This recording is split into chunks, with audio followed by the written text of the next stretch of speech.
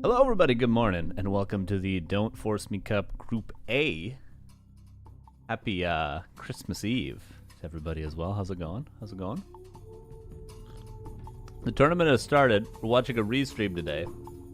But let me turn down this music. One sec. It's too hype right now. Maybe that's better. Maybe. Okay, here's the first game. 1-2-0 versus Infi as our first series. And we're going to watch it like this. This is it. This is our content for the day. Okay? We'll do this. That's it. That's what we got. That's what you guys get today. Gotta close this. There's going to be stuff flying across the stream at all times. So we have 4 series today. We have Infi versus 120 to start things off. Then we have FoCuS versus Colorful, and then it's a double elimination GSL type bracket. So you have to win 2 to get through the bracket, and you have to lose 2 to be knocked out. 2 people will get through. So we'll have 4 matches in total. Winners will play the winners, losers will play the losers, and so on and so on and so forth.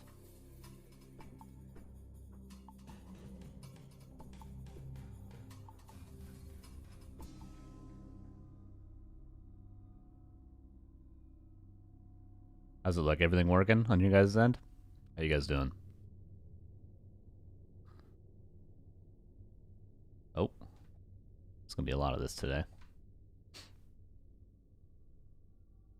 A lot of that as well. How's music going? Oh, not bad. Not bad. Little break right now for the holidays, and then back to it.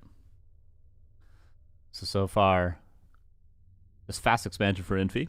Fast expansion for 1-2-0. Lich first versus Archmage first. He didn't get level 3 Archmage, which is kind of weird. Somehow he doesn't have it. I would expect it just by default. Like, typically you'd go for even maybe the Tuskars first on this map just to be able to guarantee the level 3. Because with only level 1 water elementals, you're kind of screwed. No in-game sound. If I were to turn up the in-game sound, it would look like this. Actually, we hear Fly yelling in the background. And you guys want it quietly in the background? Or none? I don't know. Is the quality bad? The quality's going to be not perfect the whole day. Best I can do is this. Does that change it? Maybe that.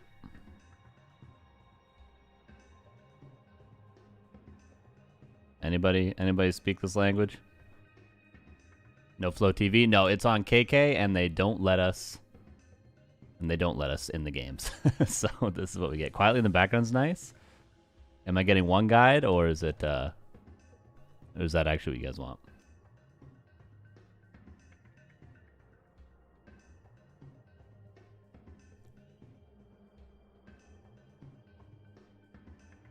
You tried hitting them? Yeah, I clicked on all of them. It was better quality when I first started. Hold up, give me a sec.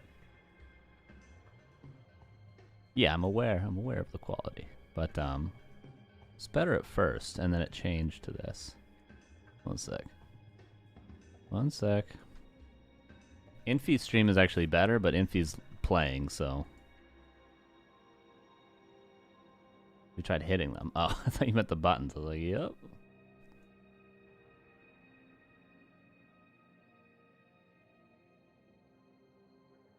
One sec. I'll blame KK. Well, I don't know what their rules and all that is, but yeah, no, this is what we got.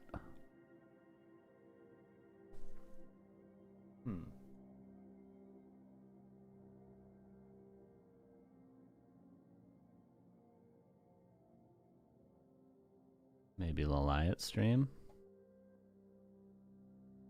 Possibly. Hold up. Oh, this is maybe better. No, this is kind of... Oh, he's watching the same thing as me. So if we go to Laliat stream and look at the quality, his stream is 1080p, but really, he's rewatching Fly's stream, so then he's getting the same quality that we're getting. So really, this is just our life, I guess? I think this is just our life, you guys. This is what we get. This is it. Good luck. Good luck to everybody. God be with you. Yep. Seems like this is it. Good luck. Have fun, everybody. Is that a double temple this early? 9-minute mark.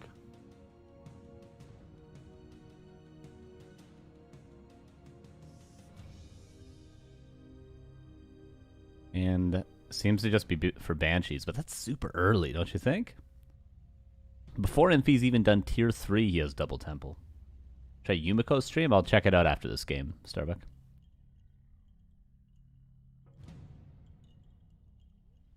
Yeah, maybe one of the TikTok streams will be better.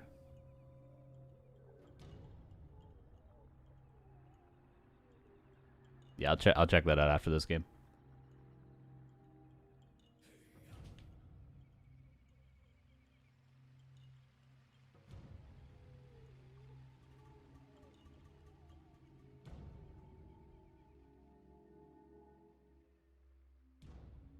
So now he's got level 4 Archmage, but it feels like he took a bunch of damage in the early game just from not having level 2 Water Elementals.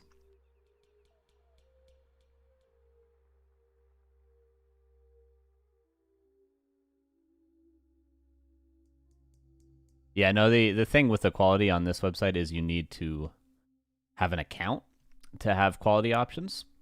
And I used to have an account, but you need a WeChat login these days in order to have an account, which doesn't work in Canada. It's all very convoluted. WeChat works in Europe, but not in Canada for some reason. Yeah. So actually, when you click on the quality options, it just tells you you need an account to log in. That's what it's saying, but it used to work back in the day without an account, and then I had an account, and then it got switched. 2 cannon towers coming up somewhere.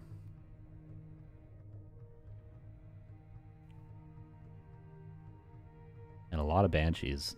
Banshees before there's even a single night out is kind of insane. I don't know if I've seen this sort of a style before. Is this just weird for me, or is this weird for everybody? Like, Master Training's almost done. It's 12 minutes. This is essentially like playing Talons, except 3 minutes late. And then we see Happy these days just playing like Mass Abomination versus Human. 2 super different styles.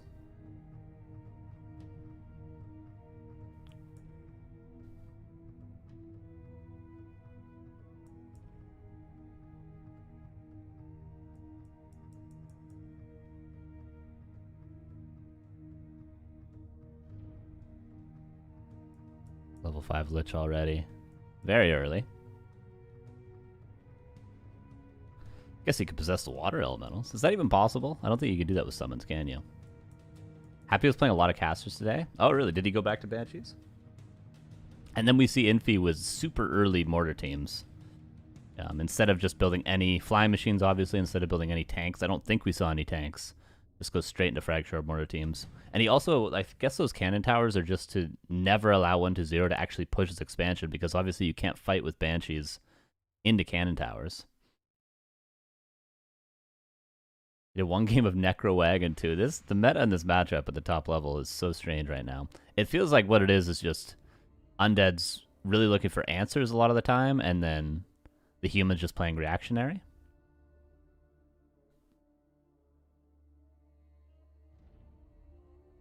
So it ends up being super interesting. Yeah, but right now 78 versus 61. And it seems like 1-2-0 has just been ahead the whole game. After just a janky early game, from the little bit I saw of it at least, it was just level 2.9 Archmage for way too long.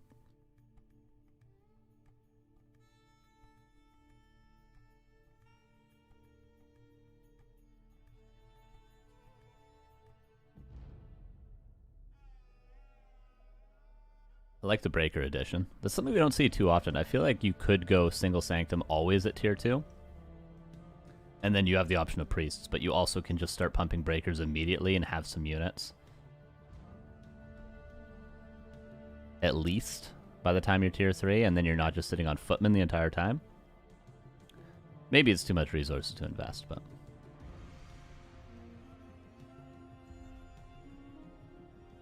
It's starting to get some units.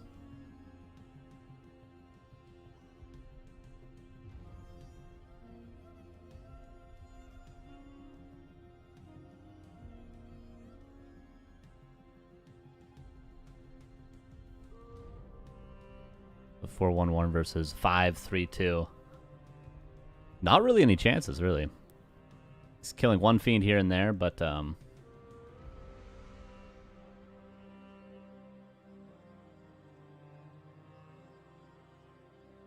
DK is kind of low, but Mountain King is dead for another 30 seconds, so no real way out of here. At least there's a cannon tower still alive.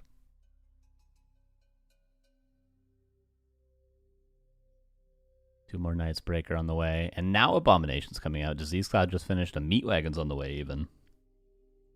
Oh, we've been seeing this more and more. I saw Fortitude do this recently as well. On this actual map, he did it at the expansion, though, not the main.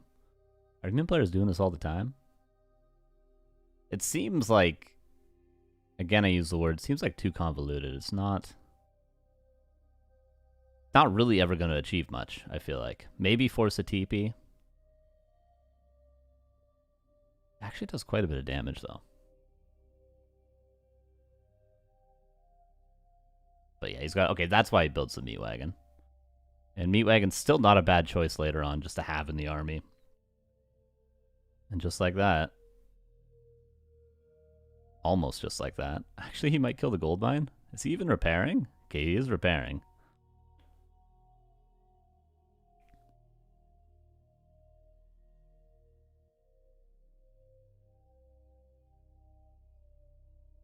I can't believe he gets the gold mine with that. I feel like he just didn't repair for a while.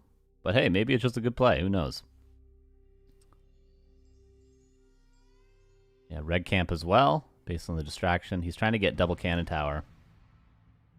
Human race XD. Yeah, I forgot to mention, we have one of each race in this bracket today. So really, the first race to get eliminated is truly the worst race, and you guys are completely justified to complain the entire time. So make sure... That's my Christmas wish from all of you. To complain about balance as much as possible today, based on who gets eliminated first from this bracket. Can you do that for me? That'd be fantastic. How much does destroying a haunted gold mine cost? What does it take to even build a haunted gold mine these days? 110 seconds, something like that? Plus the resources of the gold mine? 3 mortar teams at a time? Oh no, that's only 2 at a time. What is the above the 2 mortar teams there? Oh, that's how many are queued up, apparently.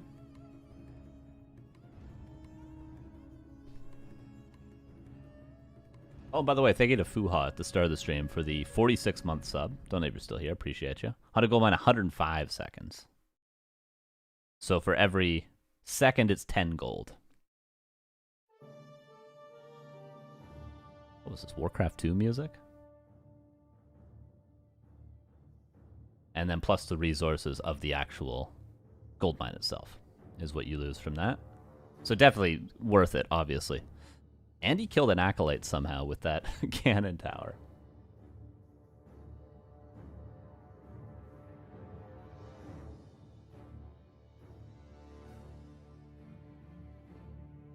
That was Greater Mana there. What's up, Kind Plan? How you doing? So Infi's managed to fight his way back to having at least 80 supply now. And the Banshee numbers aren't too high. He had a ton of Banshees initially, but now that the Knight count is actually up there, he just has mostly Fiends. Obviously, the Mortar teams are there to sort of counter, but it feels like at this point, Undead really struggles to find the perfect army composition. But Destroyers? I guess that would just force Infi to go into high upkeep with Flying Machines, and then we go full circle. But still, it feels like there needs to be some sort of a tech switch for 1-2-0. Does he go into the Abominations now? Yeah, don't worry. We're going to work on the quality after this game. We'll check a couple other streams and stuff.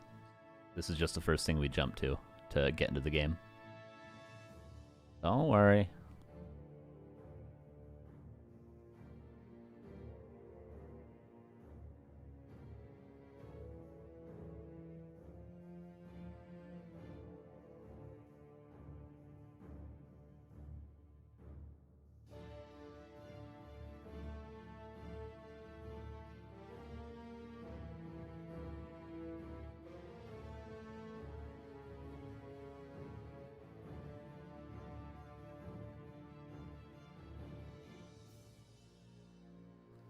Mountain King's now level 3. Paladin's almost level 3.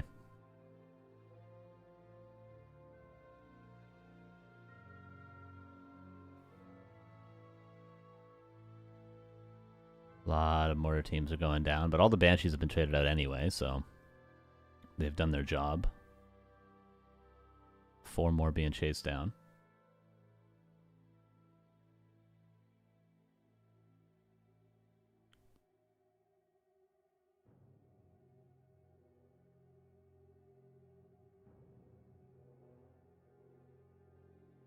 And now just a TP out before all the fiends die. Okay, there we go. 285 or 855 gold and 210 lumber for the Haunted Goldmine death. Wait, is that true? If it takes 105 seconds to build? Because for every second, you lose 10 gold. Or you're calculating with upkeep. Gotcha. Understood.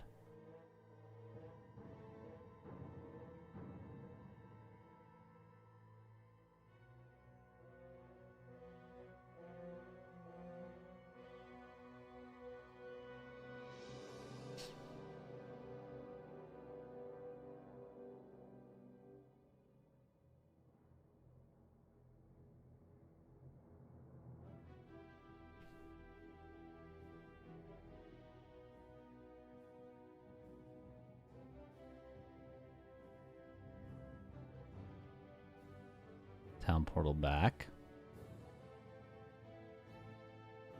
Oh, he got killed while he was rebuilding it as well.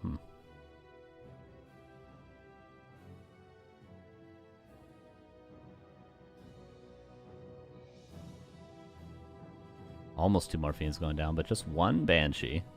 At this point, do you just kill that knight yourself? The way to get in-game sound for this tournament, it's a question of whether or not we want to hear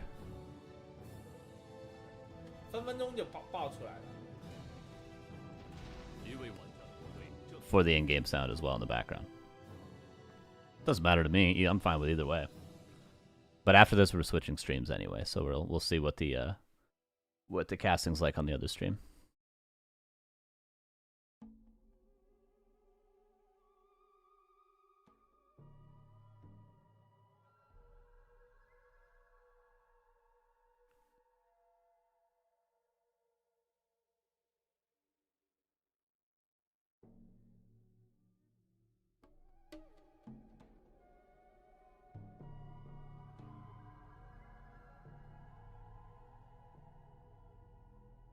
Archmage is almost level 5. Lich is almost 6. Doesn't really have much of an impact. I guess Dark Ritual level 3. Still, I guess that was just 5 ghouls, I was going to say. If it's any more than that, you should probably pull them at this point, but he's got plenty of lumber. He could do that. And yeah, he has sort of switched into abominations, at least 2 of them for now.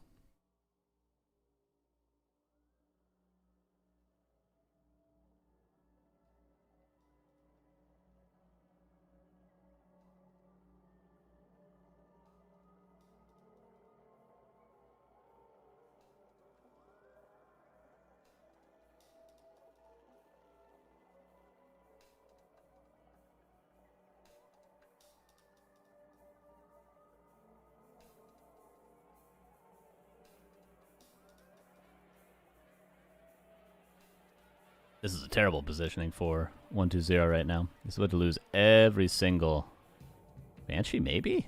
Surprisingly not. I guess the heroes get forward and pick them off, but now the Knights are starting to get to the backline. Somehow the Fiends all squeaked by. Infi really just wants to kill the Banshees. I have a 300 word essay, why it needs a big buff. Well, we're going to get a lot of that today, I'm sure. Cannon towers, 2 of them are fighting. This positioning has seemed terrible for 1-2-0 the entire fight, but somehow his army's still alive. I feel like everything should be dead.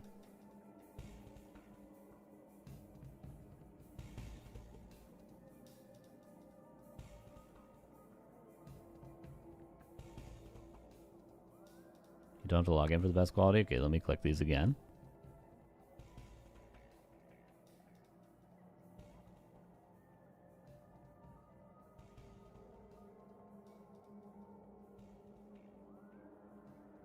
I mean, I'm gonna switch the stream after this, but if you tell me what to do here, I'll do it.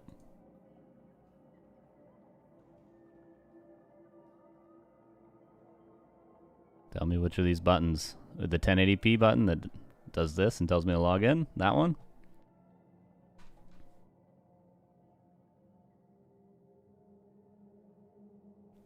Okay, so third base down, and actually gold's expired at every base except for the main for 120 right now. Hey, Fezzo, what's up? Thanks for the 4 years. How you doing?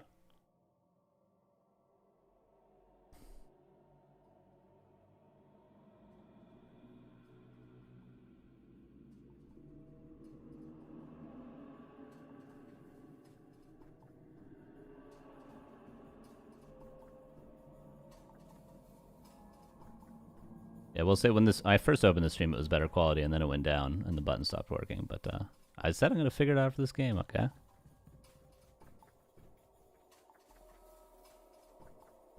Okay, where is it? Which one? Which one? This one? This one? No. This one? Yeah, okay, you're talking about this button. Talking about this button right here, right? Confirm. This button.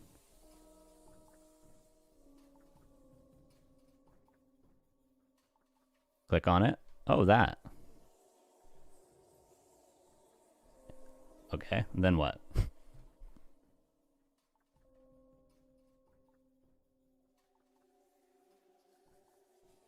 Need to pay after some minutes of views. Thank you, trainee.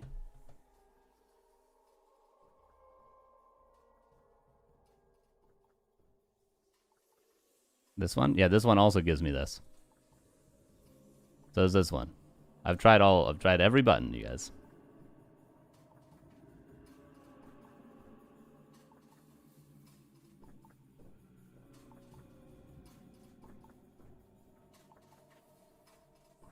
Level 5 Paladin, still level 4 Mountain King. How did 120 throw this? It seems like Infi just got enough units. Somehow. 120 kind of had to close out earlier, but he went for that weird early Banshee tech.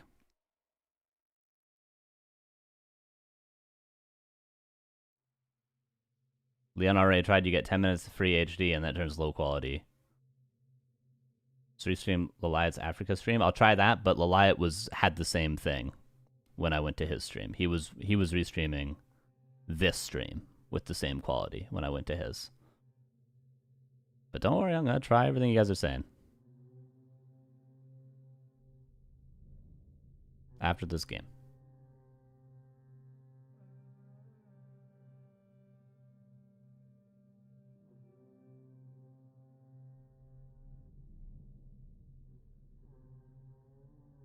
Okay, level 5 DK.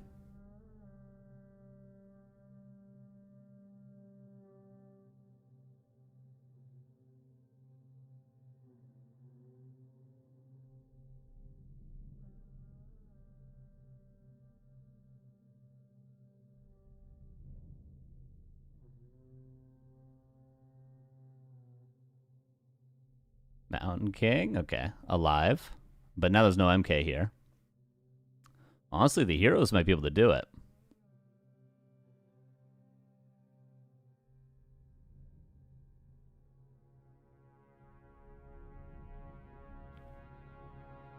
About to be level 6 Archmage, I don't see that really making much of a difference. To be honest.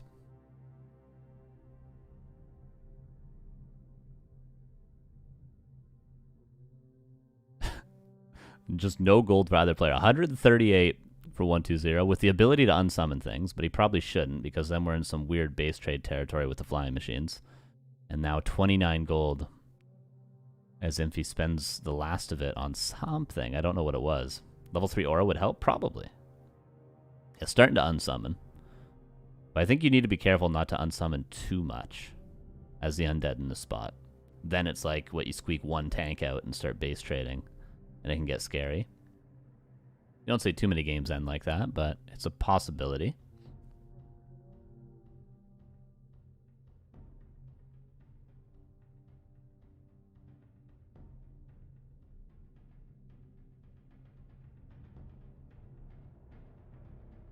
Oh my god. I mean, that's a lot of mana to kill a fiend like that, but with no resources, he can just do that over and over again.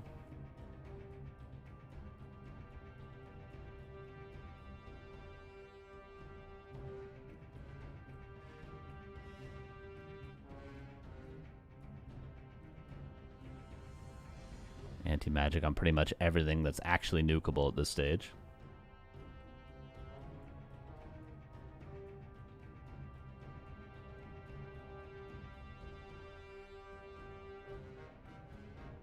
But really, it doesn't feel like the human army is better than your army at this stage. Or at least human heroes aren't better than your heroes. 33 versus 29. Just statues and banshees when it's pretty much only heroes on heroes is tough for Infi to do much about.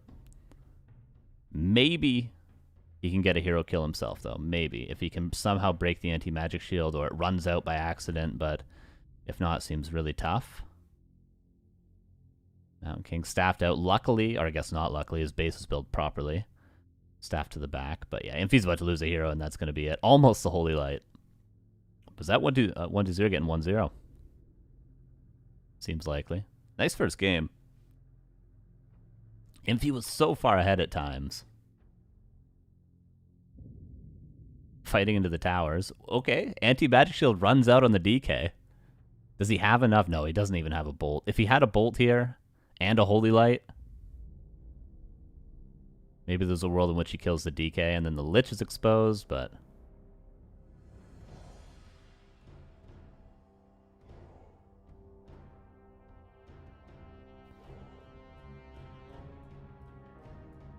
It's like 3:30 a.m. in BC right now. Yeah, 3:33 a.m. My alarm was set for 2:20.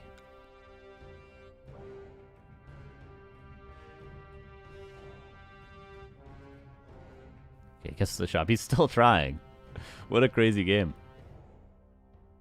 1-2-0 can just unsummon everything, though. Even if he loses a hero, just unsummon whatever. Black Citadel and still have 23 out of, or I guess it would be 18 out of 30 at that point.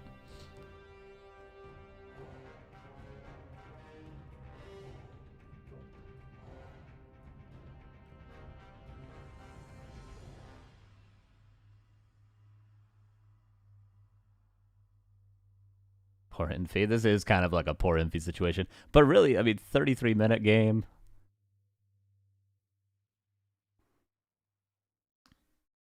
It's not like he was that far ahead, you know? Okay, he's trying to get the Archmage back. That's what he was selling items for.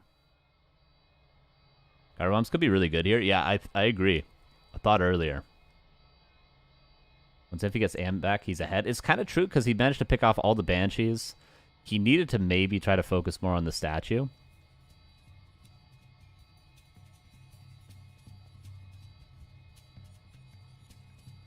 He gets a priest out? Isn't that just going to die right away? Thanks, Jay. Staff out on the breaker.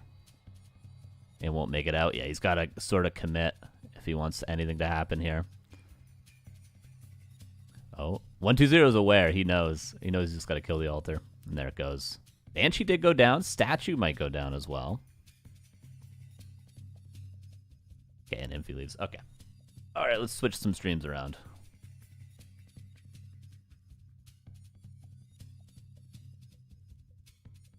Okay, so Starbucks said Yumiko. Let's find that first.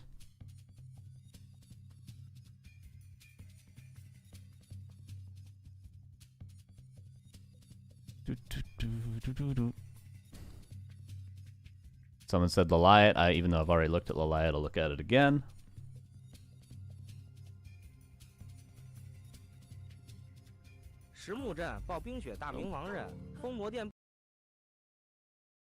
What is this? Okay, there's Yumiko's stream. Also terrible quality, but maybe I can make it better.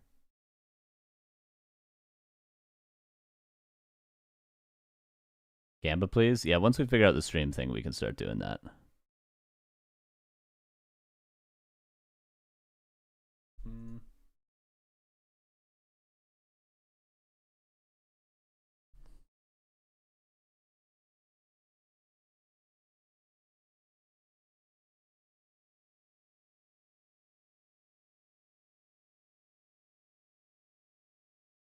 can update the score. So these will all be best of threes. This is what our bracket is today.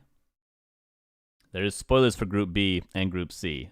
So close your eyes if you want to watch those games back from the previous days. But if not, here's our matches. This is our first game, and then our second game, and then winners play winners, losers play losers, and then people that are 1-1 play each other. 4 matches, 2 people qualified, etc. 1 of each race today, which is kind of cool to see. This is Group 3 of 4. Then we have Fortitude, Life, Fly, and Laliat. Okay, so I got Laliat stream open. I have Yumiko stream open. Yumiko is also bad. But someone said Fortitude? I can check Fortitudes.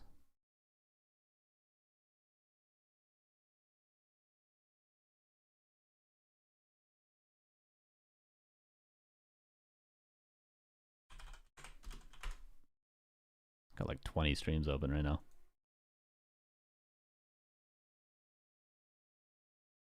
Maybe this one. Surprise 3:30 a.m. cars appearance. Hello.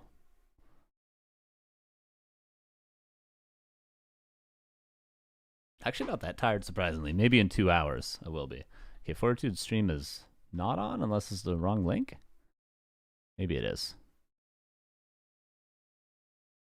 Change quality on Laliat to Ultra HD.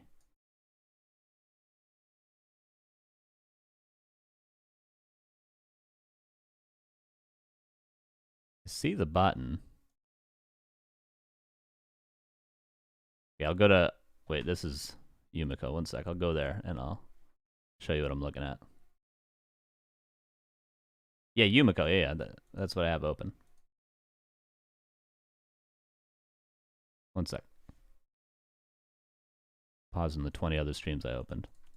Here's Yumiko. Which one? One of these? This one? That.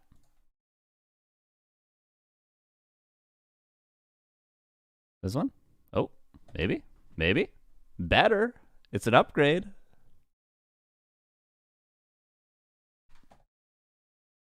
Laliat is HD. This is better. This is better. Thank you, Starbuck. Maybe we live with this for now. Still not 1080p. But we'll do this for now. This is good. Happy with this. It's also a different overlay. Thank you, Starbuck. Thank you. Gamba, please. After this series. And yeah, we'll also try Laliat, because Laliat might have more quality options as well.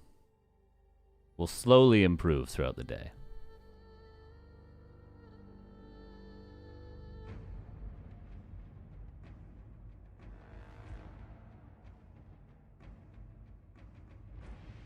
Now we'll see how good of an observer Yumiko is.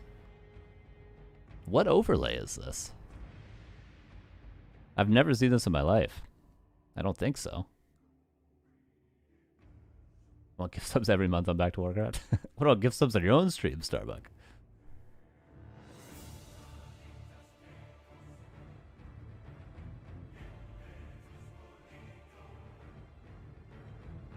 Now we can check the... Wait, let's check this.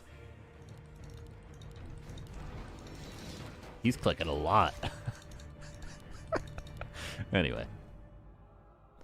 Okay. DK this time. No Lich. I suppose this is a concealed hill thing. Doesn't want to try to fast expand with the Lich. Just takes too long to creep it, and if you take too long to creep it, the timings don't work out. You can actually get the gold mine up in time before it's canceled. Maybe. That's what I'm assuming with the DK first.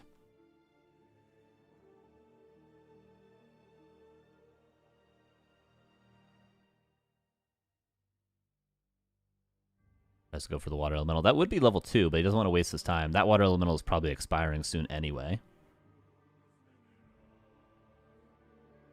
The light does have HD if you want it. I'll check it after this game, Odin.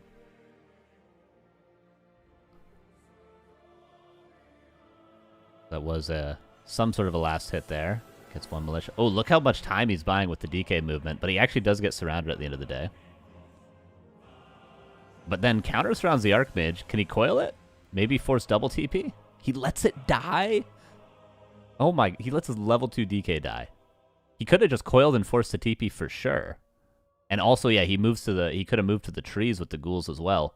Oh, he sold this TP. Never mind. No TP. Yeah, that's why. I was like, why would he let that die? Oh, frozen. Very nice.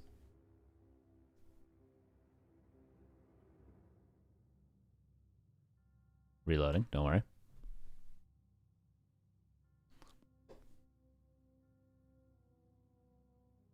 I'm getting dizzy with the high velocity observer. We gotta take what we get today, guys. We gotta take what we get.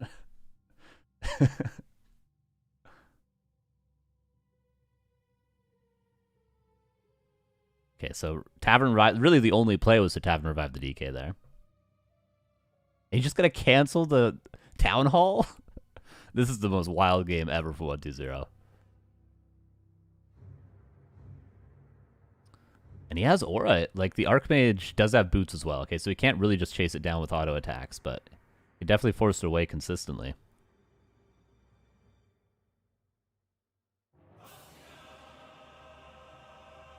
Yeah, maybe Lalai upgraded from when I first checked, though, Tony, so I'll check it again, to be fair. I'll check it again.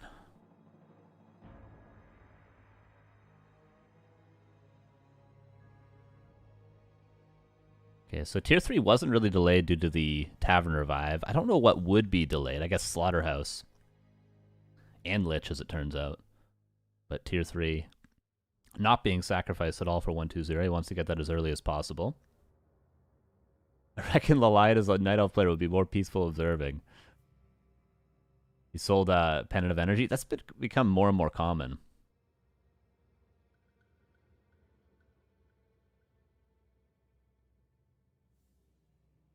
It's become very common these days to sell that item.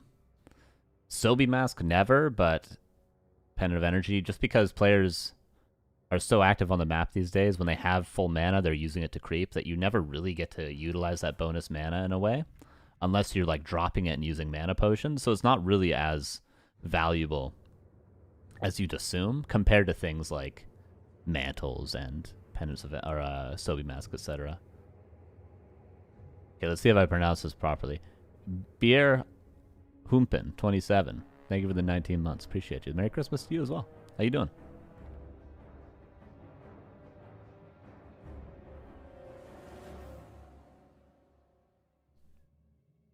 Archmage is surrounded by one ghoul? Okay.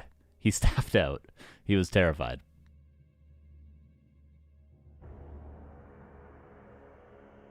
But this is only about 80% through the Tier 3 tech, so any accolades still have impact. Okay, now the Slaughterhouse is coming up. So we're seeing the impact of losing that level 2 Death Knight and Tavern reviving it.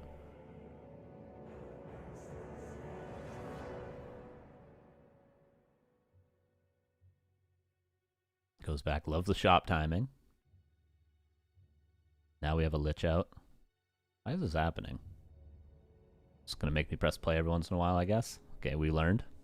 We learned now. Slaughterhouse got canceled. It was very, very late, though.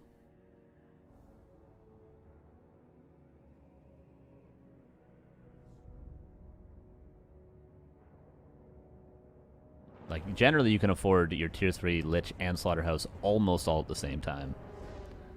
And now he goes for double. Double Slaughterhouse. To make up for the production loss, I guess. Frenzy on the way. Orb on the Death Knight.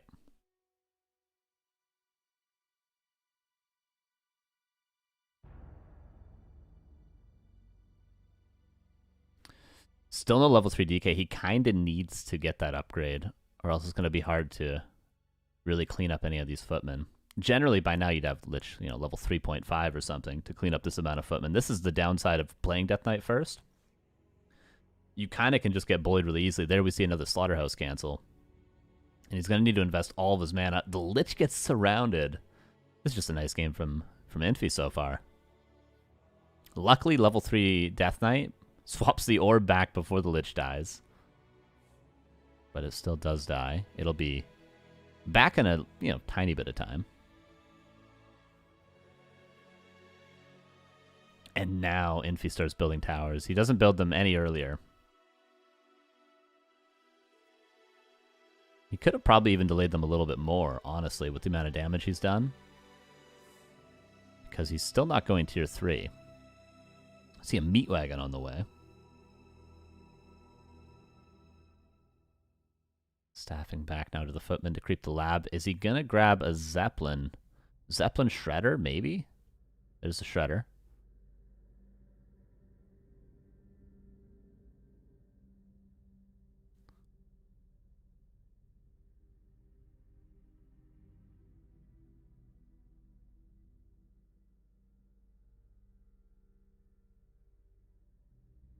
And yeah, now tower's being upgraded. Ghouls going in. The towers are already done at the expansion, though. So it should be okay. Wow. This meat wagon disease cloud about to finish as well. Maybe slight desperation push here from 120. Still a good timing, it feels like. Oh yeah, Yumiko. Actually, good observing. I'm for it.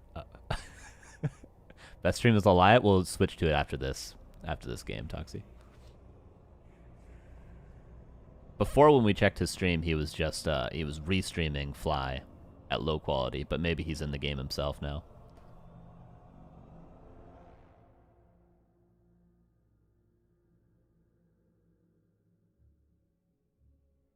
TP back. Meat Wagon is just chilling there for a second. Mountain King's out now. But again, this is still one base for 120. He's got to get damage done. All the peasants at the expansion have disease on them now, so there'll be a Nova away from dying or an auto attack eventually.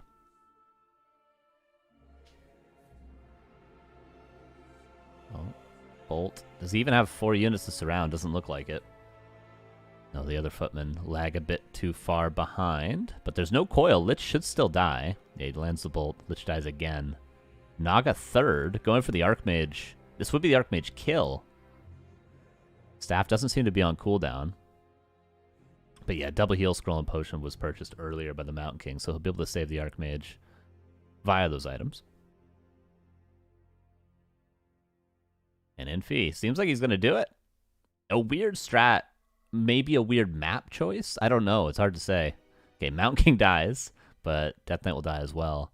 Like, you know, if 120... There's 1-1. If 120 doesn't feel comfortable expanding on Concealed Hill, why would he veto into Concealed Hill is my question. Yeah, let's check Laliat's stream. Oh yeah, we got to update the score.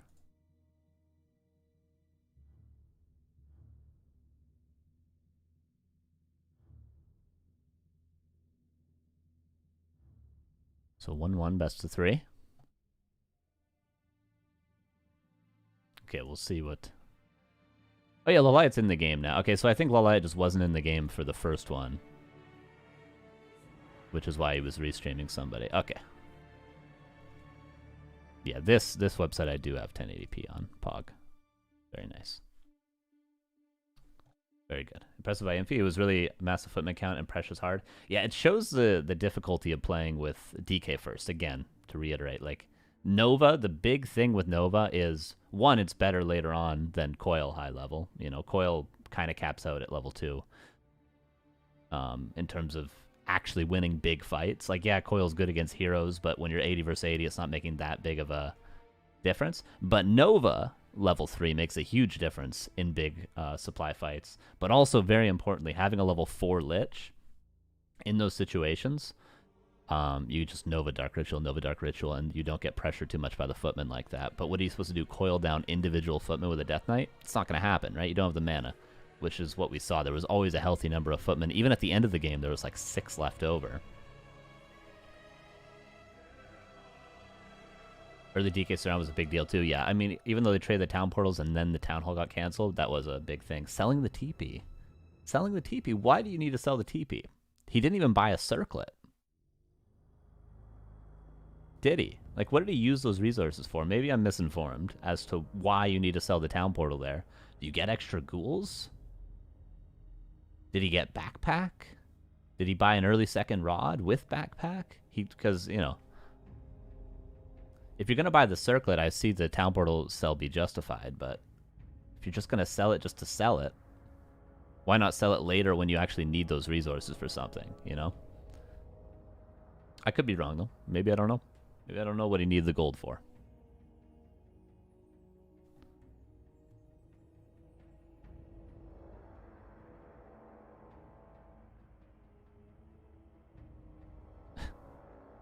Okay. Let's wait for game 3 to start. After this, we have FoCuS vs. Colorful, which I'm very excited for.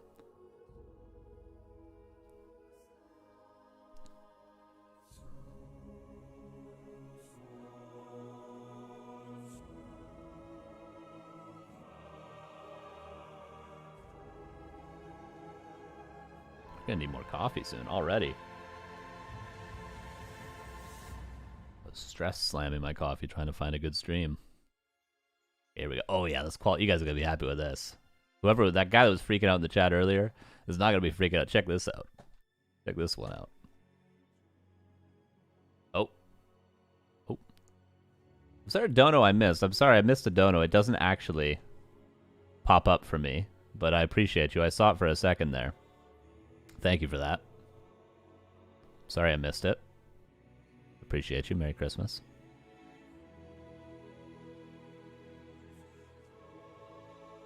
Good morning, Lioness. Look at this quality. Look at this quality. Where's the guy from earlier? Where's the guy from earlier? Say you're sorry.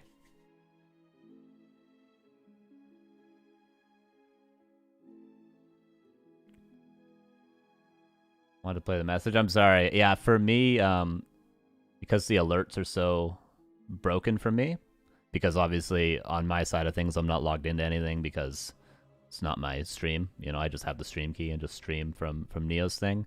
I can't see donations or anything just because it's hard to have 3 different computers logged into everything, 1 in Canada and 2 in Germany. So yeah, that's one of the downsides of being me and streaming.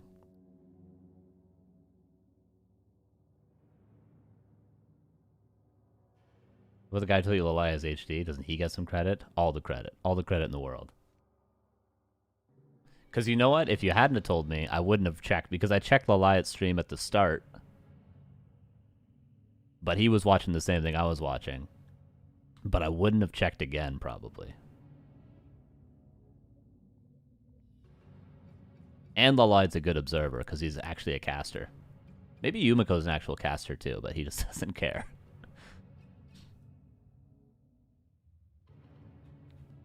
God, it feels good. Nice.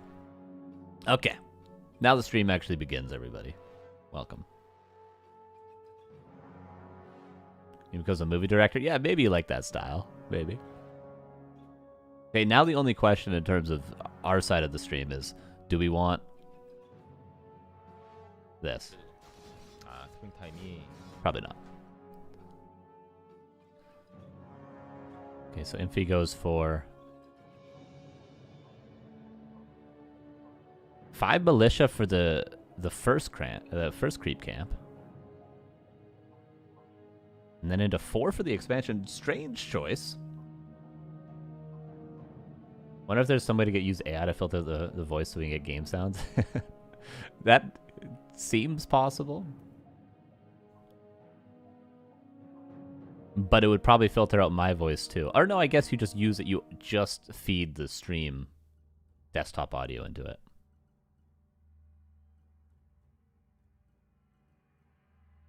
Yeah, maybe it's possible. Okay, so 120 seemed to go for his expansion first.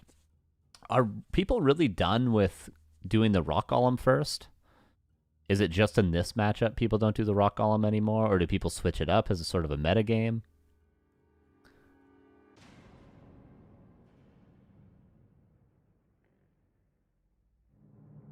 Thank you to Jacob Doe. Thank you for the 21 months. Appreciate you.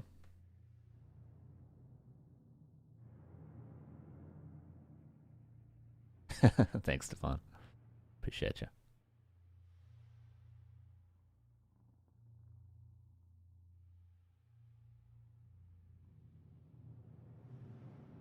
To be fair, Neo told me to go to Infi stream on Do You before this. I blame Neo. Always blame Neo when in doubt. Best of 5? I think these are all best of 3s. I could be wrong. I have no idea. Is there somewhere on the overlay that it says? I think it's best of 3s. These GSL groups typically are. But hey, I'm all for it if it's best of 5s. Best of 3?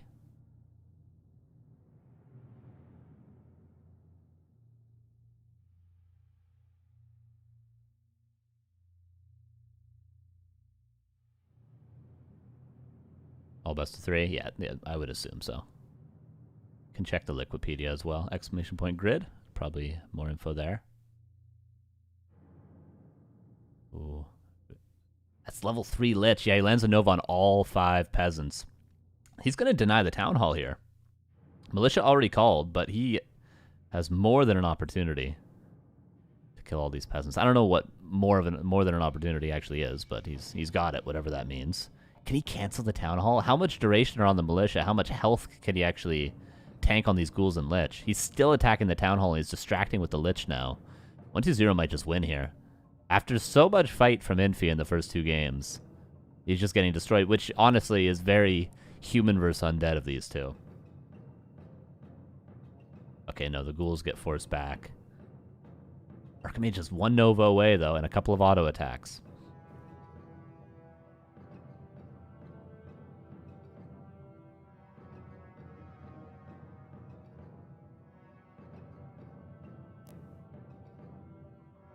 For all the information the overlay has, surprised I'm not showing the format of the match. Yeah, true. That's what I was looking on the overlay. Hey, bro, what time is it in Canada right now? For me, it is 3:58 a.m. Good morning. You're stretching your night? No, I went to bed at, I fell asleep at about midnight. 2 hours of sleep, and then after this, I go to Christmas dinner. Oh, yeah. Good morning. Yeah.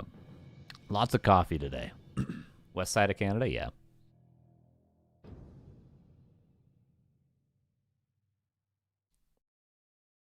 I'll be falling asleep at the dinner table.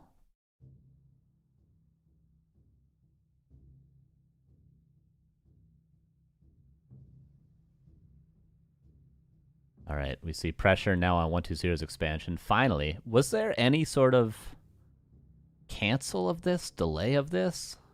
I'm trying to think back. I was so focused on the ghoul pressure of the Town Hall that I missed if there's any maybe sneaky cancels by the Archmage earlier.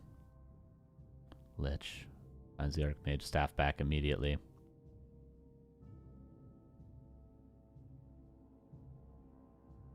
Canceled it once, I think? Yeah, okay. It seems like it was late enough that he canceled it once. And then TP'd out. Okay, that makes sense. 6 on the gold mine, not a big deal. Funny, we actually have 19 peasants. Typically, it's just 11 that are necessary, but I feel like versus 11 lumber peasants. So he needs a couple more. But I feel like you could almost build more than 11 lumber peasants. Okay, he goes for the shredder versus undead because you lose so many. Okay, so he actually goes for 9 lumber peasants and a shredder. That makes sense. I was gonna say, because yeah, versus Night Elf you just build 11, so you have 21 lumber peasants in total, and then you forget about it. Sometimes I guess you even see players that are playing very timing based build like 8, and the lumber just somehow works out perfectly with like a single lumber upgrade and an early lumber mill. But yeah, versus undead you have to do things slightly different. You can't play as, I guess, rigid versus undead because there's so much that goes wrong for both players. Like, you know, losing 8 peasants here, losing your hero randomly. It's just such a volatile matchup. I like the early Zeppelin, as always.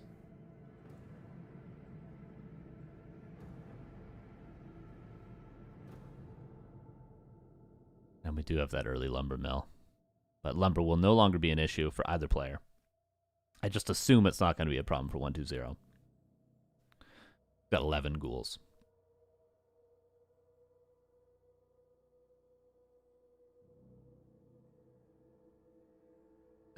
Gotcha. PatchReview.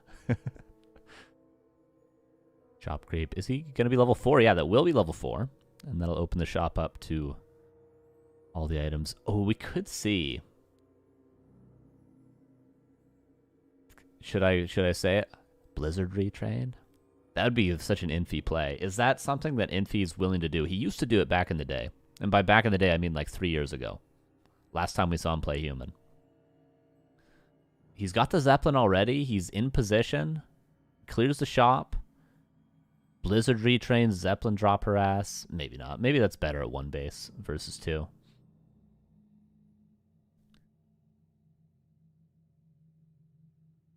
But it would be a cool play. Okay, just going to continue creeping for now. What is the Lich doing? Going for the center camps? No. Seems to be aware Infi's trying to steal some creeps. Potential for a last hit. Infi gets the experience. And the item, Ring of Regen.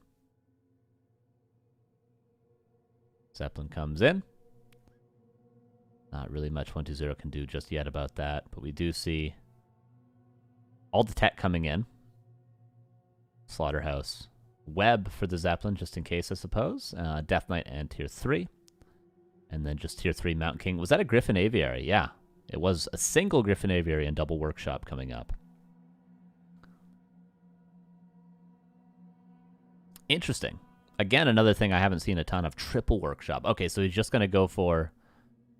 It's pretty much tank play, but with some sort of Griffins mixed in. If you're going to go for small numbers of things, I feel like it's better to go for Griffins than Knights, just for the ability to creep still. Because Knights obviously are going to be better in the fight themselves in low numbers, but Griffins are going to be better to creep, say, a red camp or something like that.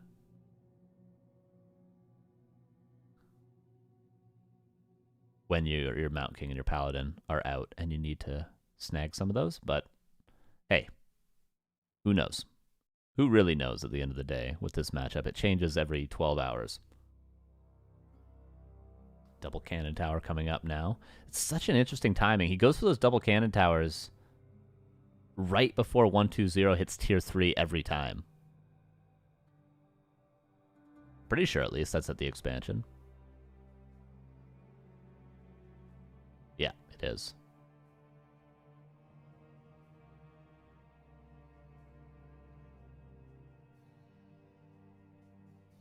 Oh, Lich sacrifices a Fiend. Cannon Towers hold the infamous Gold Frenzy time better than anything else. Seems to be.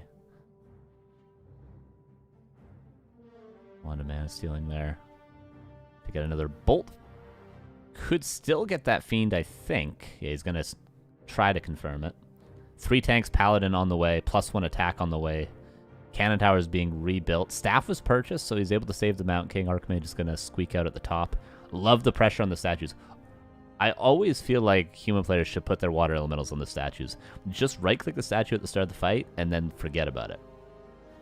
Once there's no ghouls. Obviously, if there's a ton of ghouls, you kind of need to kill those over all else.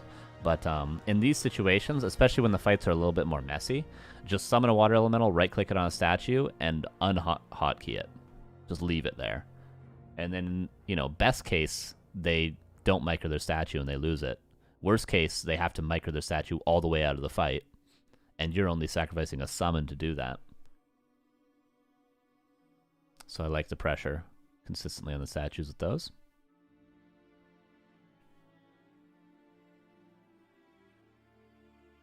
A lot of tanks are out. Does he have tanks out already? Yeah, he does have 3 tanks out already. He's building 3 more. I think 1 is going towards the top expansion right now.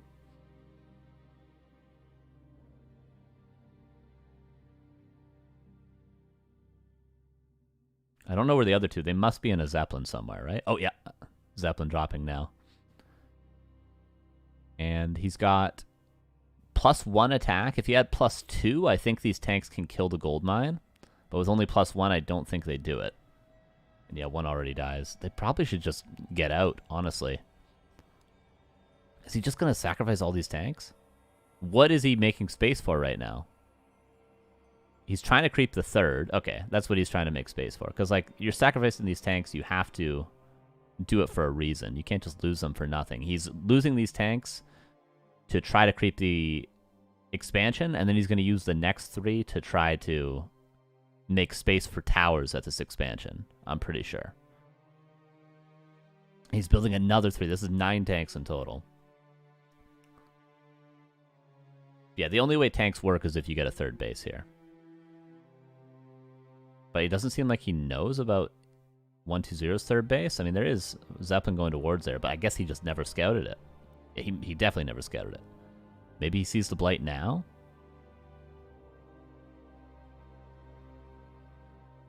Three more tanks. This is literally mass tanks.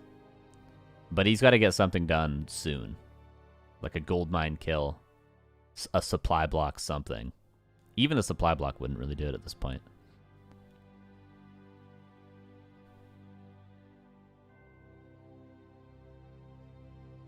Maybe he should have pushed with 6 tanks, not 3. When he did that initial drop, his other 3 tanks were almost out. Yeah, he's got +2 attack now. He could actually kill that gold mine, I think. Through repair. But yeah, ghouls are being transferred over. I think 1 tank will die before the gold mine goes down.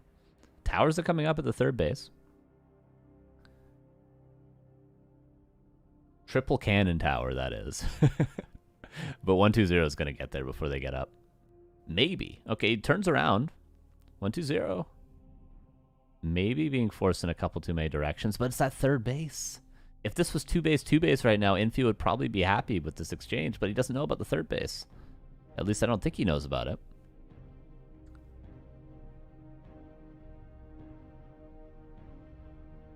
First tank push was too early. I think that was the big problem. We see exactly what Infi's trying to do, right? He was trying to make space to clear that expansion. And then the next tanks were trying to make space for the towers. These tanks are still trying to make space for the towers, but all the while, 120 is mining on 3 bases. He must know about it. Zeppelin saw it. Yeah, but, you know, he could have overlooked the blight. That's a lot of tanks. Okay, I like how 120 kills 1 of the 2 tanks and then town portals, because 1 tank isn't going to kill the gold mine, 2 would have. Actually, with 4 acolytes only repairing, maybe not.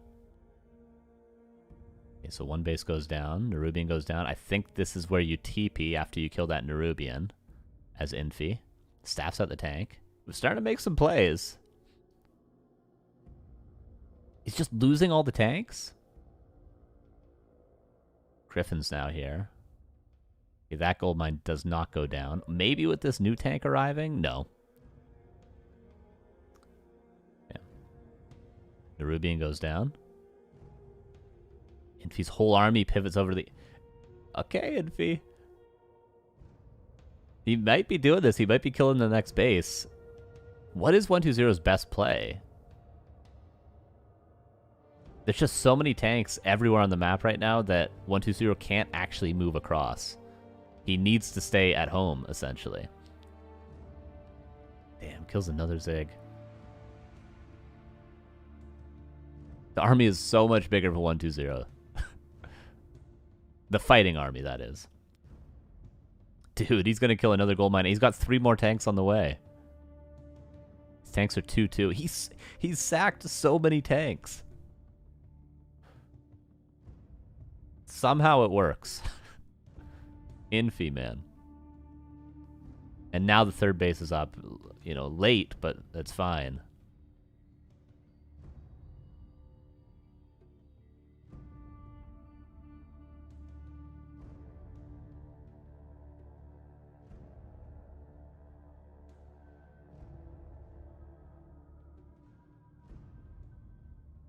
Okay, you have to be careful. You still can't just lose every hero here, you know? Like, you can't just throw away the fight completely. Lich might get level 6. If we have Lich level 6, possibility of, like, forcing a staff on the Mountain King and then going for Death and Decay at the expansion. Like, there's plays available to 120 with how strong he is right now. Infi's pretty much given up the idea of ever winning a fight this game. Like, the only way... Infi's ever going to win a fight is if he gets Mountain King 3, Paladin 3, and like 20 more supply fighting army. Almost gets a tanks around.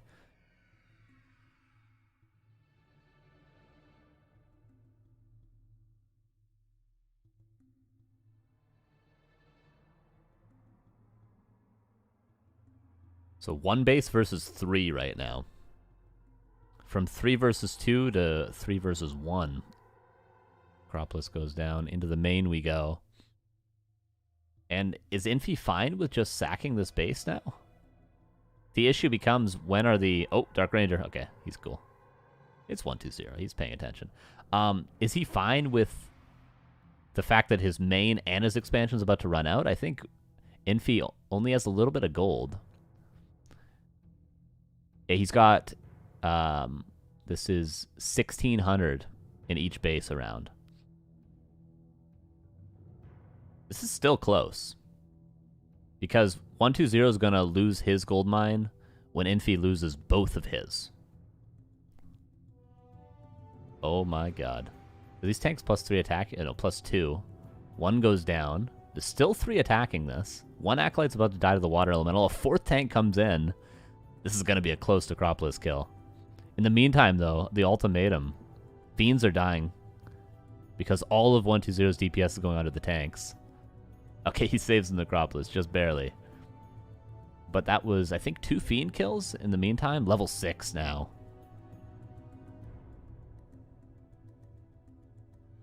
Every tank is thrown away.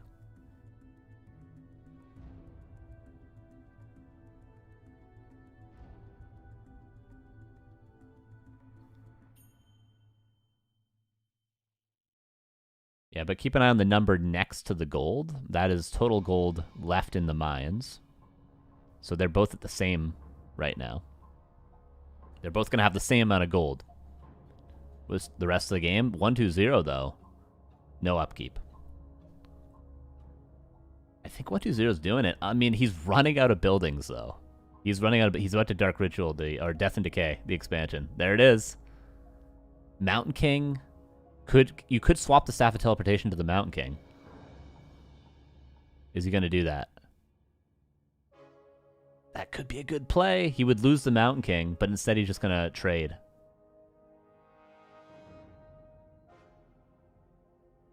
And then Town Portal back. And Infi's sort of running out of steam. He's never going to win a fight.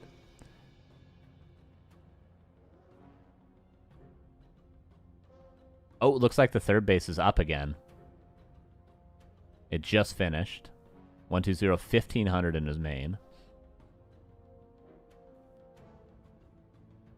And now rebuilding. Infi's just fully laming. The last of his resources are going to be spent on rebuilding the, I guess, 2nd base. His main is out now.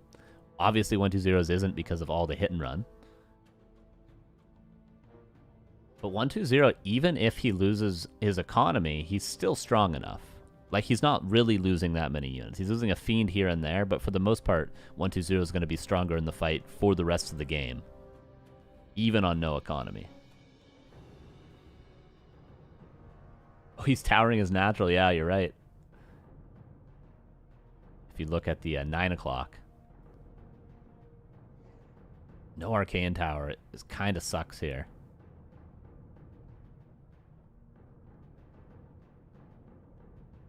Still close, but I gotta give favor to 1-2-0, I feel like. Infi's doing this really well, but I just still feel like it's tough to actually close the game out. What's his tank count?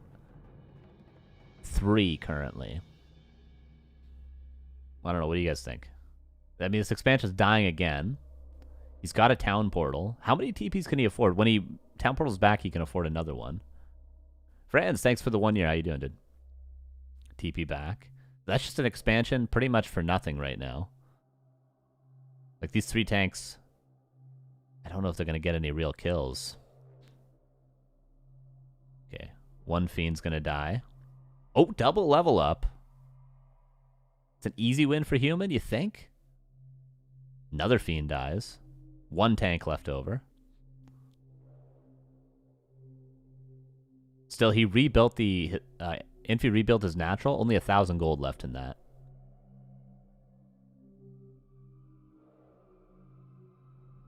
That 1 Griffin in the air, and level 3 water elementals.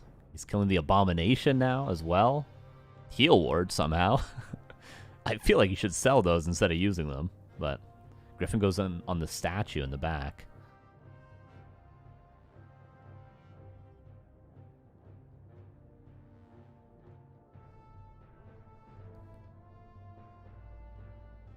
He's got to be careful. He's out of mana on the Paladin. But there's no coil, no Nova. He's aware of that.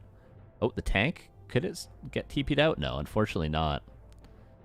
Rebuilding again. Infi's done this really well. Gotta give him some credit here for sure. Okay, just 2 guard towers. I don't think he's ever gonna really be able to build a town hall there. No way he has the resources to do that.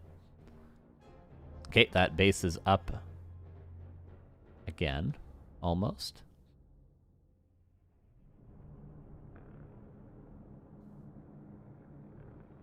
One, 2, 0. Knows he has to do these plays, though. He can't just sit in his base. 3 cannon towers. But, you know. Still able to kill it. And this is going to be a cancel probably, too. Oh, but 1, 2, 0 can't afford town portals anymore. And he's got 300 gold left in his main base. Honestly, at this point, is it better just to buy triple staff of teleportation? than buying town portals over and over again? It might be.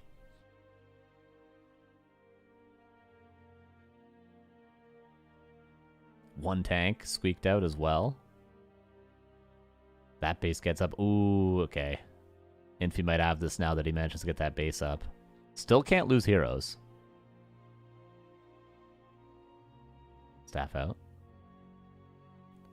Guard towers. Attack the statue. Come on, attack the statue. We left Dark Ranger at Expo. I mean, there's a lot of things in these sort of games that you could do, for sure. There's infinite amount of plays and infinite amount of ways to improve in these sorts of games. They're so difficult to do optimally that you sort of just have to be like, oh, you know, they're doing the best they can. Grills. Appreciate you. Thank you for the tier 2, actually, for 71 months. Very much appreciate that. Thank you. How you doing? Don't know if I've seen your name before. Thank you.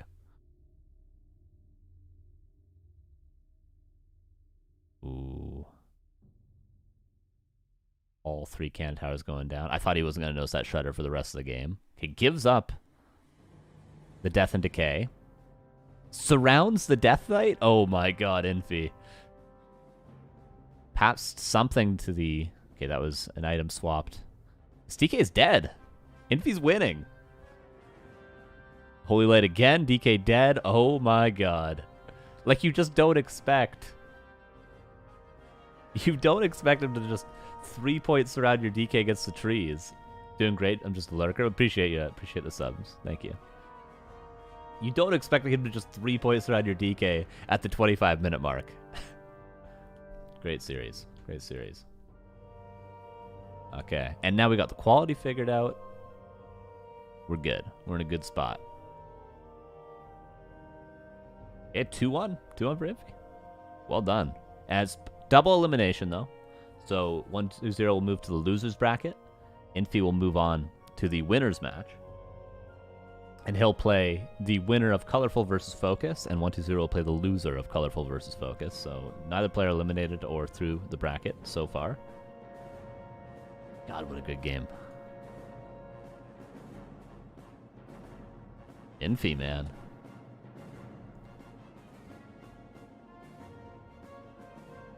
Okay, we're going to get a coffee. And then we're going to move on to our next series. I guess I'll go to the break screen. Should we go to the... Should I even bother? Sure, let's take a 4-minute break. And we'll be back with our next series, okay? Stay tuned. I'll do a prediction for this next series. I'll actually do it right now. I'll do it before we go on break, okay?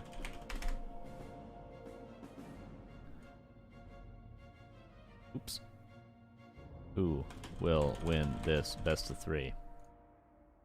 FoCuS or Colorful? 10 minutes. There you guys go. Chair stream? You guys want chair stream instead of break screen? No, we'll go break screen, okay? Hector, thank you for the 11 months. Little Prime, appreciate you. Merry Christmas, thank you. Okay, we'll be back in 4 minutes. We'll be back in 4 minutes with a coffee. Here be.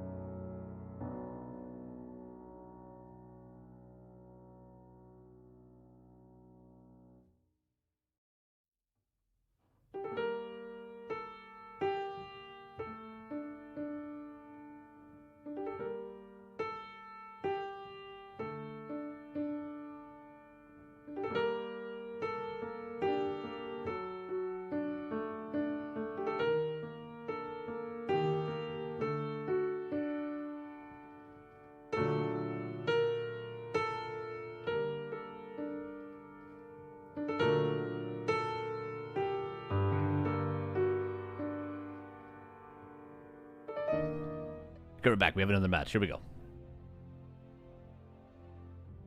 Game number 1 for FoCuS versus Colorful. So this was Blade Master didn't creep anything, ran across the map. Demon Hunter, Immolation crept the mercenary camp, and no creeps were stolen.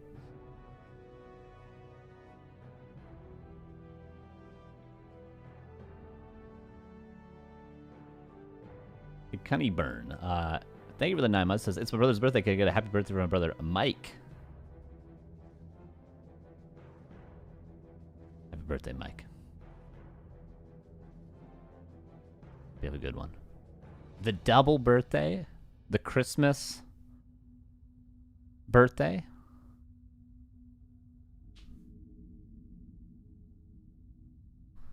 Okay, so obviously a very good opener for Colorful. You know, I feel like I've heard people say that this matchup is, or this map is good for Orc. Maybe it was in the past, but I feel like these days with the mercenary camp immolation creeping, it's just a really solid Night Elf map.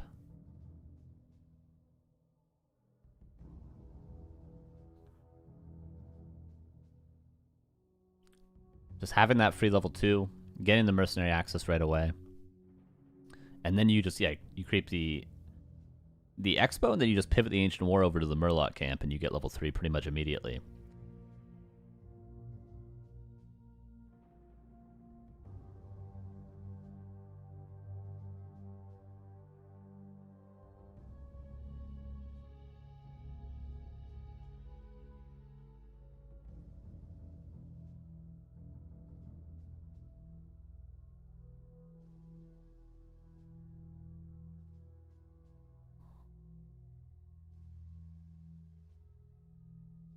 Trying to steal the item. Gets level 2. Berserker Ensnare, but there's no grunts here to really help. If there was grunts, he could commit to that Berserker. FoCuS going in for some Wisps. It seems to be just Raider Walker Shadowhunter. I'm a little out of touch with the meta in this matchup currently. It's been a couple months since I've played much. But seems to be all standard things. Keeper second. Don't know what the tier 3 tech timing is, though. A lot of times we've seen Metal players play Mass Dryads. But there are some players, like Colorful, I would imagine, that prefers to play faster Bears. But still, double lore before tech and Keeper. And Raider Walker. Yeah, last time I was more up to date on this matchup, it was always the 3 Headhunter opener from Orc. But this is just grunts into Raider Walkers straight up. I'm wondering what the Expo timing is going to be for FoCuS. That's really what seems to change most of all.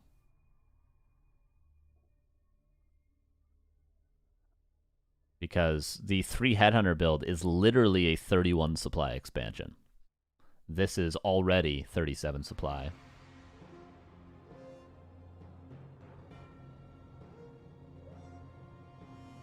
Goes towards the Expo. Is there a peon being pulled? I don't see it just yet. Push invulnerability. By the way, no tier 3 tech yet. If we're going to see a tier 3 tech, it's going to be right now, but look at the Moonwell in construction. That's a 50 supply Moonwell before teching. This is going to be Mass Dryads. Mirror Image build's still a thing? Yeah, that's what I'm talking about. The 3 Headhunters with Mirror Image. And power creeping. Is what I'm used to seeing, personally. But maybe it's fallen out of favor in the last month or so. I don't see a peon at the Expo still. This will be level 3. I guess maybe he's... Okay, now it's a tier 3 tech. Wow. Okay, I'm confused, but... Very late tier 3. With a 50 supply Moonwell. No shop, no staff currently available, and FoCuS is just not expanding. This is a Laliat stream. Hex on the Keeper. Push invulnerability last second. That's really, really important. He's got full mana on that Keeper still, and it's about to be level 2. Demon Hunter, tons of mana himself. You don't want to lose that Keeper, though, because chances are he's going to level up soon. Actually out of range to get experience for that Raider there, but he'll get experience for the grunt. He's gonna level up and still die. There it is, and he's still dead. Unfortunate. I don't think Colorful was aware of what his experience was at. Dryad goes down. 25 versus 37. Okay, now FoCuS can certainly expand.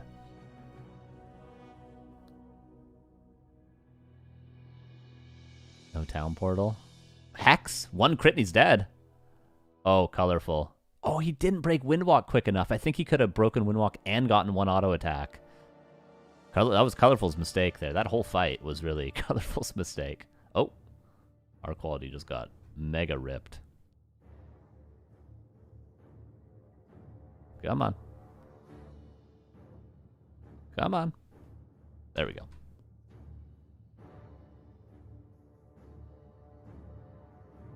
Okay, now he expands. Interesting. So just sort of plays Raider Walker, creeping level 3 Shadowhunter until he can sort of win the fight. I do wonder if FoCuS only played the super delayed expansion because he was aware that, like, I thought I could see the whole map and I thought it was going to be mass Dryads. Maybe that's why FoCuS delayed the expansion.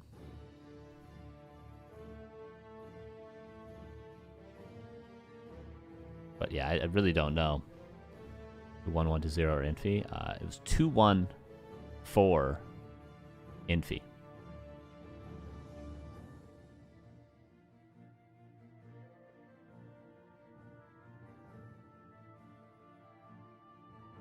So Keeper's back, 2.5. Map just being crept out. Still, as always on Echo Isles, the corner turtle camp's available for both players. Just like on Last Refuge, the turtles are always available at last. Just seems to be how these maps play out. Yeah, a lot of questions this game, for sure. But at the end of the day, yeah, and also, if Colorful... Here's another question for you guys to think about. If Colorful was going Tier 3, why was he taking that fight there? Why did he tech Tier 3 and then take the fight? What's up, Anna? How you doing, dude? Hey, speaking of teching, X7 Tech, thank you for the 23 months. How you doing, my dude? Wow, that is big. I should make that smaller. No, let's keep it big. Who cares? It's Christmas.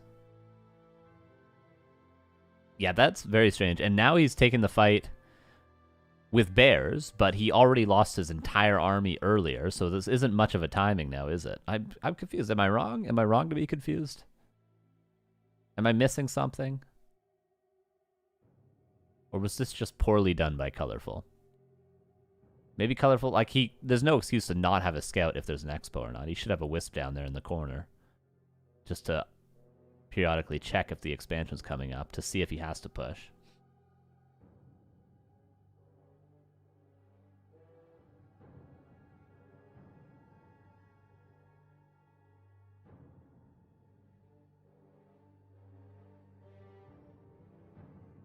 There was a wisp. I don't know why he would move across the map like that then. But anyway, I mean, he's got 3 bears now. He had a wisp and saw expo. Oh, I mean before he took that a fight initially at the shop is what I'm talking about. When he ran across the map, well-teching Tier 3 and lost his whole army. That's the wisp scout that I was talking about. Because there was no expansion coming up at that time. Okay, 2 Kodos. Doesn't get a Devour, I don't think, because it was just at risk too much. I love how the blade just chases the Keeper. Just only right-clicks the Keeper for the entire fight. Raiders on the Dryads. Demon Hunter taking down the Walkers. Demon Hunter is still really, really healthy. Gets the mana burns off. Demon Hunter's in a fantastic position. Starting to turn around a little bit for Colorful. 54 supply. Kodo did get a Devour on 1 bear. 1 bear is going to finally fall to the Ensnare Focus Fire. Rejuve from the Reinforcing Bear. Dispelled immediately. Another one dispelled immediately, actually.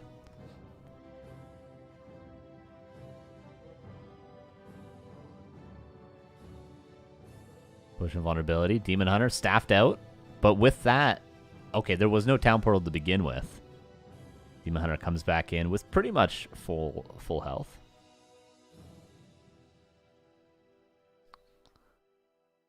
.43 versus 48. Still decent. The 48 supply, or the 43 supply is actually 30, 35 because there's 2 bears being devoured, but 1 Kodo goes down. The second one gets entangled. Is Colorful winning this?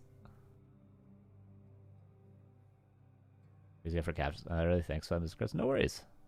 Thank you for watching. How you doing? The supply is even. Both Kodo's dead. Colorful. You can criticize them all you want, I guess, but if it works, it works.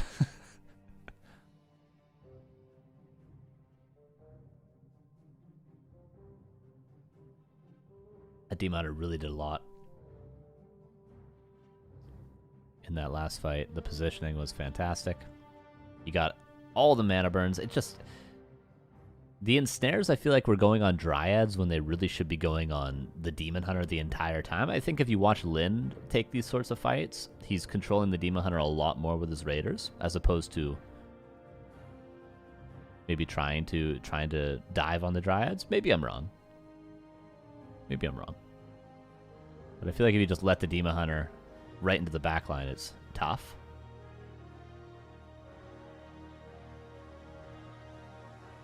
One bear being focused down. Blade Master low. There is a mana pot, so he'll be able to at least get 1 heal wave on that blade.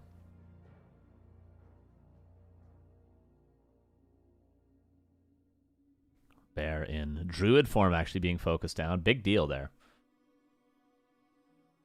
2 walkers and a raider about to fall. Demon Hunter back with full HP. Oh no. He's about to kill everything. But there's still a big army for FoCuS. Does he not have a shop here at the expansion? Generally, you'll have a shop right above where that lumber peon is mining right now. You have a shop right around there. Surprised we do not see that. Quite the scrappy fight. 42 versus 51. So much about to die. This isn't going to be 51 for long. 1, 2, 3 units about to fall. 5 units about to fall. But 2 bears also getting low. Shadowhunter's going to be level 5 soon, but without any mana to use the heal wave. Actually, he gets a heal wave. That's going to heal up the blade a ton. Get the 6 for Roblox. Did you play it for 15 minutes? Thank you, Papa. Appreciate you. Oh, Blade Master goes down. Oh, no. Shadowhunter's still up. FoCuS has 500 gold. He could maybe Tavern Revive. Dude, this Demon Hunter's almost level 6. Crazy game. Just not enough attention given to the Demon Hunter, I feel like, is what happened in these fights. Like, he was chasing the Keeper, which, yeah, if the Keeper's overexposed out of position, no push on vulnerability, etc., focusing the Keeper can be good. But if you're going to focus the Keeper, I feel like you full commit at the start of the fight on it. If you're not going to do that, I think you have to focus more on the Demon Hunter, put the blade on the Demon, and start using ensnares on him, just so he's not full HP the entire fight.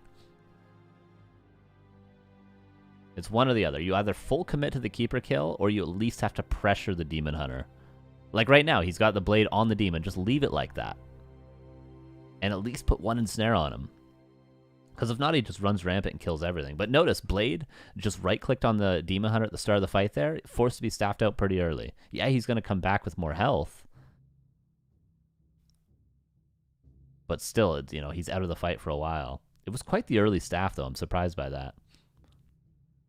There is a mana pot. Use. Push and vulnerability could be swapped for the Blade. Does just barely get it. We'll focus on the Keeper. See, when he goes for the Keeper, full commit with everything. Push and vulnerability was burned, and now he'll get the kill. But still this Demon Hunter, man. Why is the Shadowhunter there? Okay, has a heal wave. Keeper back from the Tavern. Probably will be focused right away. Ensnare again. Is there a staff on the Demon? No, but he could swap it. Shadowhunter gets an auto attack. He knows he's going to die. Level 6, level 5. Keeper will die. Blade will level up from this and get more health, but no, he dies before the kill. And GG. 1-0 for Colorful. Oh my god, what a scrappy game. Scrappy, not crappy.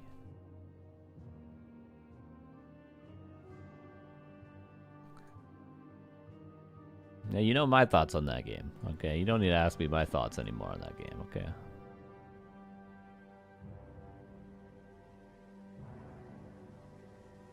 It's something I've realized about pretty much matchups. That was actually crap. That's funny. Something I've realized about matchups where, like, not that it's a disadvantage for Orc, but this is just what happens when Orc is forced to expand early tier 2. So versus Human and versus Night Elf, this is kind of the case. Versus Undead and Orc Mirror, this is not the case. But in those two matchups, the meta is pretty much Orc needs to expand at tier 2. That's how you have to play it. Like a 40 supply, or like versus Human, you go for a 34 supply sometimes. Versus Night Elf, sometimes you go for a 31 supply. In this game, FoCuS went for like a 46 supply, which is late. But he did it because he thought he was going to get Dryad all in. And this is a fine way to play it. It works out for Orc. You know, Orc is pretty good against Night Elf these days, and probably favored against Human. But just because this is how the matchup goes, it ends up being super scrappy. It's always like if you watch Human versus Orc at the top level, like I thought it was just me when I was playing ladder. I was like, why do my games feel so hard? My expansion's up. I have double heal scroll, but I'm just losing my whole army. But really, it feels exactly the same from the Human's perspective and from the Night Elf's perspective. You're both just getting owned the whole time. And you're just throwing units at each other until one player loses, because you have to break the expansion of the Orc or you lose. So really, it feels like they're both just sort of running at each other, just dying, tavern reviving heroes. They're always at 1 HP on everything, and that's exactly how Orc vs. Human feels as well. But that's really just the nature of the matchup today. So it looks messy, is what I'm saying, but really, this is just how it plays out. This is really how it plays out. When it is Orc going for an expansion and the other player not counter-expanding, which is very common in Human vs. Orc and Night Elf vs. Orc. Okay, here's game number 2. This is much more likely to be a counter-expansion map, but who knows?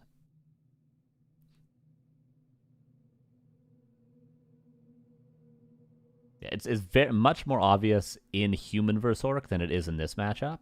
Which actually, I mean, if FoCuS manages to win this series, we'll see that matchup. But it's much more obvious, like when the Orc expands at 34 supply and goes Grunt Raider, and the Human plays Rifle Caster and just pushes the expansion. This is very clear cut. It's just both players losing every single unit over and over and over again until one player finally breaks and has to call it. You can't be like elegant. Like, you know, the sort of games that people praised Grubby for back in the day, where he's playing like Raider Walker, and they take a 50 supply fight, and then the observer looks back to Grubby's base, and he's got like 10 1 HP units that he microed back. You know, it's not these sort of games. I feel like most players expect games to go this way. But these days, that's just not how it plays out. From my experience watching and playing. And it took me a while to realize this, because I was like, why do these games feel so bad? I feel like I should be ahead. I feel like I should be winning. Why am I losing so many units? Why does it feel like I'm so weak? But both players feel like that. That's the wild thing. Both players are getting owned the whole time. Anyway, Peon here steals the Priest.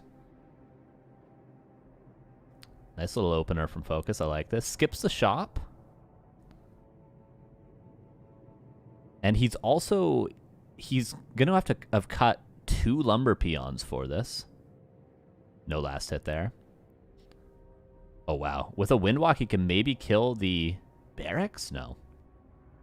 So the reason he has to cut 2 lumber peons is because he's at 19 out of 21 supply with peons. And then he uses 1 to scout. So he's already cut 1 to be able to buy that priest. And then he also scouts with 1. Unless he didn't build a barracks? No, he has a grunt as well. Yeah, so he's actually down 2 lumber peasants currently. But the priest goes down. No, actually, is he not? Maybe my math is wrong. Oh, no, he is down 2 lumber peasants. Yeah, because he has 5 on lumber back at home right now, if he loses that scout peon. But maybe he gets it back home. Very important Berserker pickup. We see the burrow timing for FoCuS is going to line up with when that Berserker spawns. They're both going to be spamming for that. The question is, does FoCuS have a unit available at that Merc camp? And does Colorful have a unit available at the Merc camp? Obviously, it's not fully cleared yet, I don't think, but that Berserker's very important. Yeah, that's what Lalai is checking right now, is the timing for the Berserker. Here we go. Colorful gets it, but it's surrounded, kind of. I feel like it was all FoCuS there to get it. He's gonna... Okay, it's worth the town portal for the Berserker, but he's not gonna get it.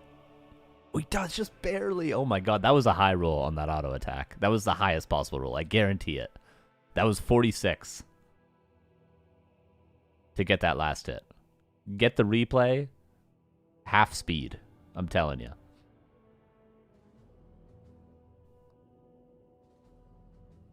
This would be a great game for Colorful to expand right now. A Tree of Life. But so far we don't even have a Hunter's Hall. Yeah, I'd like to see a Tree of Life coming up. Like, he knows he pressured the blade. He knows he burned his TP. He knows there's not a lot of units because he invested in that Priest, which he lost, and he didn't get the Berserker. I think a Tree of Life would be uncontestable right now.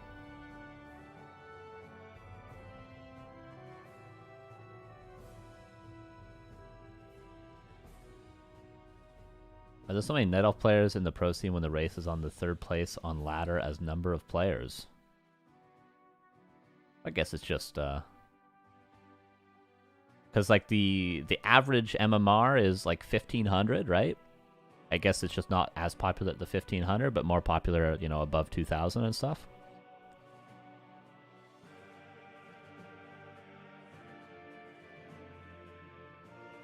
Okay, no expansion. Just Hunter's Hall, staying one base. I feel like a lot of Night Elf players would have put down a Tree of Life after forcing that TP. Or really even during.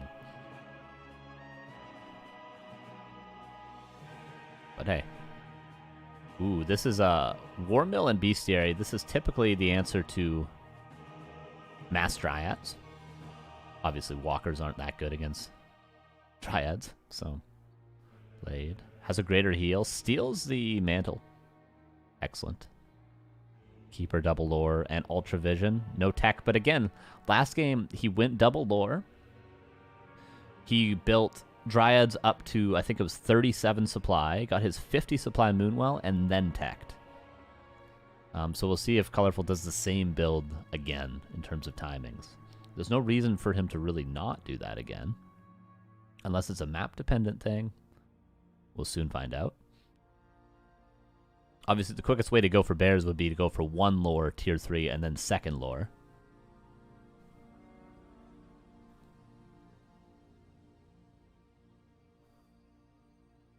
But yeah, there's a 50 supply Moonwell coming up and double lore. So we'll see if he...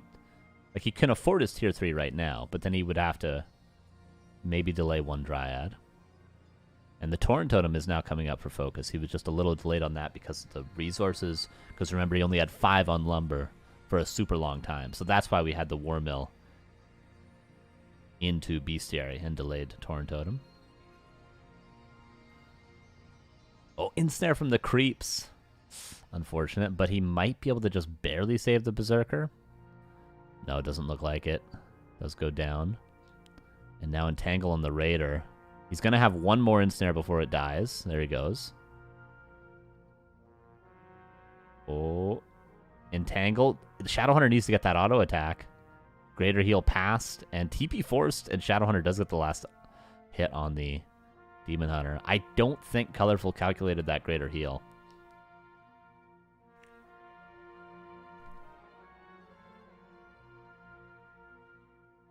I think the whole play was to...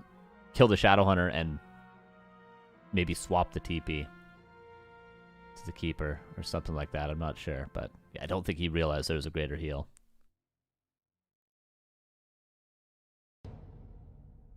Okay, +1 attack. So he's staying.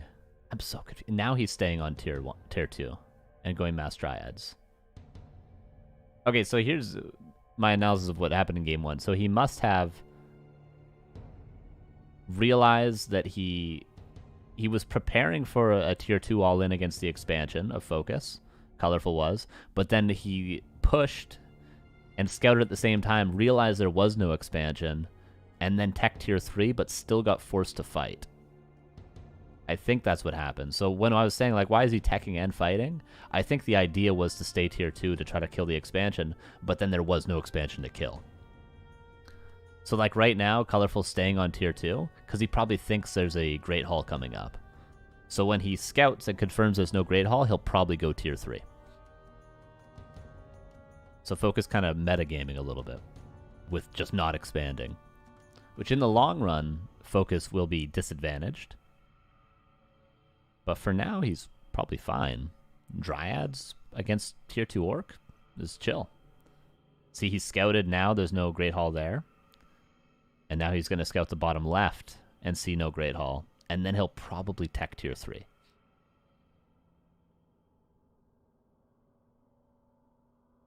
When does 1-2-0 play? Either next or the game after that, I'm not sure.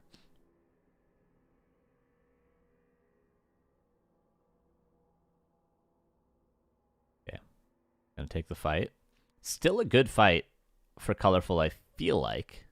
50 supply drives with +1. This is really the strongest that Colorful's been. And he caught that Headhunter out of position. But now the Kodo comes in. Big Potion of Vulnerability, Heal Scroll, and Little Potion of Vulnerability available. It's also getting armor upgrade. Why fighting? I think this is a fine fight. For Colorful, that is. And for FoCuS, this is an obvious fight to take, because he's not expanding. Like, he should be fine, but just cut out of position. And Colorful. Is he going to tech now?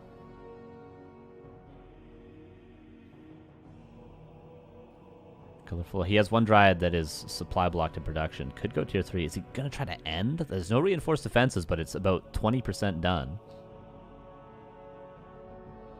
Yeah, strange games from FoCuS, really. Just not expanding.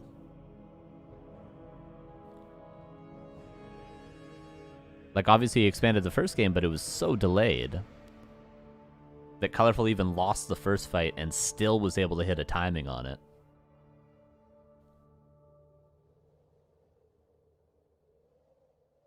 But maybe the positioning is good enough for FoCuS to hold. Colorful could be teching. He's getting Bear Adept training, but he's not teching tier 3. Did he forget to press the button? No Town Portal. And now Potion of Vulnerability is on cooldown. He cannot swap the big potion to the Demon Hunter. And he has no staff. So FoCuS holds. He's going bears. He's not tier 3, though. He's not even teching. Did he think he pressed the button? Am I missing something? Okay, now he goes tier 3. And FoCuS, note, he's not building walkers anymore because he realized it was mass dryads, but he's going to have to probably build some walkers soon. Still 4 wisps on gold? I think that's a bug. I don't think that's true.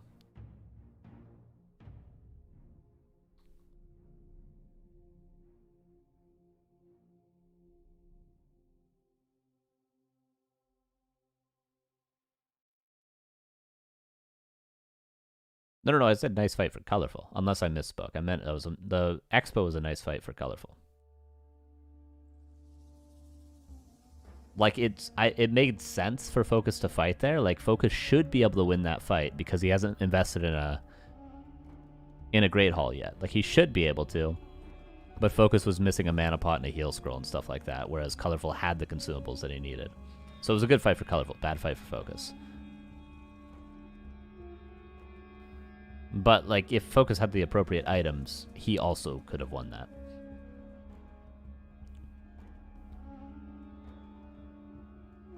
But now, actually, weirdly enough, even though Colorful kind of dominated, he's got 2 bears with no master training, and the only fighting army is Dryads, and FoCuS has a fully Dryad countering army. Red camp and TP out. That's a Pendant of Mana. That'll be sold. Unless he wants to go Treants. Yeah, Wisp you see scouting the natural again.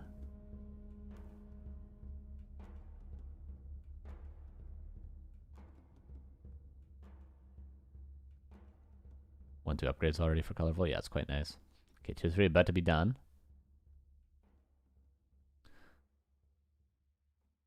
Colorful. Okay, he's pulling his lab right now. Which is a little bit of a passive creep camp, but obviously he's waiting for orb.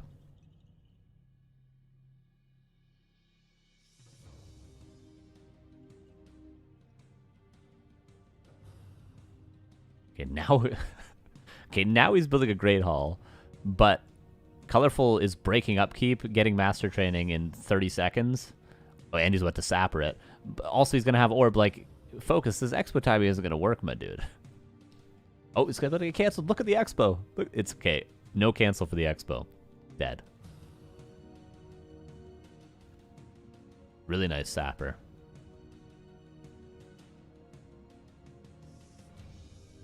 But like, that expansion was never going to work. This push might do well. He has a town portal. And Colorful doesn't have a town portal? How many raiders are there right now? 3, I think. Oh, Wisp for FoCuS down. Wait a second. Hold up. Is he just running into the base and killing the Tree of Eternity? No, he TP's out. Really? Okay, he was afraid of losing the Shadowhunter. It was pretty close. His raiders were all still alive. I guess he was afraid of losing the Shadowhunter, which was probably valid. But he made a lot of space. He's rebuilding the Great Hall, but he has to do that and play again, probably. He's not going to win a fight. Colorful's broken upkeep. He's got Orb. He's got Master Training on the Bears now. FoCuS is no longer going to win a fight. There's only one Walker currently. I think. Yes, one Walker. FoCuS would have to break upkeep to build a second one. Was Pillage ready in time? I think there's a... Oh, Sapper again. I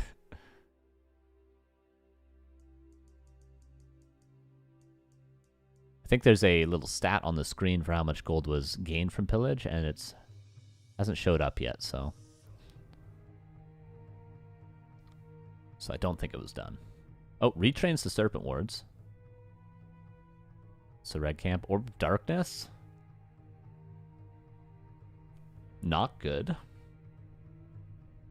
Not terrible, but not good.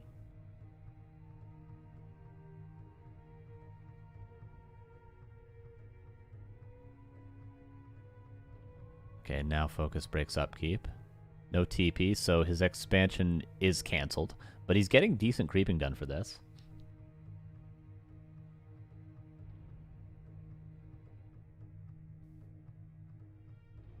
Okay, so that Expo's done for.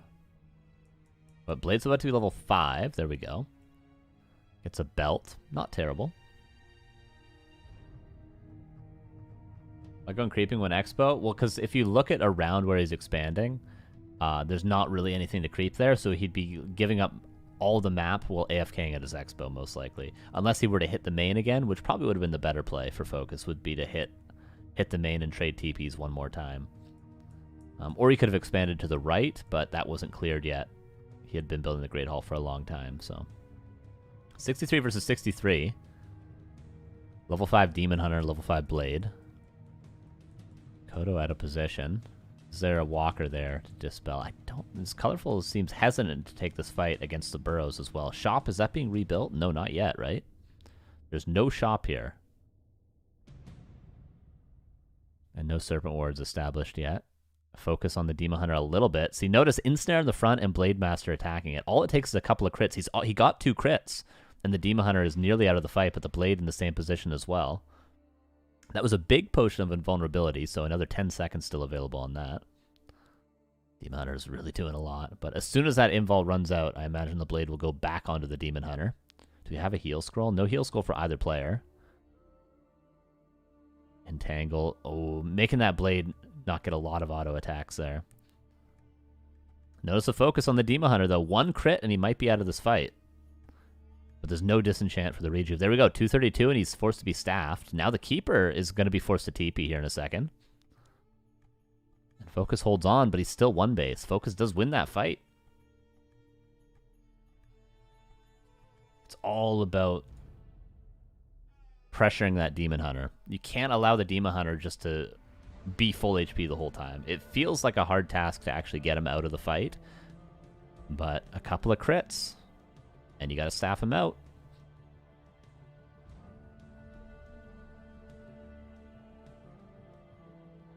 Okay, now the shop's being built, but it's not done yet.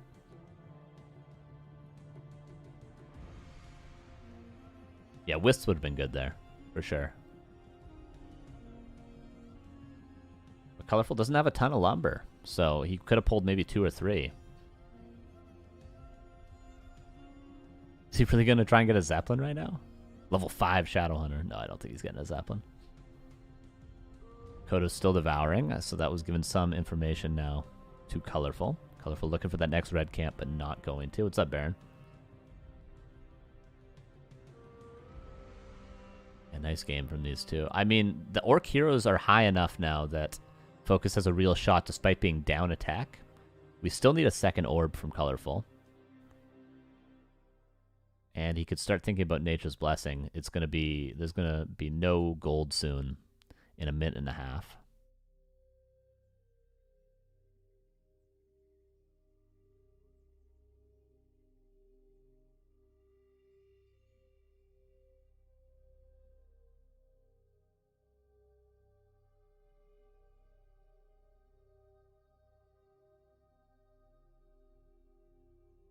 Okay. I feel like if this Great Hall doesn't get up, FoCuS is going to be in a very tough spot. But the map has crept out enough that he can play defensive. I mean, what's the likelihood that Colorful's going to an island with Zeppelins to creep a level 5 Demon Hunter, you know? Not likely, so he's just going to sit here. I don't know if that Kodo's revealing the expansion right now. I suppose it doesn't matter. Colorful's aware. He's got a Wisp scouting. He knows. Well, that bear gives a lot more information away. Nice detonate, wow.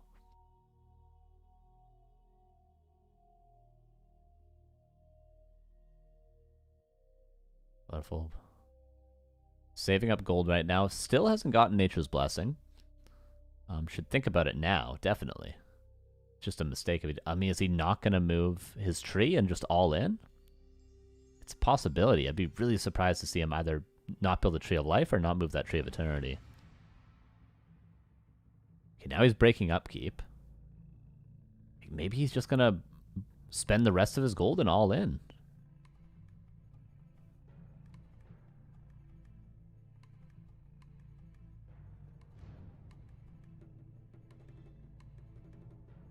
No, he is moving the tree with no Nature's Blessing. Oh my god.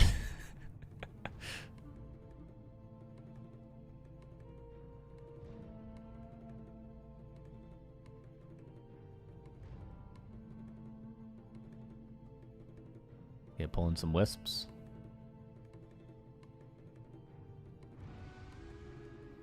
It would be faster if he rooted it and now got Nature's Blessing and then unrooted it. But still, at the end of the day, it's going to come down to this fight. 62 versus 55. Does FoCuS have enough? I mean, his heroes are really good. He's got a heal scroll. He's got really nice items on the Shadowhunter as well, worth pointing out. It's going to be a close fight. Demon Hunter's probably not going to get level 6 unless he's already won the game. Yeah, there's going to be 5 snakes up as well. Level 3 snakes. This is a tough spot for Colorful. There's so many snakes. He's going to have a 4th here. There it is. I don't think you fight into this. Oh, Raider. Just barely out of range of the Entangle, but gets hit by a Dryad. I like this choice for Colorful. Just cut off the reinforcements, go towards the main. There is spikes done, but only level 1 spikes. Level 2 actually makes it pretty hard to kill much in the base, but level 1 Not too difficult. Tree of Eternity still waddling over. It would have already been rooted with Nature's Blessing. Okay, FoCuS has to fight in a bad spot. No snakes. Nothing. Blade. Eats the mana burn for the Shadow Hunter. I really like the choice of Colorful to just go to the main. One Kodo gets to Devour. Again, Blade Master on the Demon Hunter. Needs to stay on that Demon Hunter. What do you got to do? Kill a bear? Who cares? FoCuS the Demon Hunter. Both first heroes getting quite low. There's a couple of snakes up now.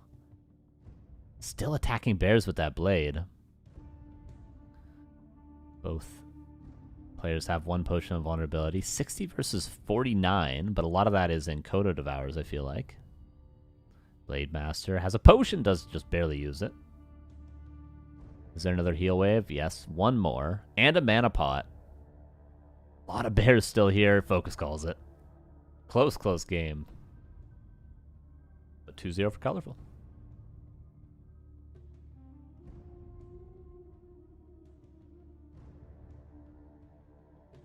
Again, just...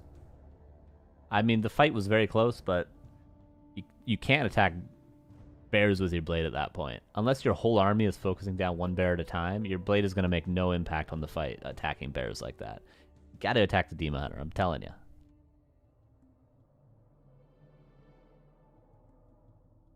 Was that tree even rooted by the end of the game either? Okay, I'm not sure what the next game is.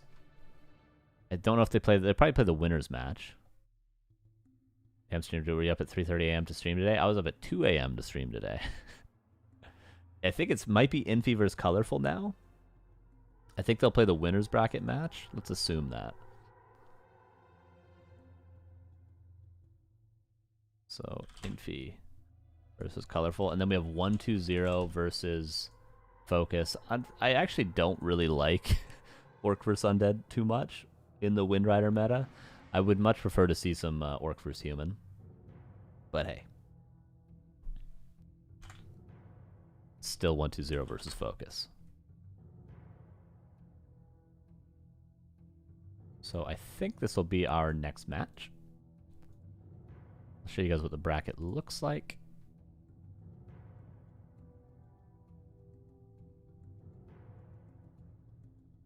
We can see here. This is our first match. Infi went on, and then Colorful just won that, so he'll play Infi, and then FoCuS will play 1-2-0 down here, and then the loser of this match will play this, and that'll be our day.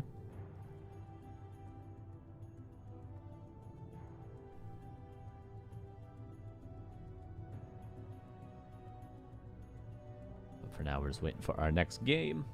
Oh yeah, prediction for that, and a new one.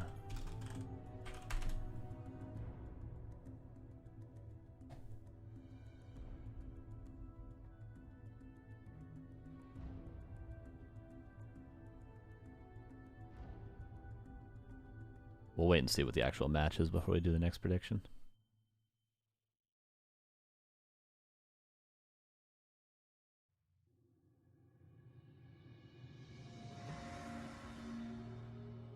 Saying Robert Eager's Nosferatu tomorrow.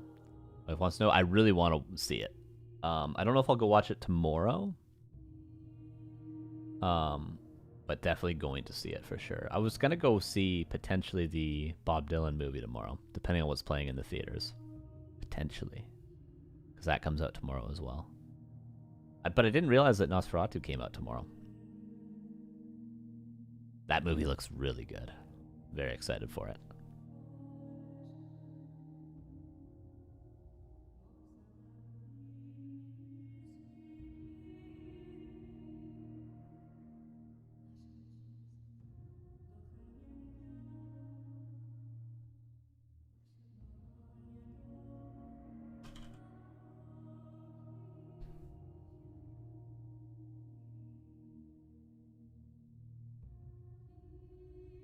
Okay, still waiting for confirmation what the third match is. I assume it's the winner match, right? Gotta be.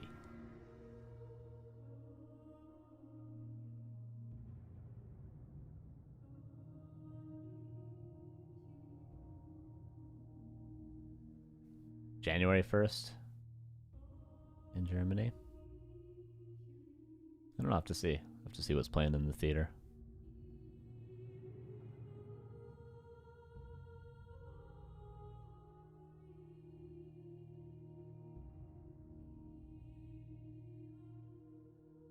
Okay, so human versus night elf. There's been a lot more one base from the human side of things these days, right? And Colorful, wait, Colorful's been playing Warden a ton, hasn't he? Or is that a little of the past now? Is he still playing Warden all the time? He's very well practiced in this matchup. Has anyone seen these games recently?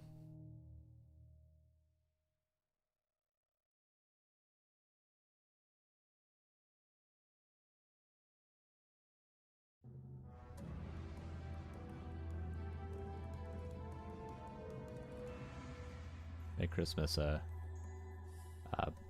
Shoe Peter? Shum Peter? Merry Christmas.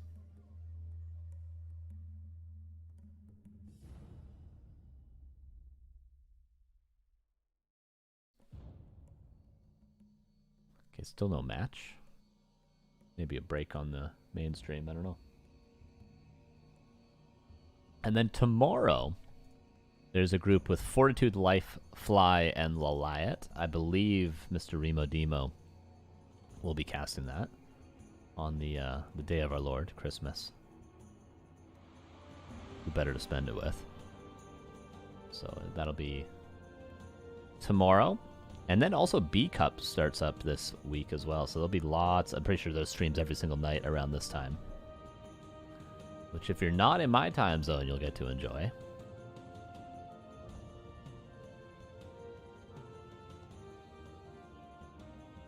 I mean, maybe at this point, though, my sleep schedule will be flipped. Hey, maybe I'll cast some of them. Who knows?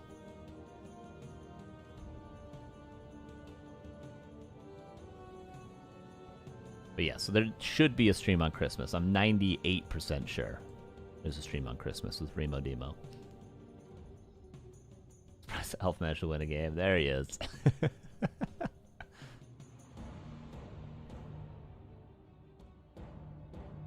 But yeah, to be fair, it did take FoCuS playing super weird to lose that.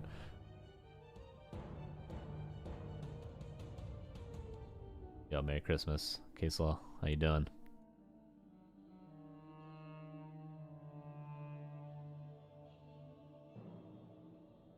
Still waiting on a game. Let me check another stream to make sure we're not screwing anything up here.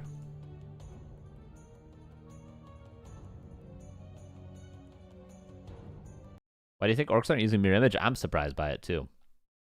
I said that at the start of the series we just watched.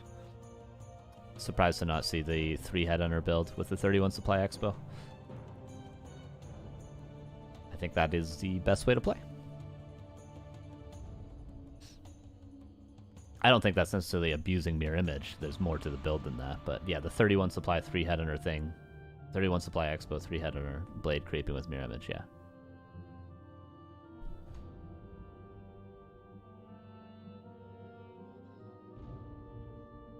I don't know, maybe elf players found a timing versus it, or I don't know. Okay, yeah, the game hasn't started yet. Infi just got back to his computer.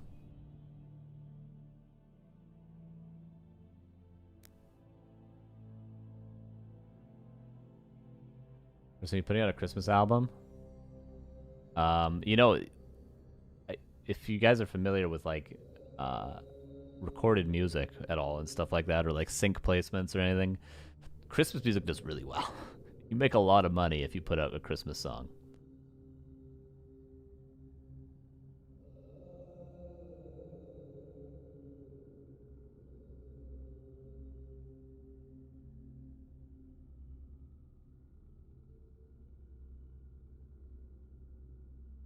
Because it gets just played. Because like Christmas radio stations or radio stations that play Christmas music are really starved for like new Christmas songs that are like current and actually like half decent. So if you put out a Christmas song, you're immediately put on like every satellite radio station. And that pays really well. So Christmas songs, highly recommend it.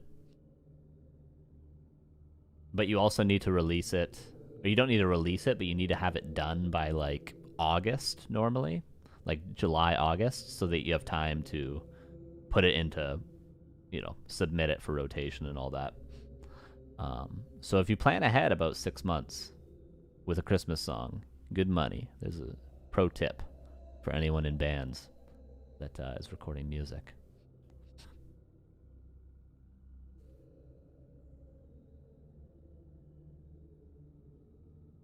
Eer0 players are way more creative? I guess so. I think like Scars plays different for sure. Tiesiog doesn't really play too much anymore, but he was very much in the sort of Hitman Lin realm of things. I wouldn't call that uncreative, but that's, they play the meta. But really, yeah, Soen and FoCuS play. Like, FoCuS has always sort of played his own way, which I never necessarily agreed with, his style of playing, but he makes it work. And there's at times points in the meta where I agree with how FoCuS plays, which is much more like one base, item focused sort of thing. Like focused on actually being able to win the fight as opposed to tactically winning in the long run. And then Soen normally tries to do his best emulation of Lin and Hitman put together, but kind of suboptimally. Hitman obviously plays his own way, but tries to copy things from Lin as best he can, and then Lin is just the best. That's sort of how I view it. Was that really good orc from East?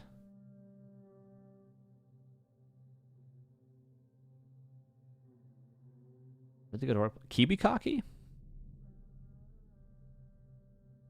It must be who you're talking about.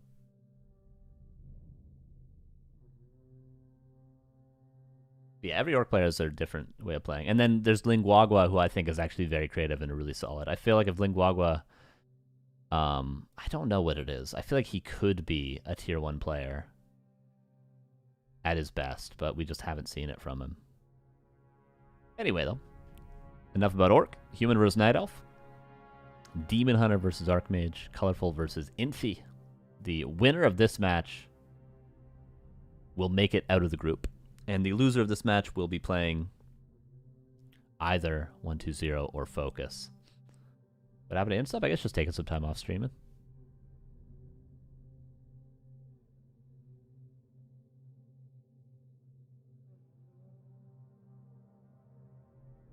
Okay. Standard so far. A lot of different variations for Infi. It seems like he's going for a lab creep first. I'm gonna reserve comment on what I think we're gonna see until the sort of early game unveils itself. Because there's a lot of one-base options. There's lots of different expansion styles. On this map, we're definitely gonna see a 4-farm expansion, if one at all. But and there's also potential after Infi creeps this lab, he could run straight down to the crab, the green camp to the south of the lab, and super delay the expansion. Push on vulnerability. Surround on the Demon Hunter. Saves the Militia. Oh no, doesn't actually. Creeps killed that one, I think. Forces the TV. This is excellent for Infi. He takes a lot of damage, but there's fountains available. The base will be blocked, so the peasants will not be too exposed. And no third Moonwell? What's up, Morrow? Merry Christmas, dude. And Infi's not going to go stealth now because obviously he already forced the TP. Maybe he just goes immediately for the Expo with the space he's created. Does he call Militia? Most of the time when you expand on Concealed Hill, you're going to be doing it at nighttime. Just to be able to creep it a little safer. He ran the footage of the fountain before nighttime. Oh, this farm gets denied. And Infi actually techs. Okay, he's playing one base. That's why I said I was going to reserve comment on the strat, but then I didn't do that. Because, yeah, he's just playing one base. Which, it's pretty reasonable these days. Archer gets ensnared, but could just Shadow Meld. Oh, actually reveal from the farm that was not finished. Archmage will go to the fountain. But the Archer, oh, I love that Archer movement. He's going to park the Archer at the fountain so that there's absolutely no way for the Archmage to heal, because if it tries to heal, the Archer attacks and then Shadow Melds, and even if Infi has Dust, he cannot deal with that, because the creeps will not attack the Archer even when dusted. Was there not a chance to kill a Demon Hunter? I don't know. I didn't see an opportunity, but maybe I wasn't paying close enough attention. Notice the Archer. A little bit of healing is good enough for Infi, but can't do anything. Attack it, Shadow Meld. Defend on the way. And Archmage is... Is he a turtle camp away from level 3, or does it take more than the turtles? I'm not entirely sure. I feel like the crab camp would get him to 2.99. The base is open. No Arcane Tower. Infi, no! Oh, colorful. He doesn't want to lose the Demon Hunter, though. Okay. It was a bait all along. When he reveals the Archer, if he blocks and uses Invul... True, yeah, he could have used the Invul to do it. Yeah, colorful's blocking the fountain quite well here. Okay, now he gets Staff of Teleportation, and now he goes into the base. But the Archmage is already here. I don't think the Demon Hunter is healthy enough to do much. Yeah, the Staff is just going to be forced right away. There we go. Didn't Staff to the fountain. Staff's to the Moonwells. Maybe he wants to keep creeping?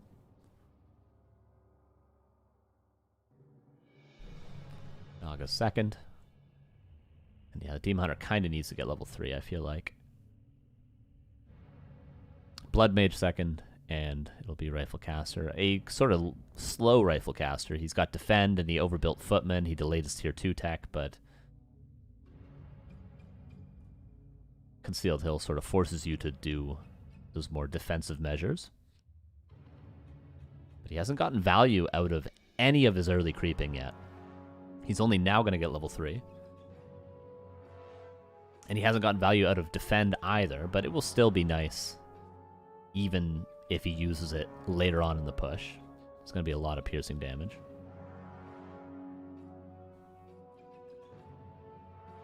Tier 3 before lures. I don't think any cancels are happening this game, though.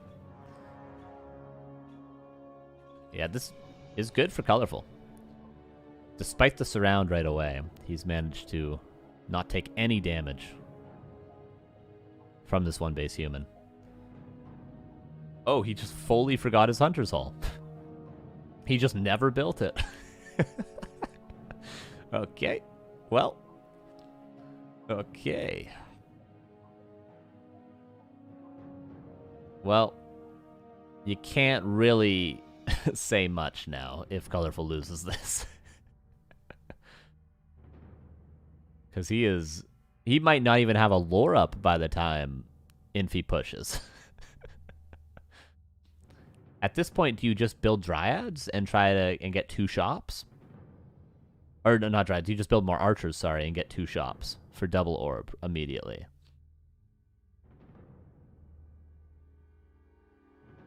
Like, not build lores at all. Okay, now lores are coming up. Ancient Warrior is going to be killed.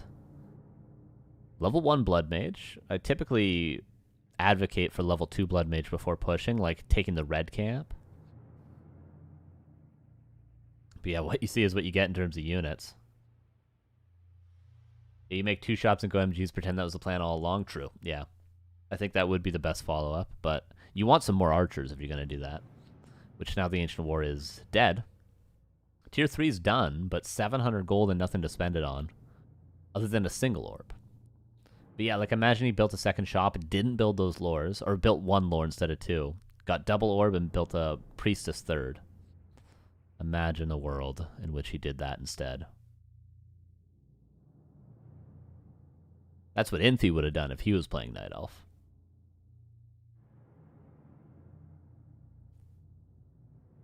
But 50 supply. Infi does now back up to the red, so he's doing what I advocated for, just a little bit later.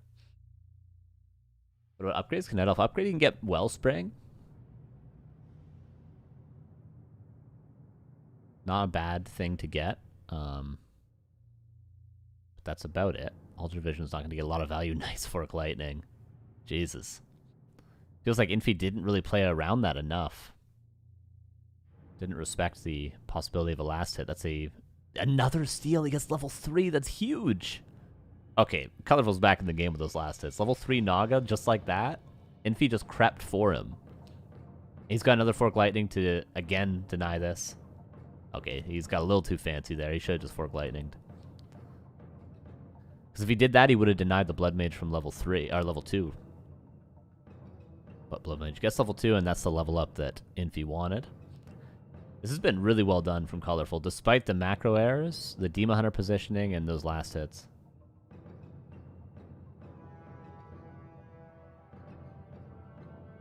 Yeah, Infi obviously doesn't know. That's a good point, Doxy. He doesn't know that the lures are so late, or else he would have already been pushing.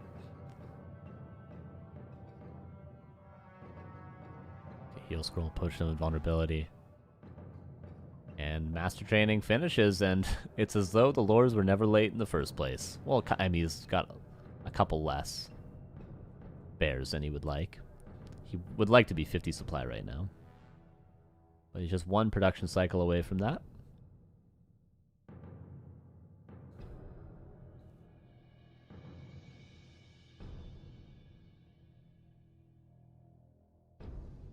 For the fountain. Okay. Infi doing the super delayed strat. I don't mind this. Once you get up to, say, 65 supply rifle caster, you really start to be able to fight down attack as the human. But anything below that, and it can be kind of rough. And creeping, obviously, allows you to get more units because of the resources from creeping. Fork Lightning on the red again! He's just feeding him creeps right now. When Rifleman dies, Blood Mage putting in work. There's no Dryads, so the Banish actually full effect. Oh, really nice fight from Colorful. Militia come in for the archers on the back, but they move out of the way. And Colorful just backs. He traded perfectly, lost absolutely nothing so far, and repositions now. Oh, the reinforcing bear comes in. Heals up the archer? Sure, I mean, it lives. Okay, the bear itself heals. Colorful lost nothing.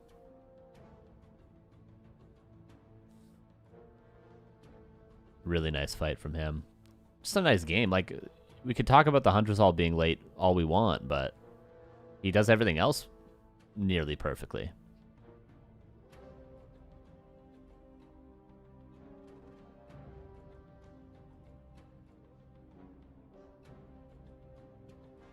Yeah, nice micro from Colorful. Infi had the opportunity, but really, you can blame Infi because he didn't scout the timings of anything. He just assumed, you know, it's his fault for assuming Colorful played perfectly. He didn't check. He didn't check to make sure he remembered his Hunters all. That's Infi's mistake.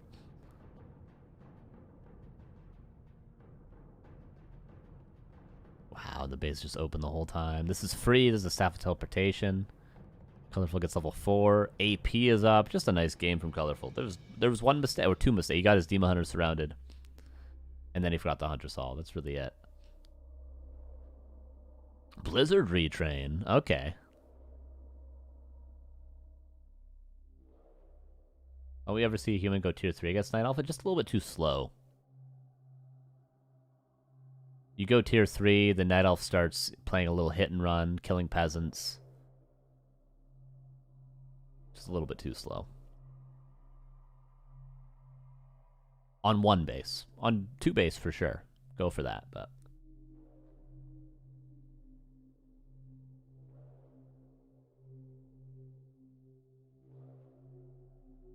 Infi's still trying. Obviously, Infi could still do it with perfect micro, but it's becoming less and less likely as time goes by.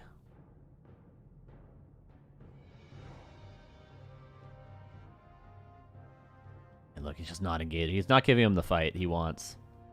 He's only fighting on his terms, just like at the fountain. Killed a bunch, and as soon as Infi was starting to trade a little bit, he just backs away.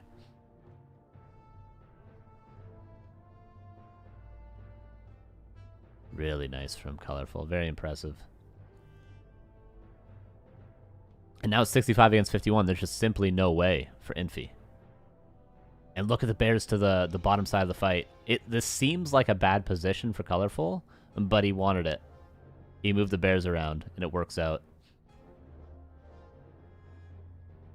Yeah, this is just game over. Yeah, there we go. GG, 1-0. I mean, nice from Colorful. Well done. Silly mistakes that were not necessary, but everything else was great.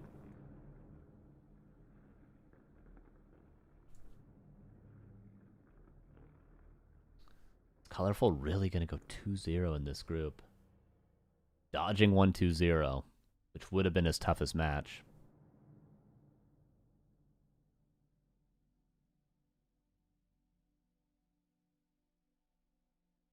What's up, DFX? How you doing? Weird one base with delayed tech for Snow Hunter Sol. He just didn't know, I guess, about the lures being late. Infi just, the really big issue for Infi is he never managed to get into the base to do anything because his level 3 was super delayed because of the fountain control from Colorful, which was another thing he did really nicely. Like, that surround almost hurt him in a way because he took so much damage that his then follow-up creeping wasn't as fast. His Archmage was so hurt the whole time. He could never actually pressure the main. Like, you imagine if Infi was able to harass with level 3 and defend Footman against lures that were already 2 minutes delayed. He would have infinitely stopped lore production, but he just never made it into the base. Never once. The only wisp he managed to attack was the one at the tavern. To be honest, I think Colorful wanted that surround. Like, you could even argue that, in a way. With the creeps attacking at the same time. Yeah, it's really hard to find the perfect balance of what to do against a Demon Hunter when it harasses you. Especially if you're expanding, like, how much health do you dedicate to trading with the Demon Hunter? Because you can't just let him attack peasants and ignore him. You have to put some amount of footmen on him. Obviously, the Archmage has to attack him. But then do you put every single footman and militia on the Demon Hunter? And just leave it like that? Like a Death Knight, do you put 2 footmen on the Demon Hunter and then the rest on the creeps? Things like that. I don't know. It's hard to make the perfect calculation. Twisted Meadows is map number 2. And we'll see if either player changes anything up. It's not a Merc Camp spawn, but it still could be Warden. With that Ancient War positioning, I actually think it will be. He might creep the green and eat through the trees. With a second Ancient War at the other green. Am I crazy? I'm probably crazy. He's probably just going to play Demon Hunter. Why would he go Warden now after game 1? Let's see. He has been playing a lot more Warden recently, though.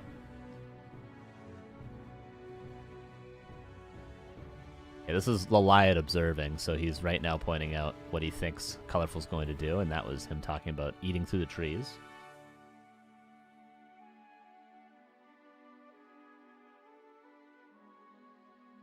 Demon Hunter versus Archmage.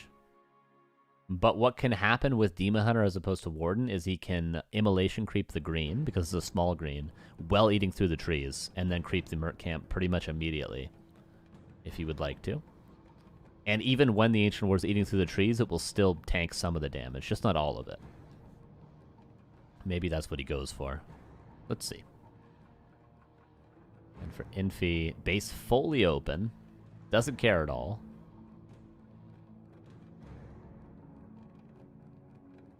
Okay, pulls the camp, aggroes it. Yeah, then starts eating through the trees. Okay, makes sense. Cool little creep route.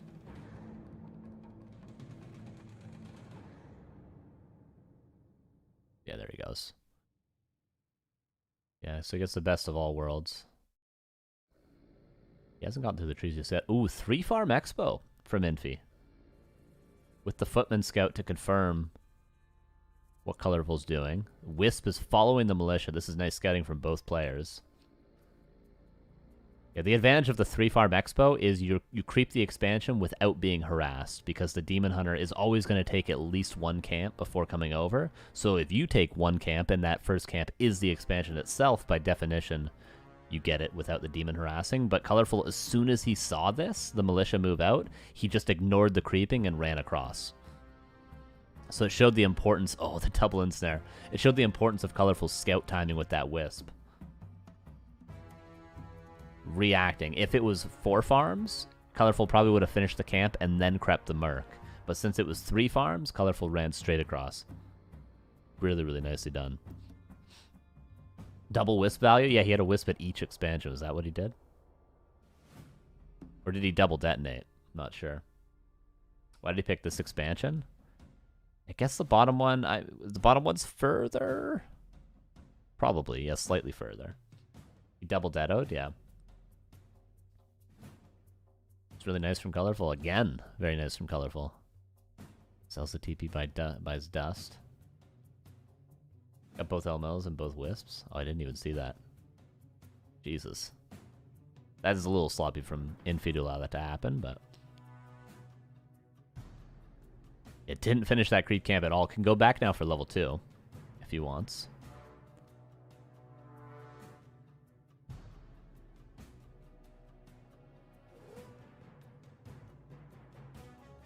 Yeah, if you're going to go for this 3-farm expansion, your first footman is a little idle because you're not using it to pull a big camp like the lab or like the Merc camp.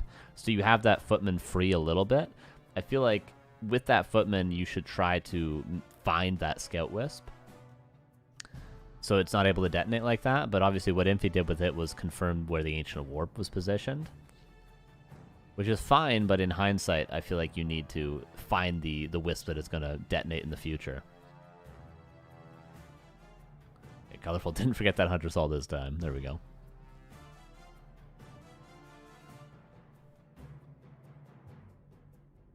Okay, Archmage with boots and claws +9. Those claws +9 are keeping him in this game right now. Arcane Tower, 60% done.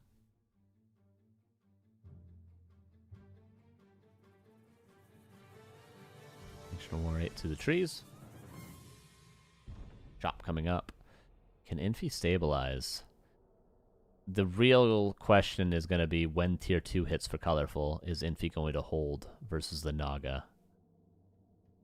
And the... It's only 3 archers. He actually wants to creep that Merc camp to pick up a Berserker and a Priest. He'll probably do that. He'll probably pick up Naga, creep the Merc camp by double Mercs, and then re-aggress on the expansion. Ooh, I like that water elemental. Really, really cool. And he steals the Berserker. That's a sick play from Infi. It's a sick play from Infi because of what I just said. Like, that's the obvious follow-up play for Colorful right now. And Infi just fully reacts and deals with that. He pressures the Ancient of War so that it can't creep as easily. And he steals the Berserker so that the just army is smaller overall for Colorful. So he's not as vulnerable to the timing with the Naga. And now he's going to pressure that creeping as well. This is really nicely done from Infi. Like, he might not get anything done here, but just the delay is important. Look, he stops him from creeping it. So nice. If he just allowed Colorful to cleanly creep this, get both Mercs, and then attack his Expo, while Infi, say, tried to get level 3 himself, Colorful probably would have won with the push. Just simply with the 5 units and the 2 heroes. But now Infi's made a lot of space, kills the Ancient of War. Demon Hunter's still level 2. Scroll the Beast was found.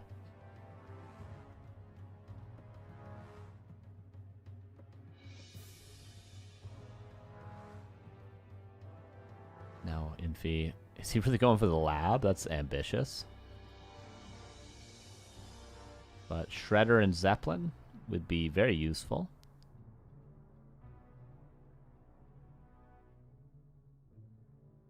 The Drukin, how you doing? Oh, the Creepjack at the lab. Okay, and if he's going to get the Rock Golem, I think, yeah. And that's nearly level 3. Staff Teleportation out. Did he grab a Shredder? No, he got a Zeppelin.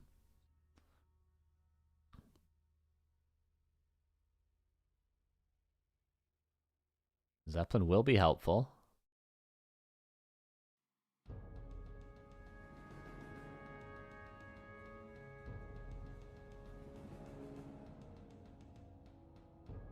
A lot of pressure. Infi just needs to hold here, and his tier 2 will be done. Colorful's obviously going tier 3 behind this, but this is the most vulnerable timing. If only he got a little bit more experience. He's calling Militia to get level 3 and to get the Shredder. That's such a, like, tough thing to do in this spot, but Infi does it. Just to get level 2 water elementals. That priest, though, the Troll Shadow Priest, still has enough mana to abolish the next water elemental once he hits level 3. There we go, level 3, spawns it. Demon Hunter's surrounded. Gonna staff out. But I think Infi's held. But there's another follow-up push coming. Oh, 2 Dryads reinforced. It might actually get more difficult. Ooh, the aggressive shop as well. That'll mean that the Demon Hunter can grab the orb on the way back. But there's no abolish? No, no abolish for the Dryads, so the water elemental getting more value than it should. Damn, that Shredder might have to come in to help. Tier 2 is done. Mountain King on the way. Guard Tower's almost up.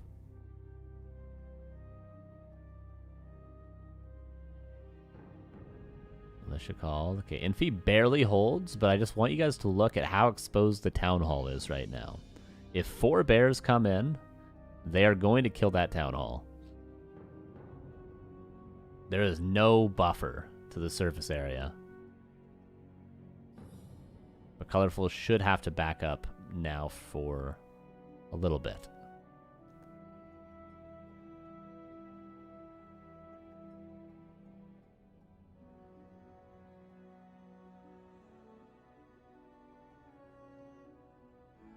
Okay, Colorful should go creep something and then re-aggress once Master Training is oh, it actually is done, but once he has all of his bears in one spot.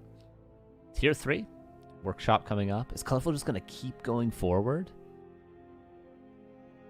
I mean, it'll probably work out just fine. But the Mountain King's here now.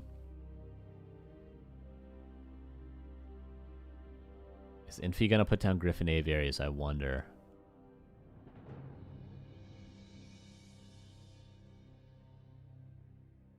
How many bears? There's 3 in total, but only like 2 right now. Nice tower positioning.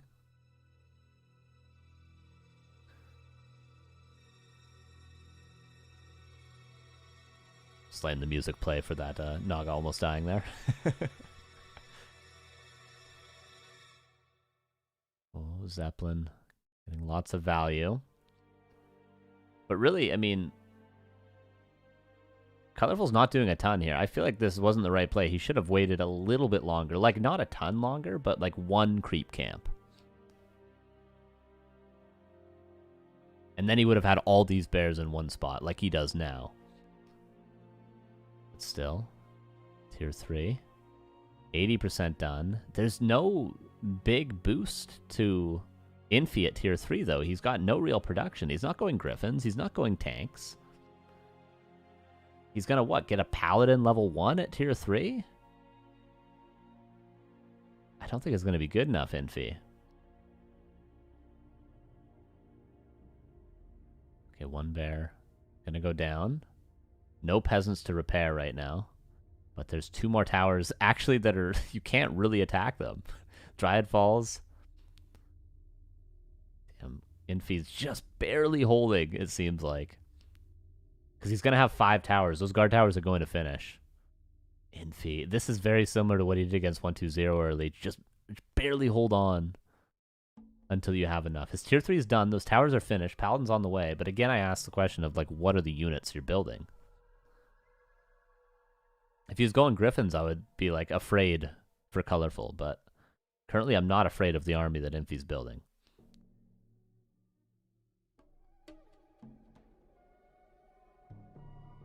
Town Hall still exposed. Well, the Zeppelin saved a lot of peasants. I didn't notice that, but it did. More bears streaming in. 5 is going to easily snipe this Town Hall.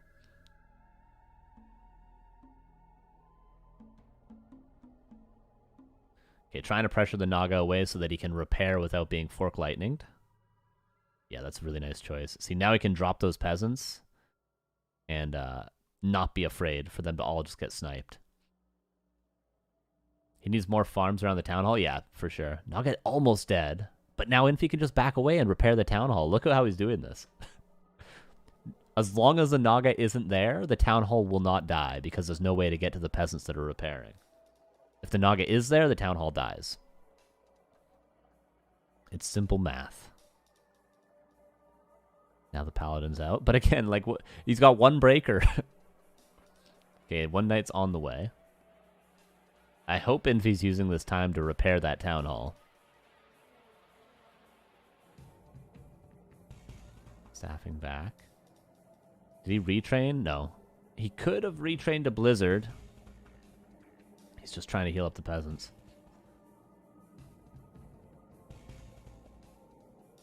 Okay, now the Naga's here, and the town hall. This town hall's going to die now. Okay, one bear going down. Wait a second. Bear just dies to the towers. Infi, there's no way. Bolt, Demon Hunter. Okay, staff out. And now again pressuring the Naga. Why is he pressuring the Naga? So that the town hall doesn't just die. Infi is so close to losing for so long. But again, he buys time, repairs the town hall. Very importantly, hasn't lost all the peasants there. Infi. Oh my god.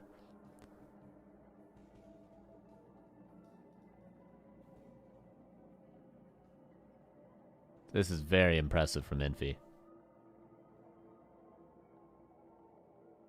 All because he doesn't have farms in front of the town hall. This is happening. But he's like, he realizes exactly what he has to do.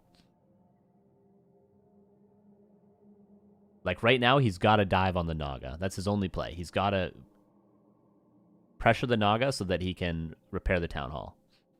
He goes for the Demon Hunter first.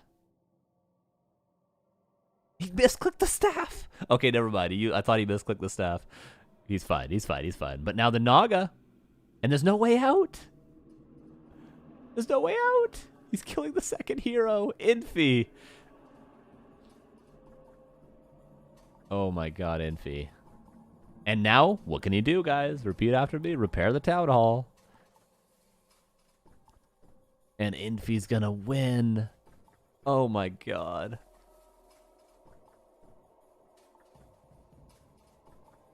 With a level 1 Mountain King. Those 2 guard towers that he got up during the pressure were so crucial. The positioning of them as well so they couldn't be canceled. And remember back to the stealing of the Berserker and the killing of the Ancient War. This has just been such a good game from Infi. After like a really rough initial expansion. Such a good game. Holy.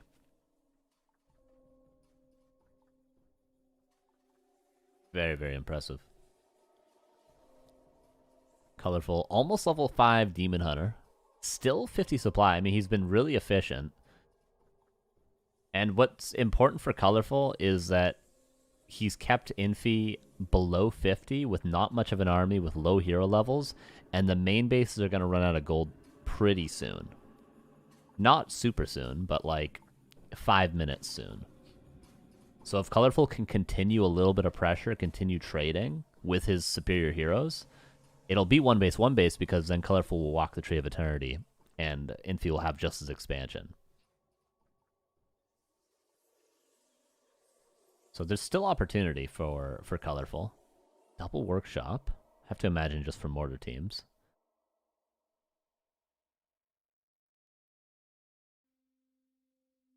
One or 2 glaives. It'd be interesting to see, but the Archmage would probably just kill them all with water elementals. Okay, both players retraining now. Blizzard and Mana Burn.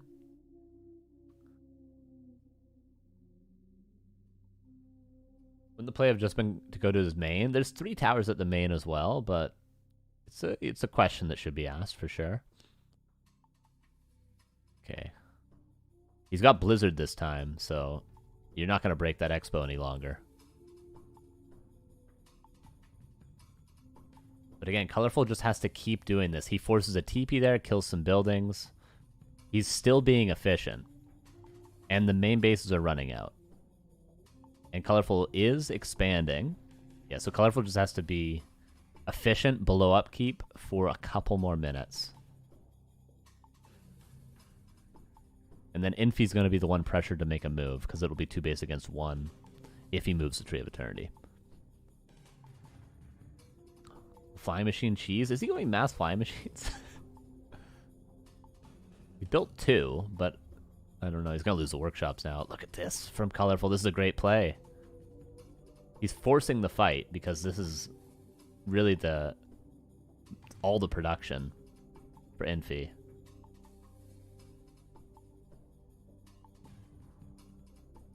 Okay, Infi's building farms at the expo. We can see them now coming up. Frag shards on the way. Okay, yeah, it's just for mortar teams. 2 flying machines just to scout. Still a good fight for Colorful. The heroes are carrying. The expansion's about to be up. In terms of mining. Flying machine finds it. Main base, by the way, 2 minutes until it's out. And Infi has about 5k left in his expansion. This game's getting really interesting. Both workshops down. Cutting off the production, like Infi's 59 supply and can't win a fight, and now he just lost his production buildings. He's got to rebuild them.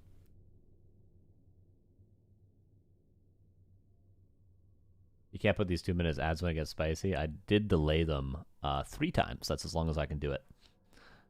Eventually they have to go. I cannot delay them any longer.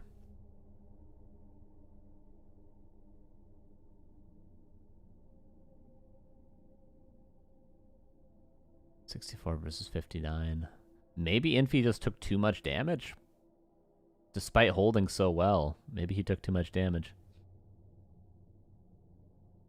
Oh, he's going to go for a 3rd base? I don't know if he's going to be able to. 2 bears split off to creep with the tree. Really nicely done. Get so much space in the back. Yeah, I never really like it when human players build their production in the front or at the expansion. I feel like they should always build it in the back of their base. I'm super not a fan of production in the front. Farms in the front, production in the back.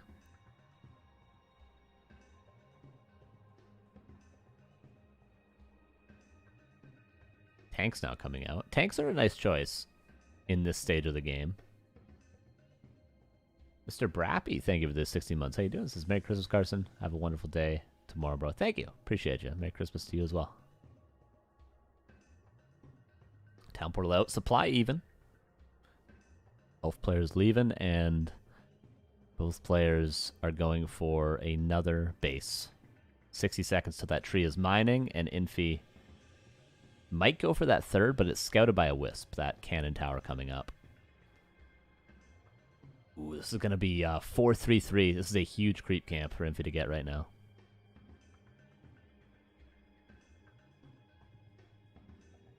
Second orb, by the way. I don't know when he purchased that, but he has it. And what does he get? I don't know. Ring +5? No, Orb of Darkness. Ring +5 is way old school. Okay, 1 tank coming out. Militia cut off. Main base is about to run out here.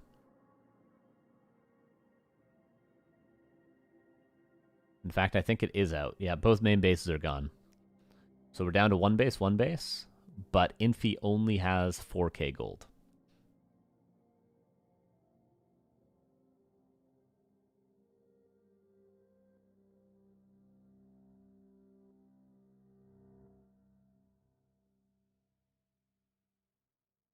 One tank split off, chased by a bear. It's just so, this is so much harder than it looks for both players, what they're doing. Like, this has been so well played.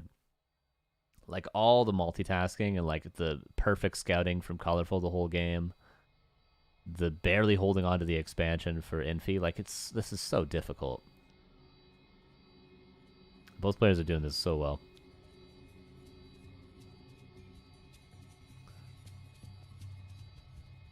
Archmage thought about staffing back, but then realizing he might have to town portal. Infi could TP and fight with 4 guard towers. That's not a good TP positioning, I feel like. Okay, but Colorful respects it because the Demon Hunter wasn't there.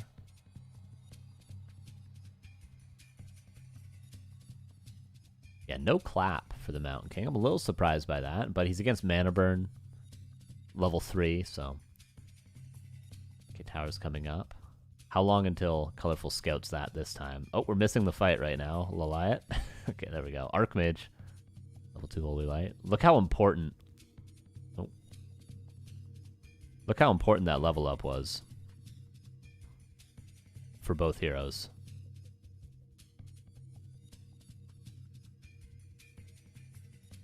Divine Shield as well. Stormbolt. Bears being split off. But I don't think they'll be able to deal with that cannon tower too easily. 1 tank at the expansion with +1 attack, not +3. Yeah, I don't think he can build a town hall. He's got to chop some trees to build a town hall there. Okay, 2 bears split off, and I think more bears are coming from the main base to deal with that tank as well. Again, the multitasking worth pointing out. No bolt for the Mountain King. He's hoping for a bash. 2,800 gold in the expansion. Colorful is going to be mining for the rest of the game if that tree stays up, but... You can use cannon towers to kill trees. True! Right. True, true, true. Another tank going to that expansion. These tanks are making so much space. Staff to Blizzard! And he's got a second tank there. He's going to kill this tree if there's no town portal. There we go. Okay. Really nice play from Infi. Look at all the space he's making for the towers. Oh my god. Infi is playing really good.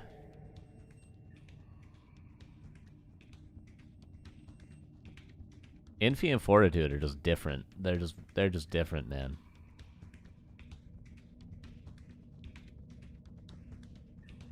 It's like when Lin plays Orc. It's like, it's just different. It's just a different thing altogether. But he's running out of gold. 3 minutes. He needs to actually get a town hall up, or else he's still going to lose. Despite holding on for so long, Colorful's still 70 versus 56 supply. He needs to build a town hall, or he loses. And even if he gets the town hall up, Colorful's still in a good position.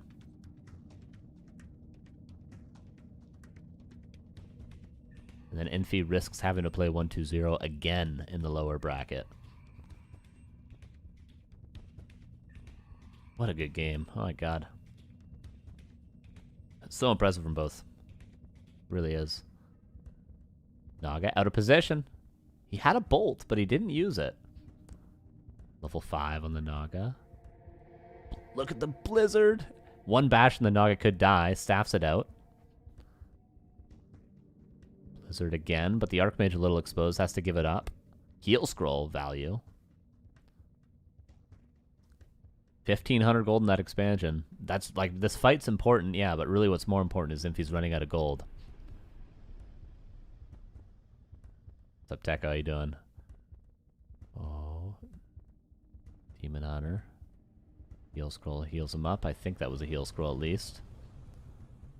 I'm running away. 1 knight might have to be staffed. How many staffs do we have, by the way? Just 1 for Infi. Town portal away. Does he save the knight? No. But trades a bear for a knight. And Colorful now is obviously going to pivot down to those towers. And Infi's going to have to re-town portal. But he doesn't have the time to. I don't think the town hall's going to be done by then. He's got to run.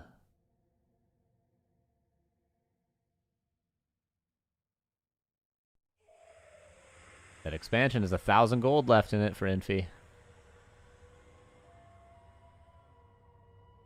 Cannon towers, though. The funny thing is, look at the Fork Lightning. He's got 1 peasant left building that. The 2 cannon towers are what are tilting the scale for Infi to be able to win the fight. Despite being down 20 supply. Demon Hunter. Gotta be careful. Gotta be really careful. 1 more bolt these days. He's gotta dodge with the staff. Okay, he manages to get away with the boots.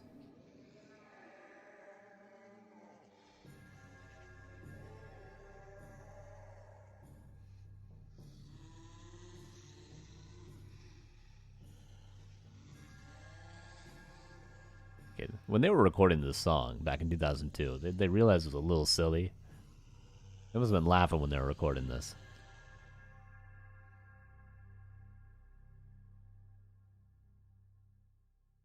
Okay, Infi, what's your next move? I wonder what happened to that second tank. He built 2.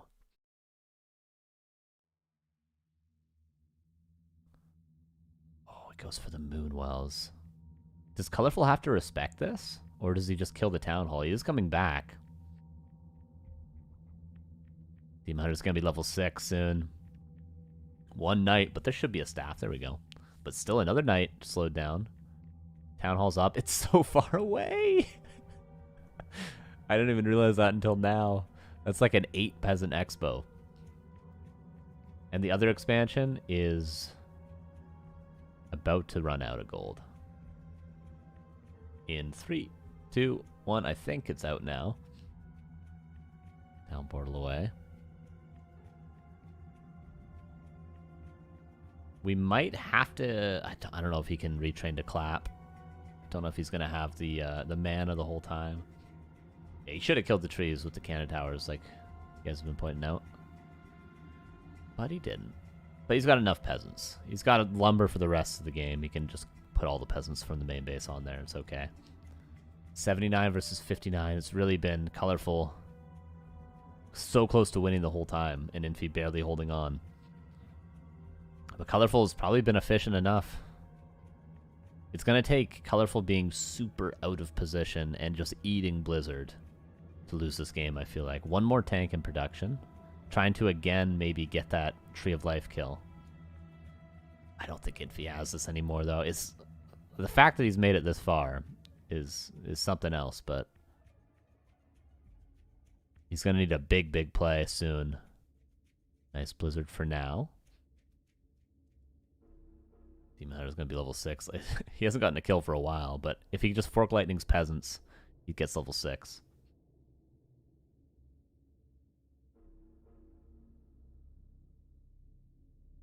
Okay, he's going to be fighting with cannon towers and an arcane. The power of the towers. Oh, this tank is level 6.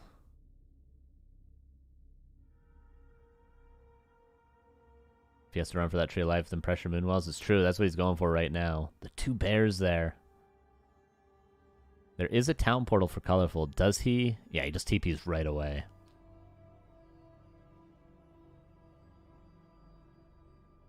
If Infi could somehow get mass teleport, but he's ages away from that now. And look at the Wisp positioning. 1 at the red at the top left, and Ancient War now being built at the natural. Constant scouting. There is 1 tank on the map. I think that's what's heading to the base right now.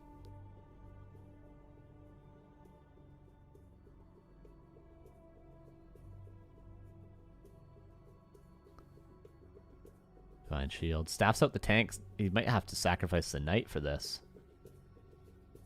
And again, he'll be level 6. It's taken so long, but this should be it. Oh, is he really not going to get this knight? Okay, he got it just before he staffed.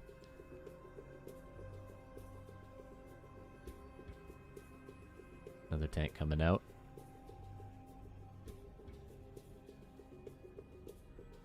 Oh, Demon Hunter. Okay, you're not invulnerable. There is level 2 Stormbolt. Like, Colorful could slip up and lose a hero. It's happened previously in this game with the Naga at the natural expansion. And Infi's kind of catching up in supply slightly. I mean, the economy's even, and Colorful's not going to go high upkeep, so there's no reason Infi shouldn't catch up in supply over time. If he keeps playing like this, he'll eventually be 80 versus 80, and who knows if the supply is even. But Colorful should just commit for the Town Hall now, right? Yep. And then he can Town Portal back. This should be the game-winning play. Yep, TP's back, and Infi cannot kill this tree. Oh, but he doesn't get the Town Hall. Leaves 1 bear. And Infi might kill the tree? Infi. There's no way. Just barely doesn't get it. Both players just barely don't get it.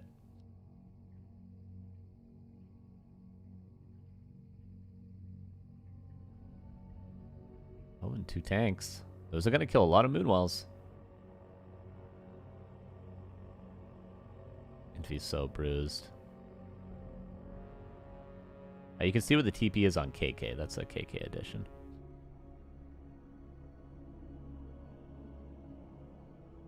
Oh, immolation. And he just realizes, I just need to kill this Town Hall, man. I'm done playing this game.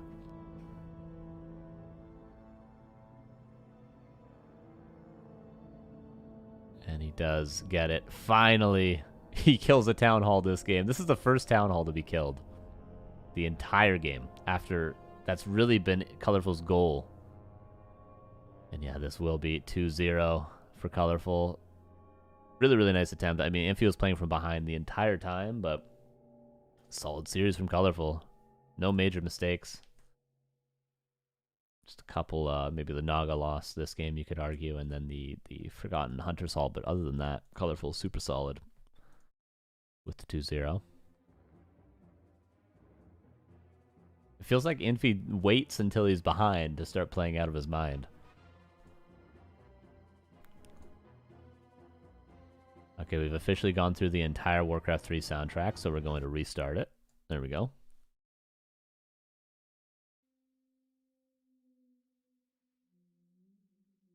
And our next match is going to be this one. What's up, Techo?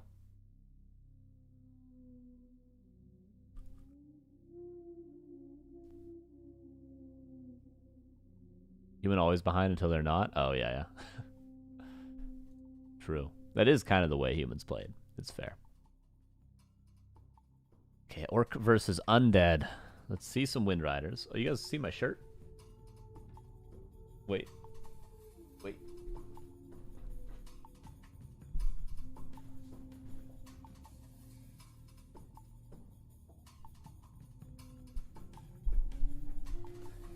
I need one of these shirts, but with farms with a cross through it. Damn, that should be my merch. Definitely should be my merch.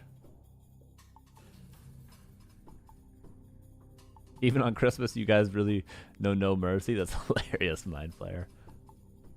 Yeah, this is from Slash. He sent this to me. Love this shirt.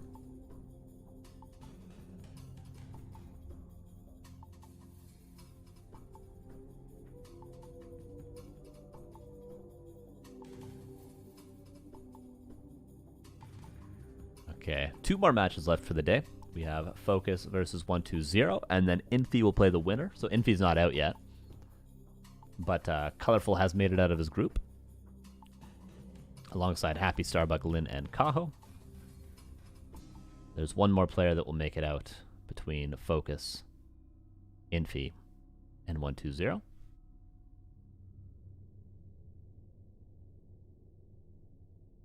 Need no more lame shirt? Yeah, there's so many things you could do with this shirt. You could do no farms, no lames. I feel like there should be more of this dude holding up the sign. Okay, and wasting no time. Here's our next series. I do just want to say right off the rip, I am rooting for FoCuS because I want to see FoCuS versus Infi. I just want to see some Orc versus Human today. So I'm going to be biased towards FoCuS just at the start. It would probably make for a better tournament if 120 made it through because he's the better player. But I want to see FoCuS versus Infi, okay? I just simply want to see it.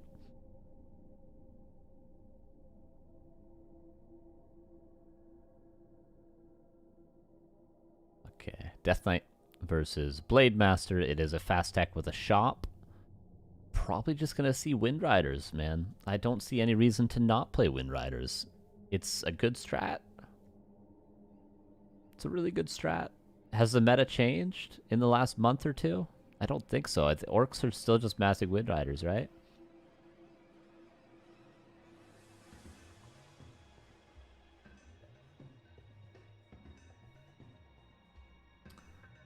But 120 has a very creative style. Let's see. I do wonder, because we know that I don't keep too up to date with like the top level games. I pretty much watch them after they've been casted by Neo or Remo, but I don't get to cast them too often myself because of time zones. So I really don't know how well 120 does against Mass Windriders. Like, I know that Happy struggled versus it. He lost versus Soen, he lost versus Lin a bunch, he lost versus FoCuS when it started being played. But 120, was he more successful against Windriders?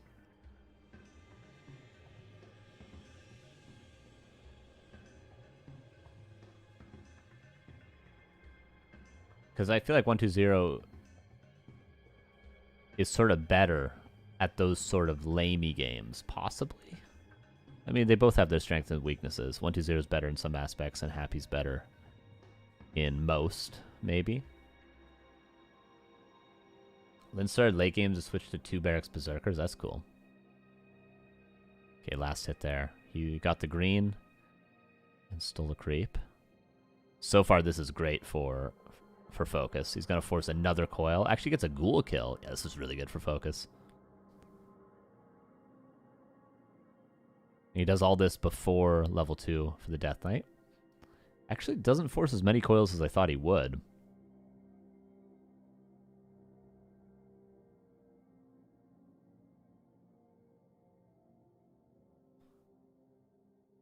Okay, colorful. 120. Is he going to go for the lab now? Or is he going to go for the green? He could commit for a lab, but he knows the Blade Master's around here somewhere. But you need to be aggressive while you can with your creeping, because eventually the ghouls fall off. The reason you're building ghouls is because you want to be able to creep these camps in the Orc's face. Level 2 for the Blade. What's up, Lotto? How you doing, dude? Can't force coils if 120 rather loses a ghoul. True. I mean, again, the ghouls are going to fall off. Just lose them. I hope so too, Lotto. Merry Christmas, dude. So that ghoul was saved. But, I mean, level 2 Blade.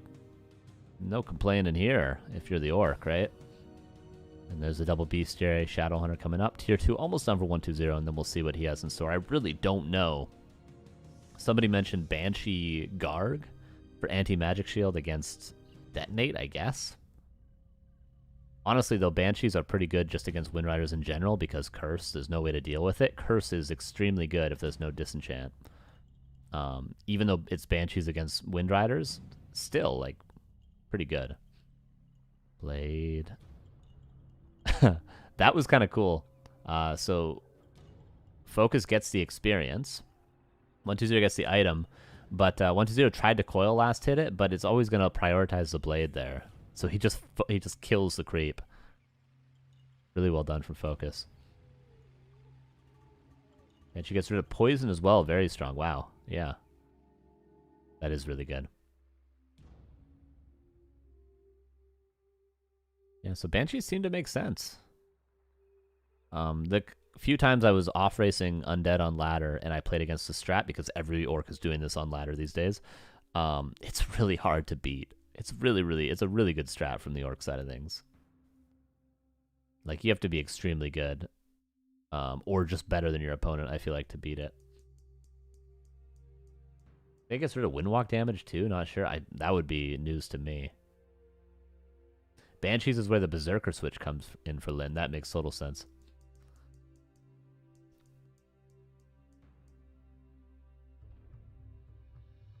But so far, nothing different from 120. Actually, he's playing Fiends. So typically, what we are seeing from Happy for a while before this Banshee thing everybody's talking about, where we were seeing Happy just go 1 crypt Gargs immediately at tier 2. But 120 isn't building Gargs. He's going Fiends. No Gargs at all. Which means for FoCuS, he needs to scout... Oh, hold that thought. Hex.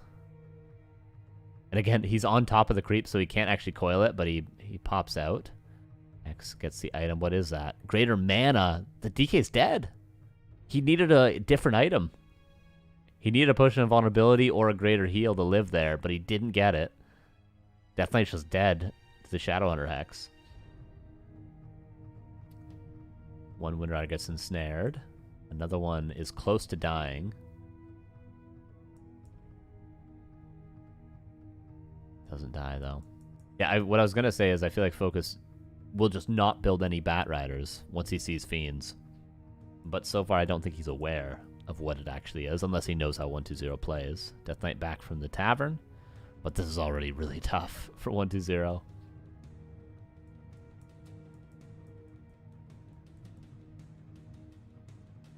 Yeah, Fiends are tough. Fiends are tough to play. There's a reason why Happy doesn't play Fiends versus this. The no amount of micro gets you out of it. But we'll see. 1-2-0 has a style in mind. Play Master Scouts again. FoCuS was thinking about maybe going to the main base. I think he's just creeping the lab now. And wow, steals the last hit. And the item? No, I think the item went to 1-2-0, but still. This has been excellent blade scouting. Like, from the initial creep camp to the green camp in the bottom left, to finding him at the lab, to finding him at the expo, the blade has been completely on top of 1-2-0 the whole game. Again, it looks easy. It looks obvious. Like, oh yeah, the blade's there because he's creeping that, but we can see the whole map. FoCuS cannot. He has scouted everything perfectly. And now the Wind Rider's into the main. Notice the Ziggurat at the back is to build that Spirit Tower. But it wasn't preemptively built for 1-2-0. That's a little greedy.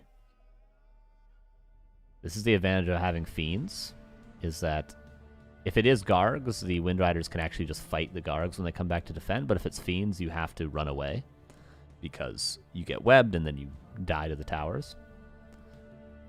So that's a big advantage of the Fiends. And now the Banshees come in.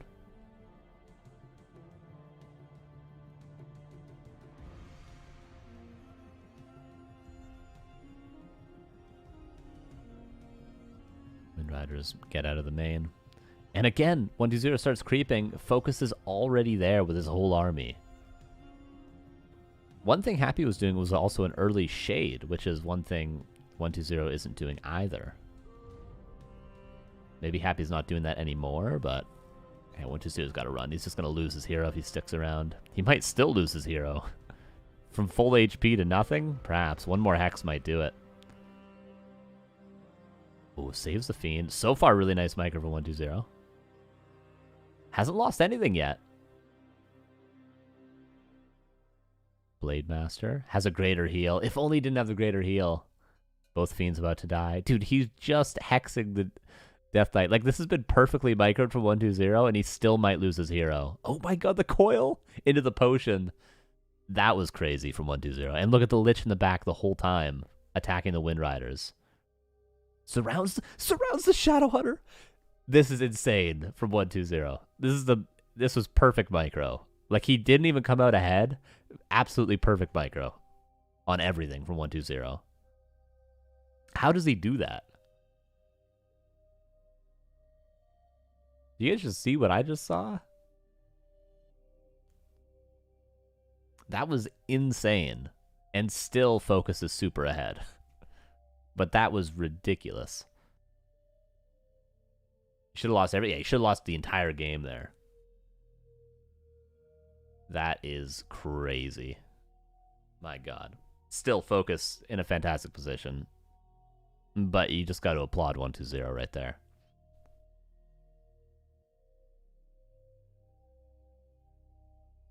Wind Rider numbers are stable at 50. Peons being pulled, and there's enough gold for a tiny Great Hall. Probably wants an orb as well, too. 3 towers. Okay. No Banshees yet either. Okay, there's one in the main base. Okay, one with the army now.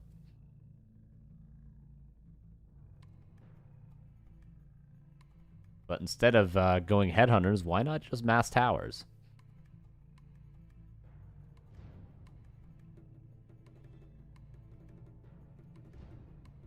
Again, 1-2-0. I mean, this blade scouting from FoCuS. He's everywhere, dude. That's like the 8th creepjack with the blade this game. Now, he doesn't always get the item, he doesn't always get the last hit, but he's always there. He's always making the opportunity for himself. Towers up, tiny Great Hall up. Well, if 120 had 10 more seconds, he could cancel those towers, but I think he's just barely not getting there. But FoCuS isn't defending the towers. 120 unsummons the altar. This is all in.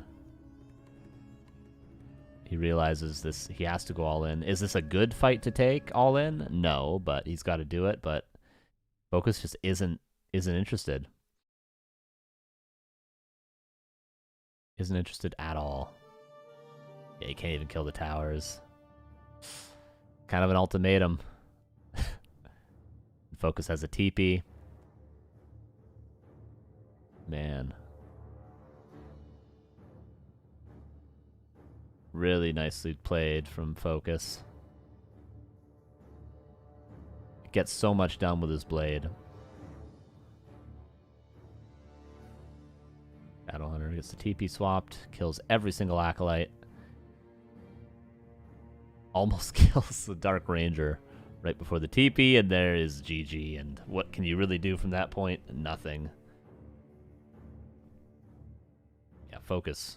I mean, 120 had that one really nice exchange, but other than that, like maybe if he killed the Shadowhunter with that surround, but there was a greater heal and a potion of vulnerability, but yeah, FoCuS. Can he replicate that in game 2? The amount of creepjacks and scouting with the blade?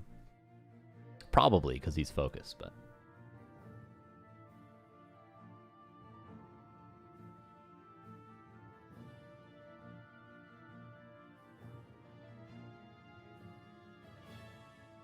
yeah, Wind Riders. Wind Riders are tough.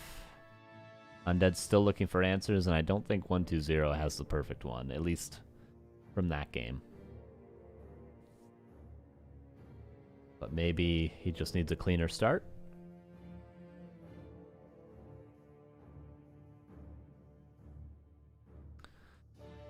If you looked at this group at the start of the day, you would not expect 120 to be one map away from losing 0-2 in the group.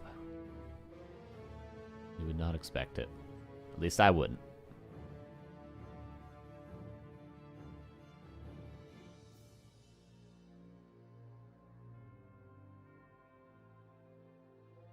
Towerfall, not an easy map for Undead in this matchup, right? I'm not sure.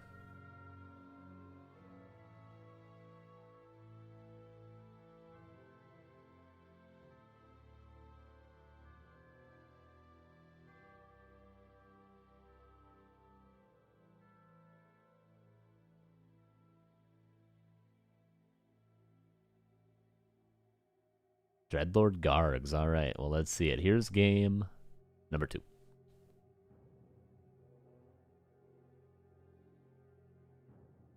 We'll soon see if it'll be the same. Like, there's no way FoCuS doesn't play the same thing again, right? Wind Rider meta is basically Pally Rifles. I think that is fair to say.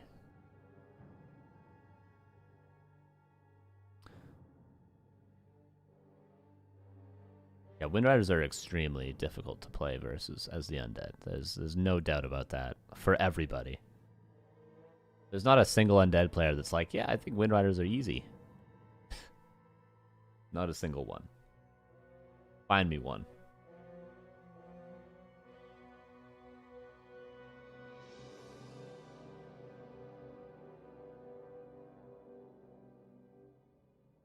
What are you doing, Leliat? Okay, there's the shop. It'll be the same build. Death Knight Ghouls. 120. Let's see. I just want to see 120's plan be able to actually unfold. You know what I mean? Like I want to see what his counter actually plays out to be. So he just needs a little bit of a better early game.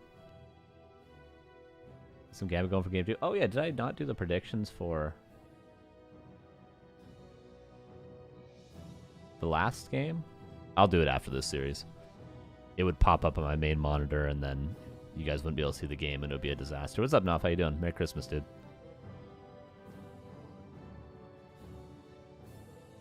Okay, Death Knight coming out. Blade Master is out. Gonna grab some items. Always curious to know what items the Orc players grab. Like, do you grab Double Salve, Double Clarity, Speed Scroll? What combination of those items? And it seems to be no Speed Scroll, which sort of makes sense if you're trying to be efficient with your gold, because you don't get much value out of a Speed Scroll unless you're going to use it initially to go for the Creep Jack. But in most cases, you shouldn't rely on a speed scroll creep jack because you're not going to get a last hit unless the undead messes up somehow. So he's just going to grab one of each and forcing the coils on the ghouls. This is ambitious creeping from 120 for sure. But again, I mean, FoCuS just runs straight there. Like, what if he's creeping the Merc camp first? I don't know if that's a common creep route, but what if? FoCuS is just in a terrible position if that happens, but he just gets the right read. Every time he's in the right spot. And look at the tier 2. He's halfway done already.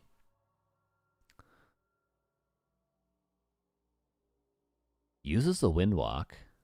120 doesn't even need a coil. That's a big deal. Oh, but he does mismicro that ghoul a little bit, forcing to coiling that. FoCuS. Is he going to burn another Windwalk for the big creep? Almost gets in there for the last hit. I don't think he's going to be able to get this last creep. Oh, he's going to force another coil. No, he actually gets the ghoul kill with the Windwalk. But in doing that, gives up the big creep. Still excellent for FoCuS so far. He's forced all but one coil, got one ghoul kill, delayed level 2. And his tier 2's done as well. FoCuS just seems to be dominating 120. But now the map will open up a little bit for 120 now that he's forced all but one salve and the clarity. He can creep a little bit more aggressively, knowing that FoCuS is running out of resources. And he seems to have lost him a little bit.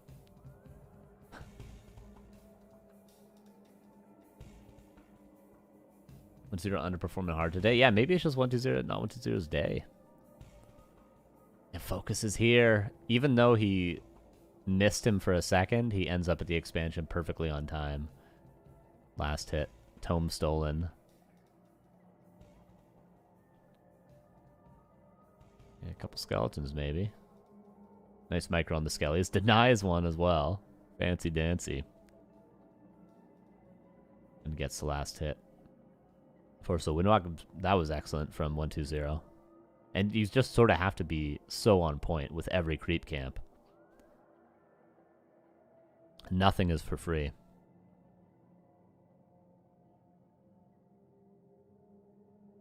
And notice he's always pressuring that Death Knight, putting a little bit of damage on him. By the time the Shadowhunter comes out, 120 is going to have to be worried about a Hex Creepjack with a Speed Scroll, because the Death Knight is not healthy, but double ring and slippers means it's not going to die as easily as it did at the lab last game.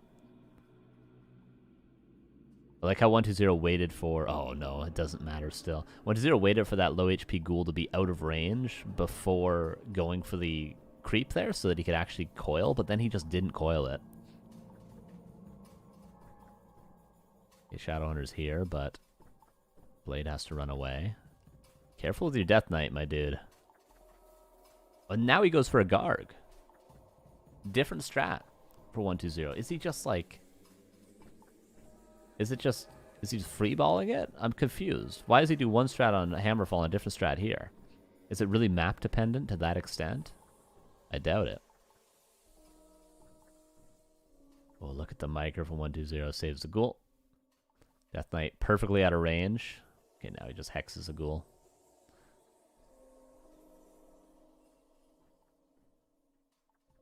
Garg is here. And that's enough hexes forced now that 120 can actually bring his Death Knight forward. So he had to lose the ghouls to keep his DK safe, but now he doesn't have to worry about losing that hero. Which is a funny way this matchup plays out, but yeah, literally, if they walk up to you with level 1 Shadow, level 1 Blade, they can just kill your DK. And that's what you have to calculate for.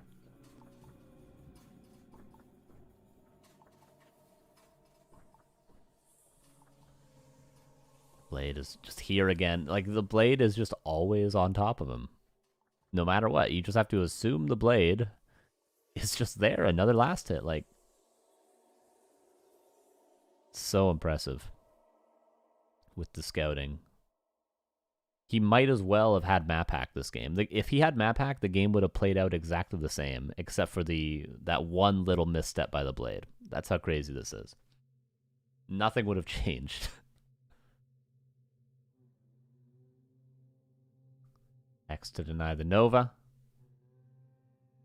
And now he sees Garg, so he can go Bat Riders. Gonna pause. Sorry, I have to go. GG. My cat's on my keyboard.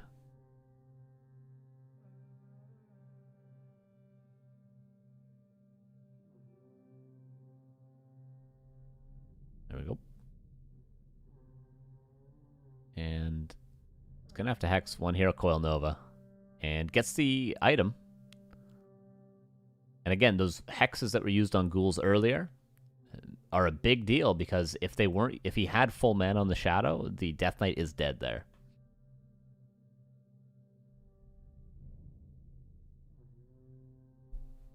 But he only had one hex.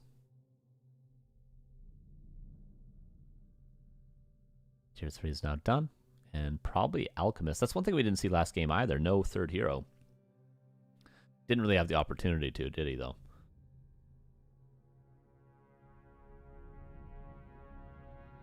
4 Gargs. And a statue. And yeah, we should definitely see an Alchemist. He picked Dark Ranger third? Oh, right. He did pick Dark Ranger third. My bad. Isn't that a little weird, though? Isn't Alchemist better? I don't know. Blade got that last hit with the Wind Riders. And a couple Gargs go down. Coil there, but it's poisoned.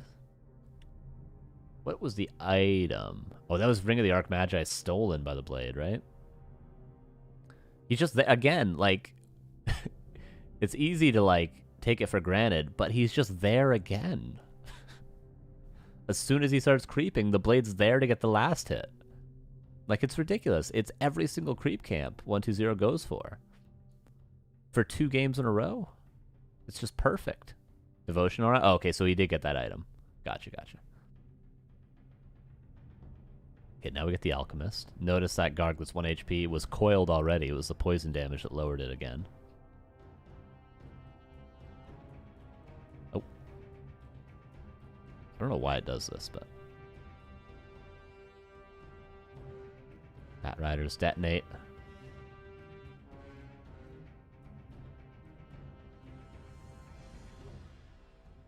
And now the Lich coiled. 1-2-0. The micro around the trees. He's just got no units, though. I mean, he's sort of trading bats for Gargs, but only one of these 2 players is getting experience.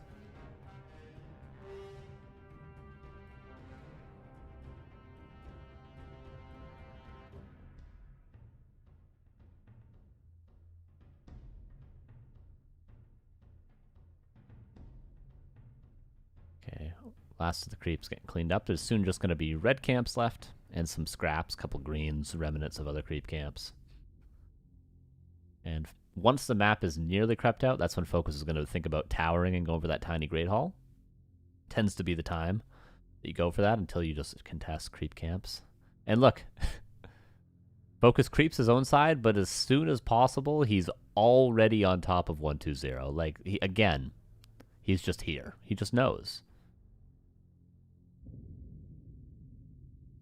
Now the Alchemist at least gets an Acid Bomb before it dies. Well, on the Destroyer. Nice fight from 1-2-0. Heal Wave actually misses on the initial Wind Rider. Bat Rider comes in. It's going to be able to kill that Destroyer if 1-2-0 doesn't run away. Blade level 4. No orb on him, though. And 1-2-0 sort of holds the line a little bit.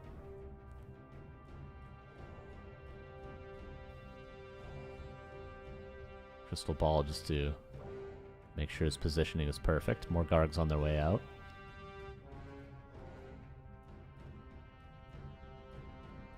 Yeah, 1-2-0 creep in the next camp. And FoCuS is going to give it to him. He's creeping himself. Probably going to go for the red.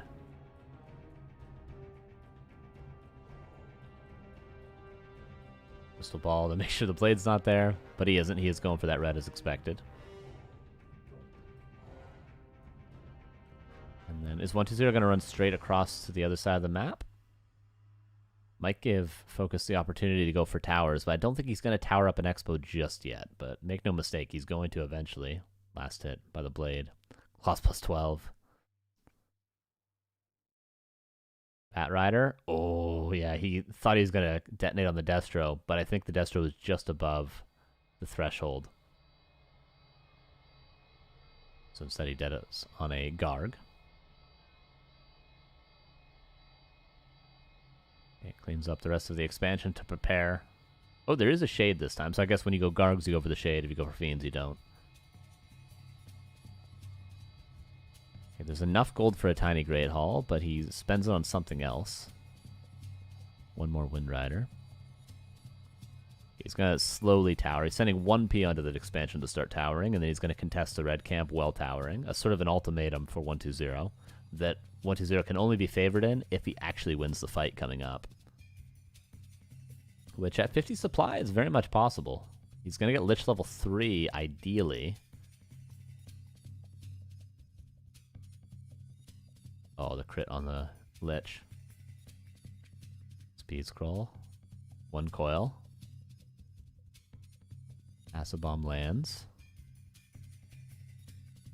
1-0. Needs to get that level up on the Lich. Detonates come in. Don't kill the Destroyer. 2 Wind Riders are going to go down. Really nice fight. There's level 3 Lich. 1-0 is microing his way out of it. Look at the Death Knight just almost gets one shot there. And there is a single tower coming out. Oh no, it's just a Great Hall? That is greedy from FoCuS. Not towering.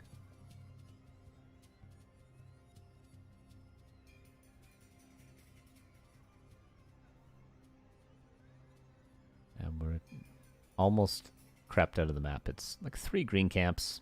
Who cares? And that red is the big one. Destro. Coiled for now. Death Knight's getting to that threshold where 1 Hex and a little Focus Fire and he's dead. Shadowhunter, gotta be careful. There's a Potion of Vulnerability, but Heal Wave for now. Oh, the Alchemist. The auto attacks from the Alchemist. Super scrappy, but 1-2-0 might be ahead here. He's got a 2nd Crypt now and more armor upgrades. And FoCuS could have had towers up at the Expo as opposed to the Great Hall, and that would have made it really hard to break, just like we saw in Hammerfall, but instead he goes for just the Great Hall, which might just be pushed. Colin for life, thank you for the 41 months. How you doing?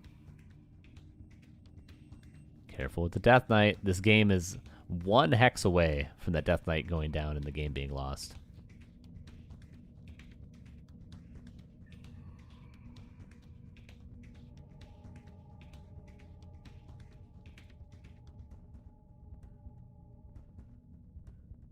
Oh, bats come in.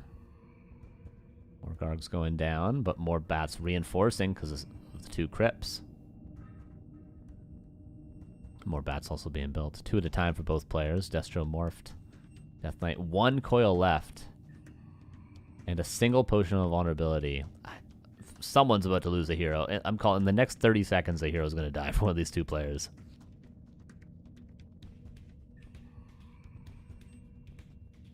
And Destro's getting low, but there's not a lot of Wind Riders left. The whole armies for both players are very low HP. Level 3 on the Alchemist. Oh, Destro gets batted down. 2 Gargs are here. 28 supply versus 36. Pretty much just heroes, but a level 5 blade. Okay, we've gotten past that 30-second mark. Almost level 5 Shadowhunter. The expansion's mining now. Oh, there's 1 coil. But Frost Armor doing a lot. Cool split off to the Expo. That's really nice from 1-2-0. Oh my god. That's such a huge deal. And the Alchemist died. No Orb for Blade. Yeah, it's something that I feel like is overlooked. But most of the damage comes from the Wind Riders anyway.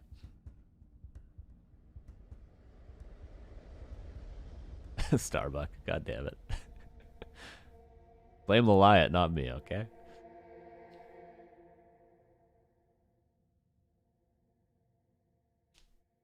And now red camp goes to 1-2-0.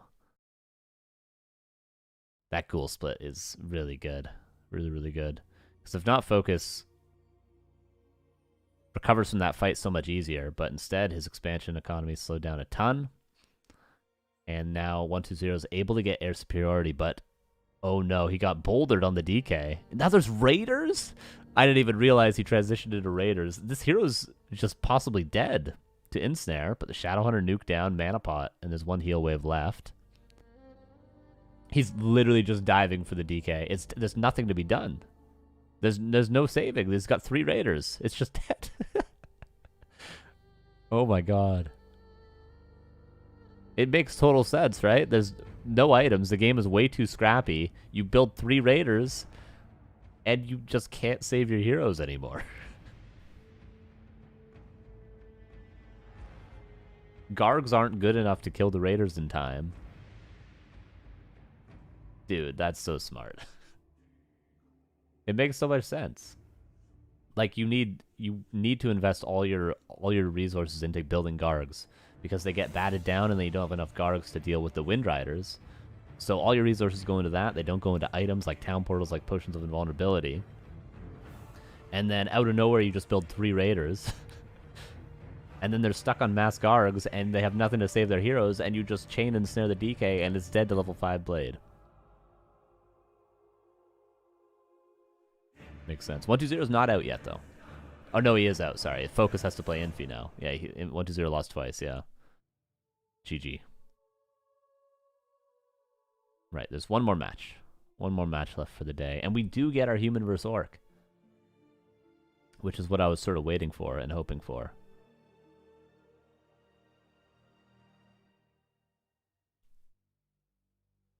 So far, the map pool for this tournament seems pretty good, actually. I haven't seen any silly, like, Tyrannus Stand. What's the map? Concealed Hill, Echoes, Hammerfall, Lost Temple, Northern Isles, Springtime, Tyrannus Stand, Tidehunter's Twisted Meadows. Okay, so we haven't actually seen any of the silly maps because they got vetoed every time. I bet you Tyrannus Stand and Lost Temple are the first 2 vetoes every time. Maybe this series we could see it. But I do not know. Okay, so Infi versus FoCuS. We were talking a lot about Human vs. Orc earlier, but we didn't get to see it at all. Now we will.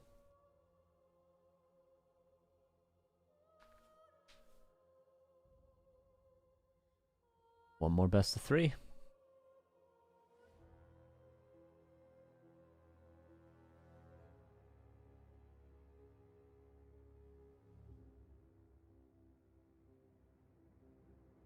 Player that loses this series is out, and the player that wins the series is in to the top 8. Top 8 is a double elimination bracket, which already includes Starbuck, Lin, Happy, and Kaho, and will include 2 of Fortitude, Life, Fly, or Laliat. I don't know how good a shape Fly is in right now. I assume Fortitude and Life are probably the favorites in that group, but I don't know. I don't know how good Fly or Laliat are right now. Yeah, I'll show you guys what we're looking at anyway. This is the tournament, so this is what we're doing today. Not updated fully yet, but this was Group B. Lin and Kaho, as expected from this group, make it out. The best Night Elf and the best Orc in the world. From this, Happy and Starbuck, as expected in this group as well, actually. And then from this group, I would think Fortitude and Life. Hey, Doom, what's up, dude? Thank you for the 21 months. How you doing? I think you just subbed the other day, didn't you? I don't know. Maybe not. So, and then our top 8 will be this, which so far includes Colorful as well. And will include either FoCuS or Infi. Is Kaho really the best Night Elf right now? In my eyes. In my eyes. Maybe I'm wrong. He's not higher ranked than Colorful or Moon in the world, but I think he's the best, okay? And I stand by that.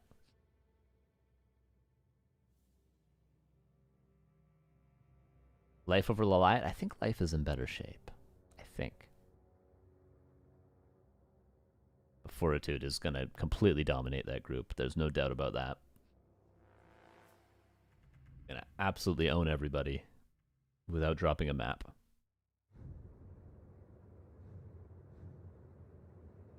Is his playstyle or overall potential?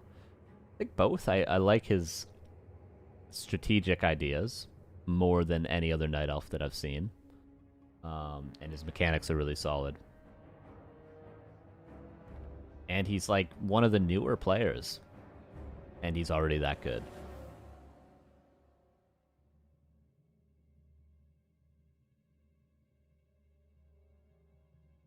Good shape for life after his 19,000 ladder games. Yeah, that's true.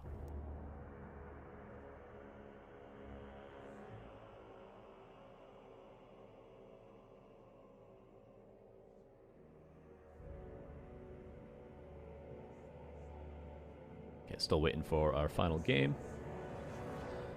FoCuS. Maybe needed a break there. I mean, I'd be sweating after that series.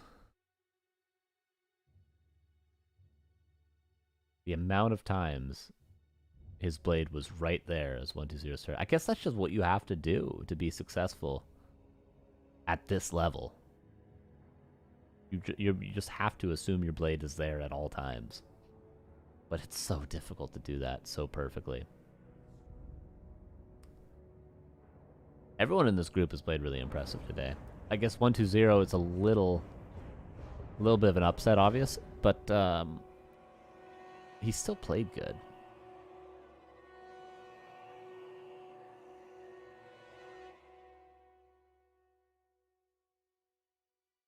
What time is it in Carson's time zone? It is 6:46 a.m. right now.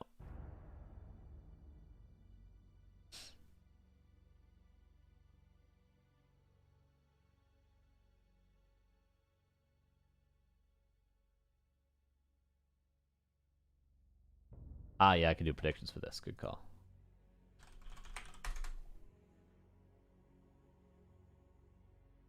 Who will win this best of 3?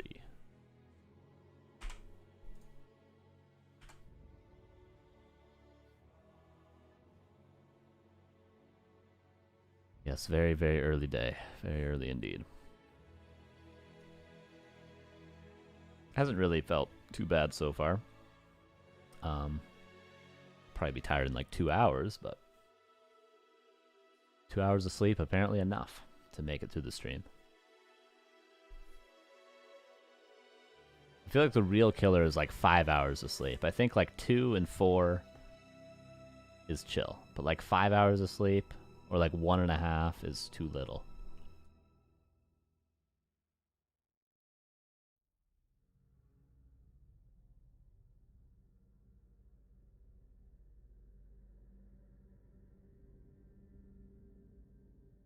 Still waiting. Interesting theory.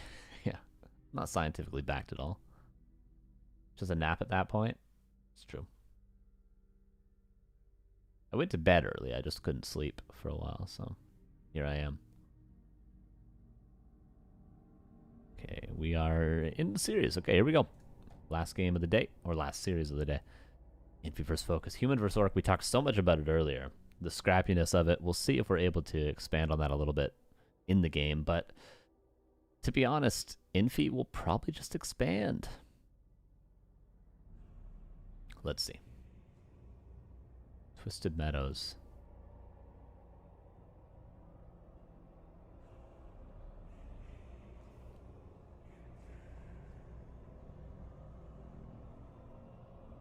Let's see. Will it be Mountain King as well? That's potential for Infi, especially on a big map like this.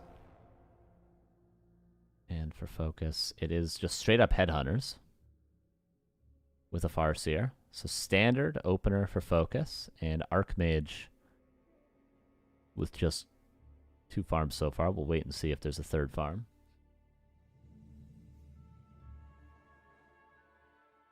I really don't know how Infi plays this matchup. I would assume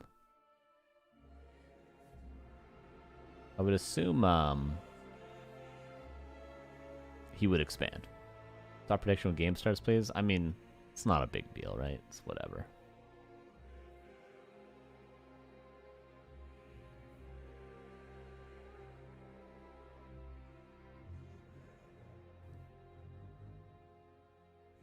Okay, he goes towards the lab, so this seems like it'll be fast level 3 Archmage.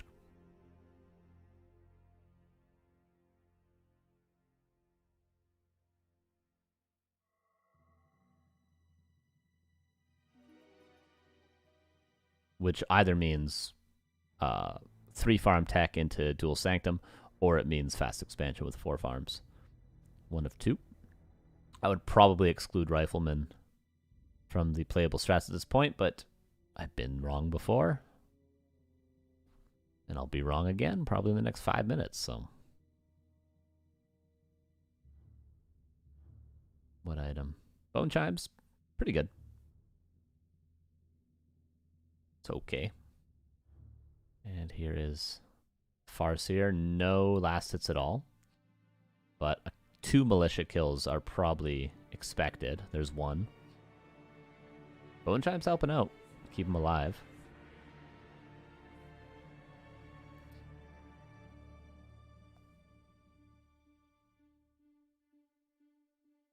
Resummon on the wolves.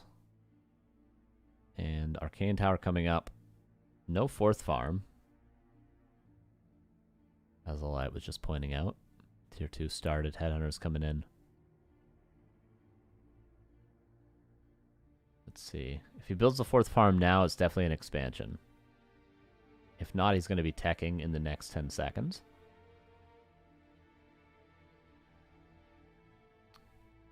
Yeah, there's a tier 2. Okay. I would expect 2 Sanctums. I would not expect a Blacksmith.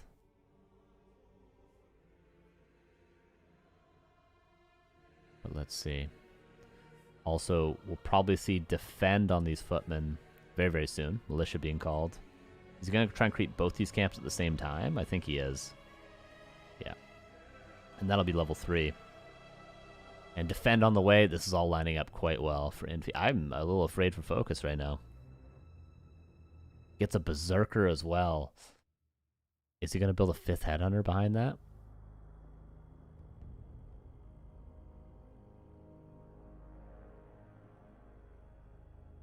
Mage is going to be level 3. All the footmen healthy. Defend is about to be done. And Infi has a straight line to FoCuS's base. This is going to be a really good harass. 6 footmen with defend. Look at the timing.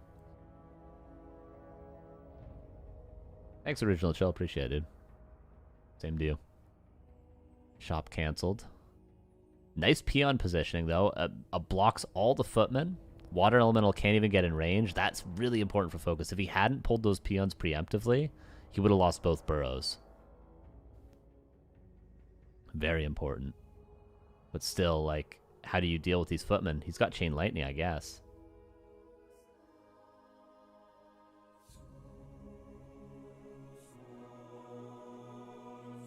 Yeah, FoCuS could have easily lost the game right there. I definitely would have. I would have already called GG. But FoCuS trying to hold on. TC's on the way. TC can go Shockwave to deal with the defend footman. Tier 2's around the corner for Infi. I would really not be surprised to see a Beastmaster this game.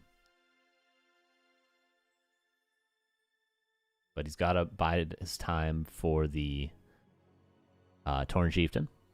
He just doesn't have a shop either. Is there anything at the tavern right now? Doesn't look like it just yet. Should Chain Lightning while he can. He's about to be out. It's Mountain King for Infi. Surprised, but maybe he's just building the Mountain King because he has nothing at the tavern anyway, and he'll cancel it and get something, but yeah, the shop being either forgotten about or delayed for too long is really hurting FoCuS right now. TC's out. Oh, Stomp. Not compromising with his skill choice to help deal with the footman.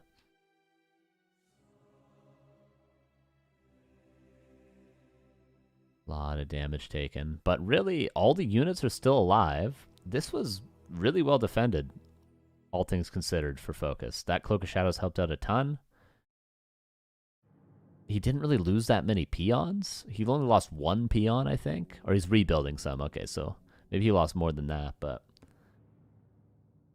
at the end of the day, like, no burrows lost, no units lost, Farseer's still alive, and the tech is about to finish. Like, the bestiary, pretty much really good from FoCuS. He could have easily lost the game to that. And I think if Infi had gone for a Beastmaster immediately at tier 2, he probably would have.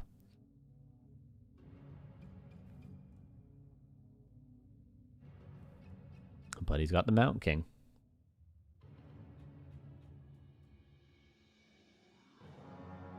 Oh, stomp to get the last hit. Did he get it? Yeah, he did. Shop is about to come up. Still no units lost from FoCuS, but the TC does eventually drop. Something had to crumble for FoCuS after all this time.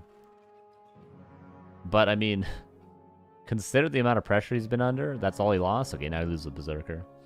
3 peons died? Okay. Still, like, overall, really good. He's rebuilt all the peons now, though. In fact, even rebuilt one extra.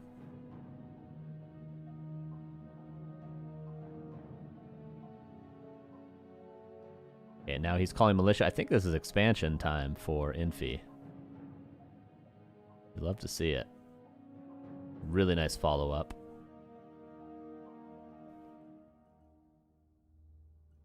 And then the Mountain King can creep up. Maybe he's just doing this to creep the Mountain King, but I think he's going to expand.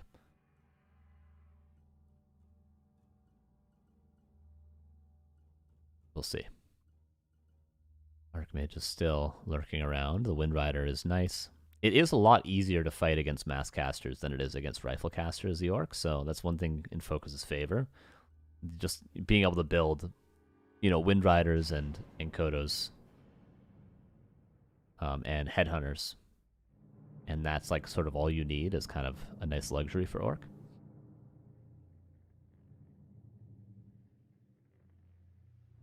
Denying the Water Elemental. And Militia are staying around, so that will be an expansion. And Infi with the Archmage making sure it's not going to get denied. Even leaves the priest there to get rid of any wolves that might harass.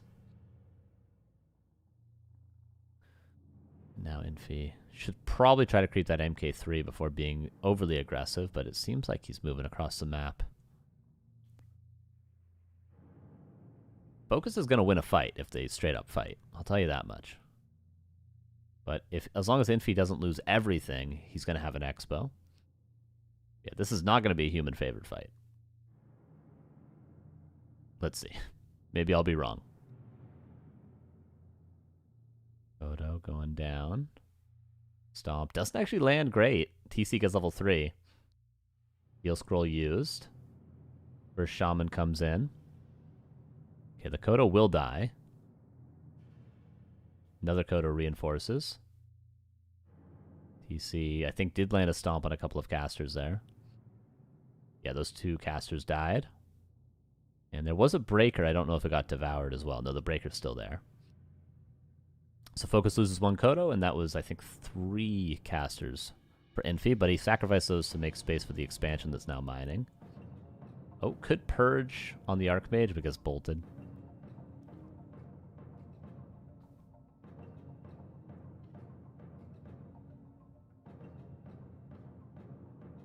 Kodo goes back to devour that footman that's pressuring the Great Hall.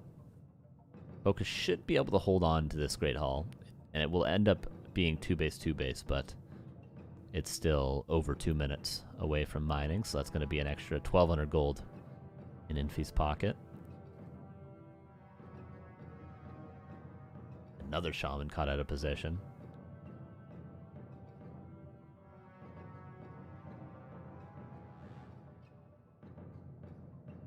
Mountain King's close to level 3. That's going to be a big upgrade. TC. Did he dodge a bolt there? I'm not sure. Oh, he had a positioning for a stomp there, but he did not use it. Instead, town portals away. Wind Rider needs 1 more hit on the Berserker. Doesn't get it. Did get a breaker at the end, but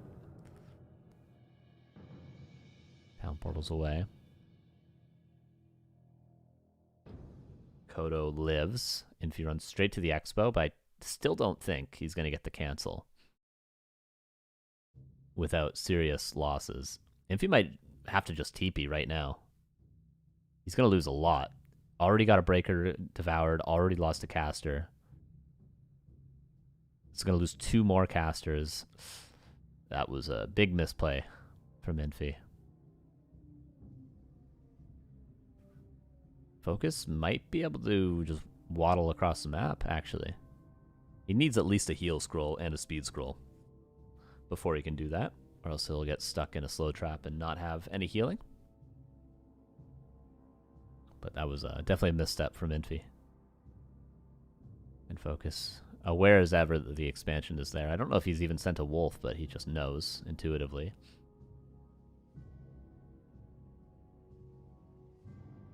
There's going to be level 3. But Infi now has to defend his expansion, and FoCuS is going to be mining on 2 bases. Okay, so here's a big fight, but is this going to be any more human-favored than the last fight? Seems like, with Militia, with that upgraded Mountain King level. No speed scroll, just a heal scroll. And a potion of invulnerability. But no way out of this fight if there's a bunch of slow. Nice clap. Heal scroll might already have to be burned. Stomp hits the Berserker, Mountain King, and the Priest. Ooh, Militia fighting the Wolves. That's nicely done from FoCuS. Heal scroll still being saved. Oh, the Ogre Mauler. That's a nice play from Infi, as expected. Always doing more than just what you see on the screen. Heal scroll used. Shaman has just enough mana to get rid of that water elemental. Push and vulnerability was already burned, and now there's no speed scroll. The TC's just dead. Purges it away. Oh, there was no bolt in time. But something's going to die because you have no way out. There goes the TC. And GG is called. 1-0 for Infi. And honestly, after that early game, you'd expect it, the amount of pressure he put on FoCuS. It was impressive enough that FoCuS made it to that point. Really. Yeah, solid game plan from Infi. No GG? Yep, there's a GG. And 1-0. 1 game away, potentially, to have our second player qualified today.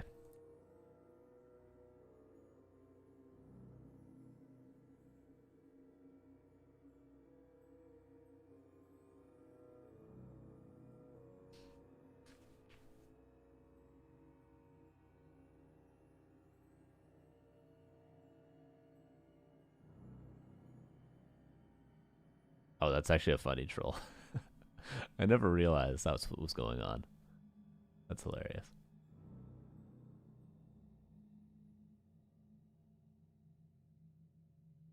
Okay, what is map 2 going to be? Obviously not Terranus Stand. Probably not Lost Temple. My guess is going to be Concealed Hill.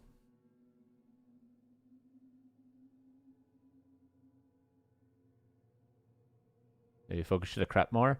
After that forced town portal at his expansion, in hindsight, that push wasn't working. Like, just no speed scroll, no TP. I'm really surprised that he went across the map like that. And here is map 2. And what do you know? Concealed Hill. Why they pay me the big bucks, you guys.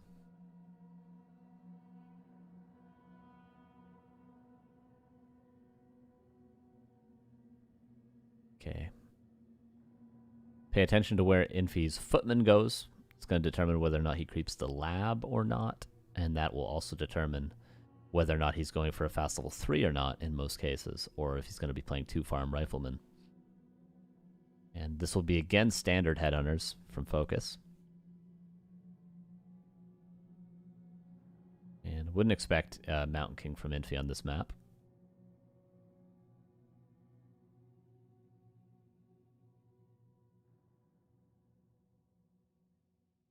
There's the Archmage.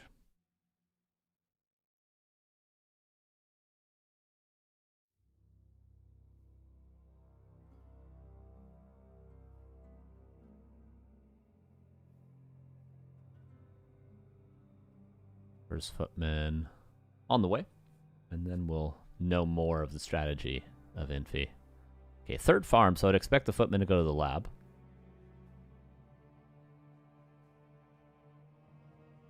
And tower. Yeah, this is definitely going to be a lab creep.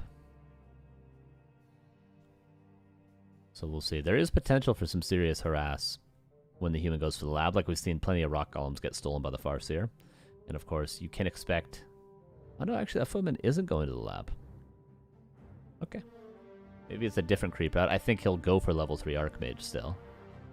But he'll take a different avenue than the lab.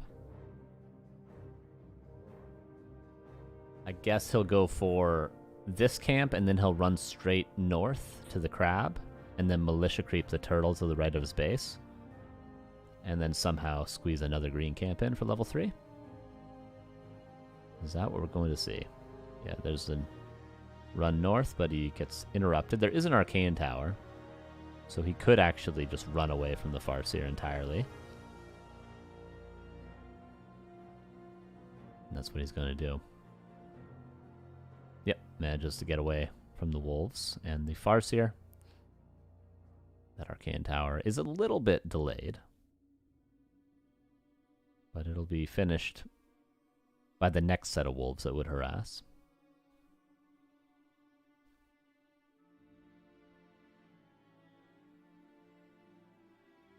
And Infi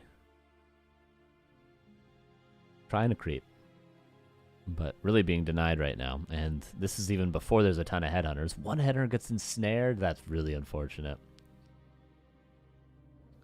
And that's level 2.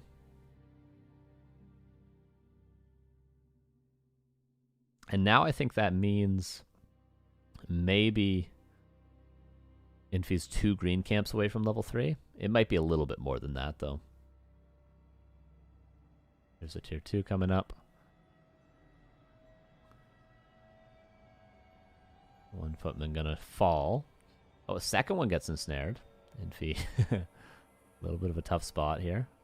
FoCuS needs to get one more auto attack, but he's not able to, unfortunately. And once Infi is able to actually creep this green, we'll see the militia go over to the turtles, but he's just not able to do it yet. Oh, FoCuS does TP. He has to TP because he just can't allow the experience to be given to the Archmage like that. Okay, now Infi finally has the space to creep this, but the headhunters are still here.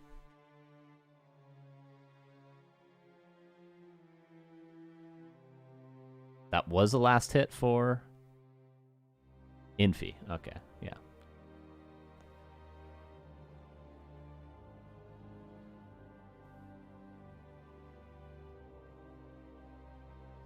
Another ensnare. And that will be a second headhunter going down. Now the militia are called. The Real Handsome, what's up, dude? Thank you for the 9 months. How you doing? Says, let's go, Infi. Merry Christmas to the cast. Thank you. Appreciate you.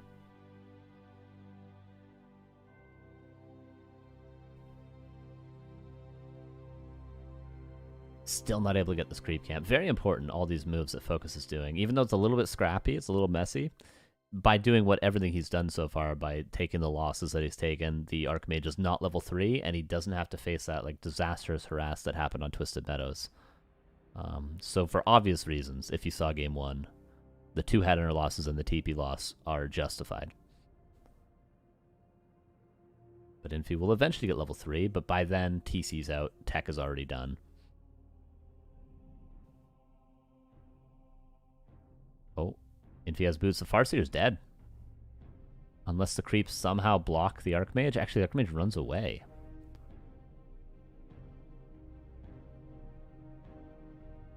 Those footmen all have to heal up before they can come in for the harass. Beastmaster this time? No, he didn't go Beastmaster last game. He goes Beastmaster this game? Am I crazy? He goes tier 3 now, too. Okay, yeah. Okay, sure.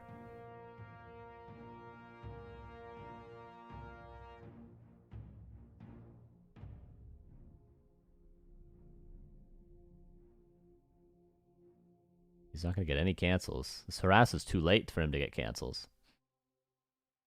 Yes, Beastmaster's going to have no impact at all. Last game, it would have had huge impact.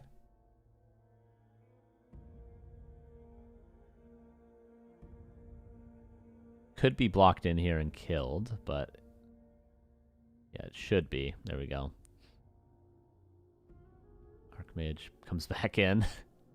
Footmen are coming back in as well, but the Beastmaster will be dead by then. Farseer, gotta be careful. Does Farseer have anything to save himself? No, gets level 2, but still dies. A little too ambitious there for FoCuS. This will be Griffins at tier 3. And obviously no scout is going towards Infi's base, but eventually FoCuS will realize there's no casters when there should be, which will be in the next 30 seconds. If he doesn't see casters, he'll know.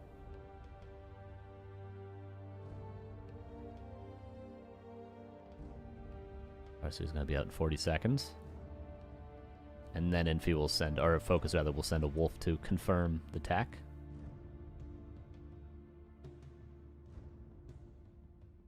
Oh. Purge super late, unfortunately, and the head hunter goes down. Level 2 on the TC. Beastmaster's back out and on the way over again. And by now, FoCuS should realize what's going on, because he has not seen any Priest or Sorks yet. And also based on the fact that Infi's still not going back to expand. If you're going to play 2 Sanctum with this style, you're going to expand by now. But if you're playing tier 3, you're oftentimes going to be continually aggressive to buy time for the tech, because you don't need to creep the expansion. So he should know. And I don't know what the reaction for FoCuS will be to Griffins.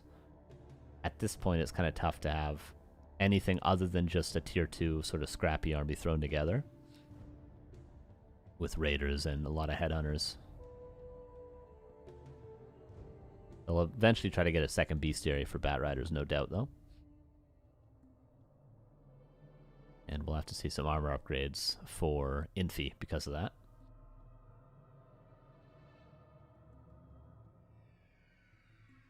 Okay, good timing for FoCuS now. He's expanding, and as long as he leaves a shaman at that expansion he's building, it should stay safe. I think there's one there. He didn't leave a shaman, so that's going to get canceled, but he is against no units pretty much right now, so he can obviously win the fight.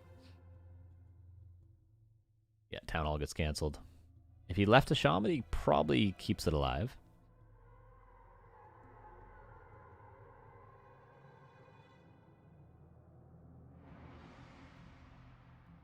Level 3 on the TC.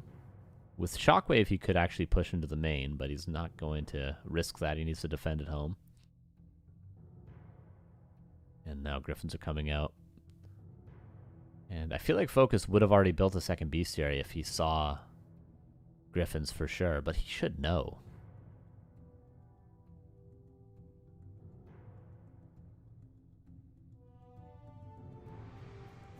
Those water elementals are going to give some more experience, but reinforced defenses is done as well. Now we have the blacksmith for armor upgrades, but there's no Bat Riders to worry about just yet. FoCuS has to know about Griffins. He hasn't actually visually seen them yet, but he will in a second. Right now. He can still win a fight with the army he has.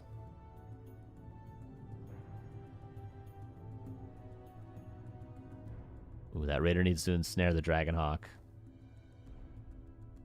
If it can reach. But it hasn't yet. One Griffin gonna go down. Heal scroll used. Paladin doesn't get the Holy Light in time. He didn't deal with that Dragonhawk, surprisingly, but FoCuS is still favored, it looks like, in this fight. And yeah, no second bestiary. He's just building piercing and ensnare. That might be good enough. He's trading decently, but there's no expansion coming up behind this. Militia called.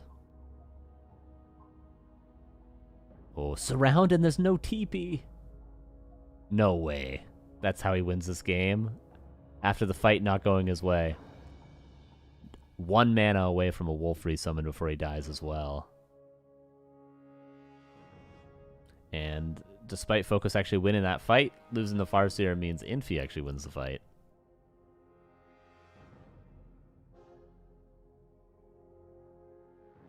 And now, full tech down and no expansion. If you're on 2 bases the Orc, obviously it's fine for you against Griffins. But 1 base, you need to continuously fight to keep the Griffin numbers down. Like, you cannot allow them to get up to 50 supply Griffins with 3 armor upgrades.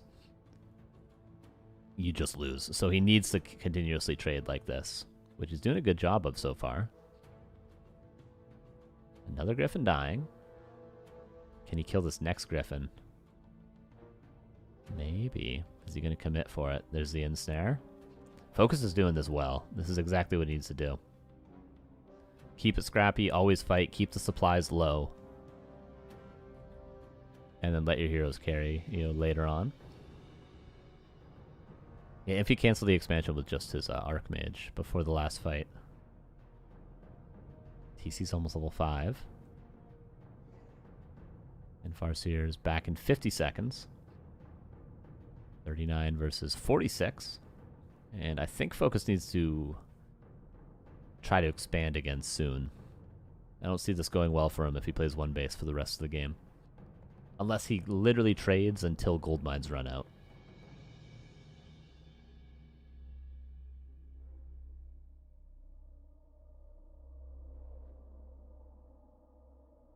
Wakes up the creeps, loses the raider. But FoCuS comes back in, and the Farseer is going to be joining in a second. Infi gets the red drake. Needs Paladin level 3, I would say, to really not lose Griffins like he is. Another one goes down. And TC's about to be 5 after this bear. There it is. Another Griffin going to go down. I feel like we might be going game 3. It hasn't looked pretty for FoCuS, but he's kept Infi on low enough supply. Never a critical mass of Griffins. And now the TC's 5. And the Stomp is just going to kill everything. On the ground, at least. And everything that's ensnared, like that Griffin. Unfortunately, the Shamans for FoCuS are out of mana. So Infi turns it around for a second. Supply even.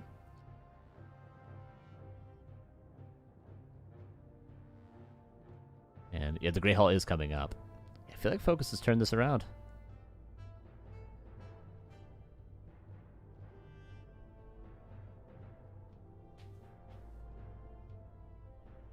Alman goes to the fountain. More experience going to be fed to these Orc heroes. But Infi's trading it for the experience at the fountain, so it's okay. Farseer almost 4. But he's already got level 2 Chain Lightning. Paladin to get level 3, that's a huge upgrade. That's what Infi needed this whole time, was Paladin level 3. Because now the Griffins just won't be easily killed during 1 ensnare. And look at the positioning at the back of the fountain. But space created for the Town Hall. Or for the Great Hall, rather.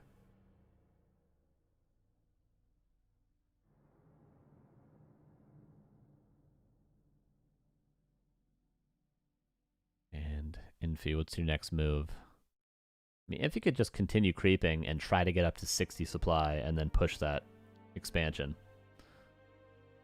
And what FoCuS needs to do is build a second bestiary right now. And start going into bats. Even though they're inefficient, he's going to be on 2 base. He can make it work.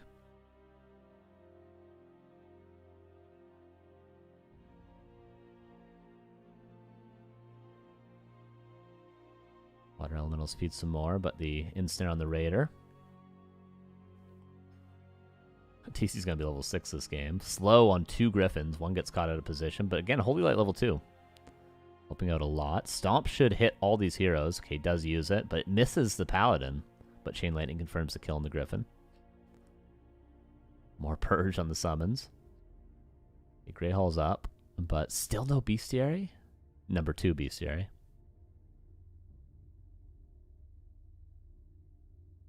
I don't think FoCuS is going to win this without transitioning into bat soon. The Griffin number is getting too high to actually just focus 1 at a time with Headhunters.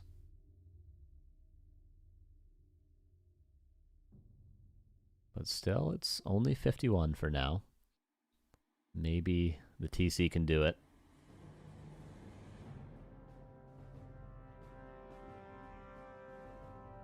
Could maybe force a TP right now. Holy Light is there. No, he ensnares instead on the Griffins. And yeah, there's a town portal. Doesn't lose a Griffin and kills one peon and stops the mining. Says Sonic, what's up, dude? Thank you for the 53 months. How you doing?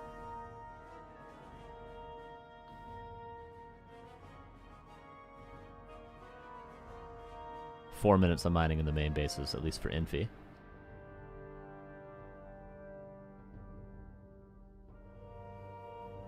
Still even supply. If it goes like 60 versus 60 supply, Infi's going to be favored. But until that point, or let's say like 65, 65. But until that point, FoCuS is fine. Now level 3 water elementals as well. And a level up on the Quill Beast.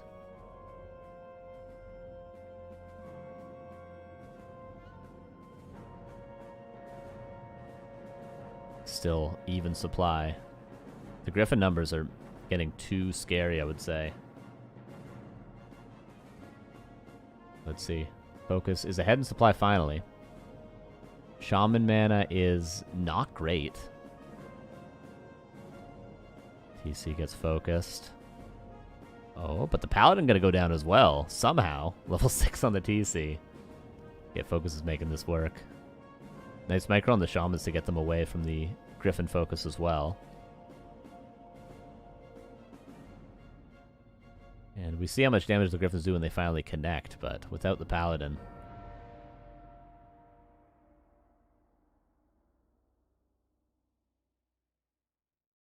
And the expansion's held.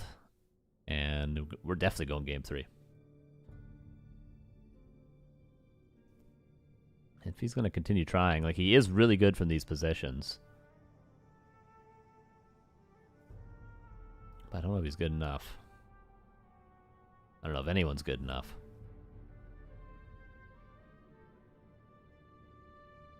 Especially without invis on the summons to continue the harass. You can't really just run them in without being invisible and continue the harass.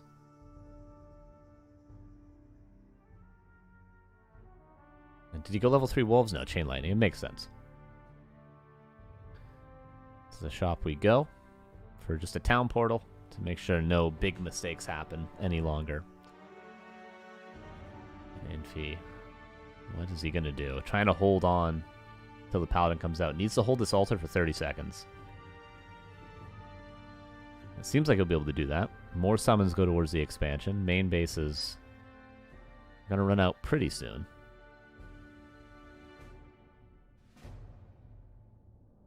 No shamans left behind. Should leave probably at least 2 between the main base and the expansion. Town portaling now.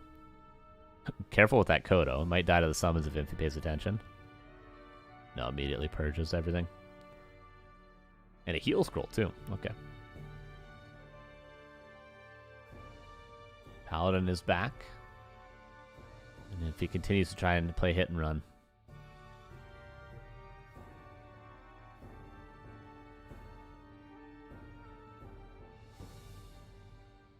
If he's doing a good job. Tier 3 Berserkers with Bloodlust could be an option. That could be an option. I mean, that is one way to play this, is to play one base Tier 3. And to go Bat Riders with Berserker Headhunters and upgraded Kodos and get a Shadow Hunter third, and then go Orb on the TC and just mass Hex Griffins with the Shadow Hunter. That's an option, but you can't expand if you do that. Paladin again, FoCuS. No Divine Shield is kind of hurting him, but are you going to skip Aura? I don't think so. The Griffin numbers are decent. Like, the splash damage is doing good. Is there heal scrolls? There's no heal scrolls. FoCuS is losing everything. Town portal away, but how much is going to die before the TP? That was a great fight for Infi. We see how bad this ground army is when the Griffin numbers are high enough. This is why I said Bat Riders are needed.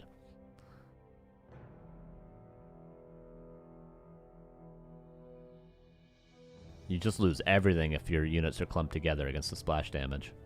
I'm amazed we haven't seen a second Bestiary yet. Like, even if there's 3 armor upgrades, a protection scroll, and level 2 aura, he still has enough economy to have enough Bat Riders. Okay, but the main base is out. Despite that fight, FoCuS has a lot of gold left. That should be level 5 Beastmaster. That bear is hard to get rid of with shamans. And how many we only have 4 shamans right now, and not a ton of mana.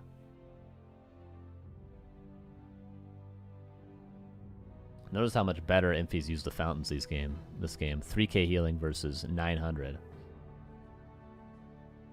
And this is going to be a final push for Infi, which isn't impossible at all. He catches the shamans out of position.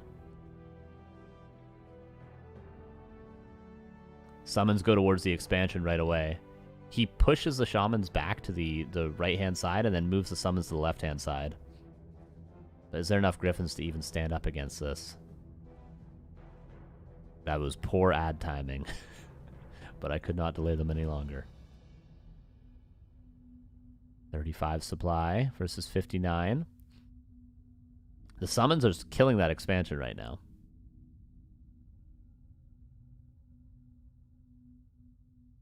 Still not level 3 bear, unfortunately. We might not see one this game. But he does now level up. Stomp on both griffins. Yeah, and Infi just ran out of steam.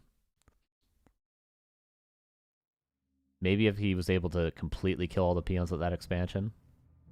Yeah, Paladin surrounded. Push him with vulnerability. Dude, look at the summons. They're putting in work, but TC's about to stomp all 3 heroes. And that'll be 1-1. A nice try from Infi, but FoCuS. Pretty clean. He had a good early game, and then he followed it up with a nice pressure on the Griffins, keeping the numbers always low. And if you stop the human from getting past the 60 supply mark, you're in a pretty good spot.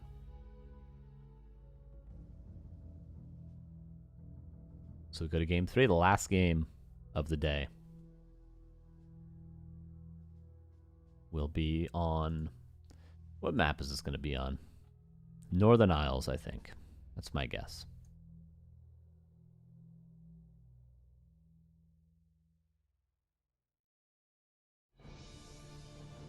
What's up, Brainblaze? How you doing, dude? Wait, I need to update the score.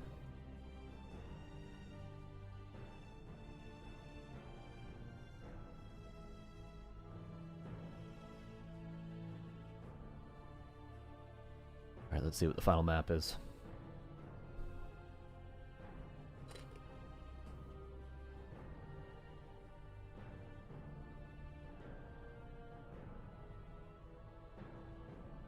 What's up, Juice?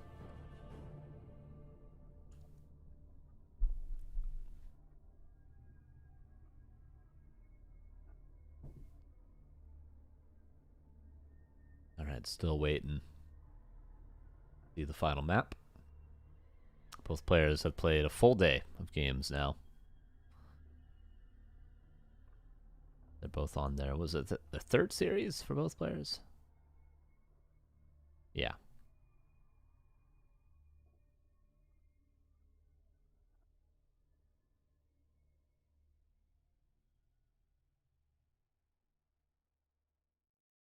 Okay, and here we go. Was I right about the map? Oh, I'm good. I'm good. Pally Rifles! Where's Saul? Someone call Saul. Infi's playing Pally Rifles. Where are you, Saul? Starbucks, Saul, where are you? I've never been more excited. At 7 a.m.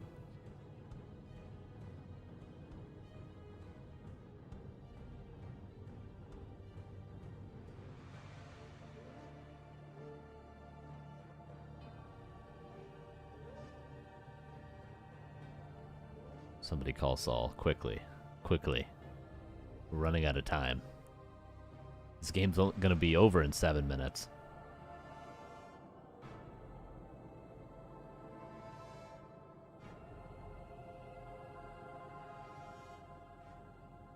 Okay. So many incorrect reactions to Pally Rifles recently when it first came back into meta. and some inefficiencies from the humans as well. Infi is a quick learner, though. The quickest learner of all the human players ever, I would say. So he should have it down, at least for the style he wants to play.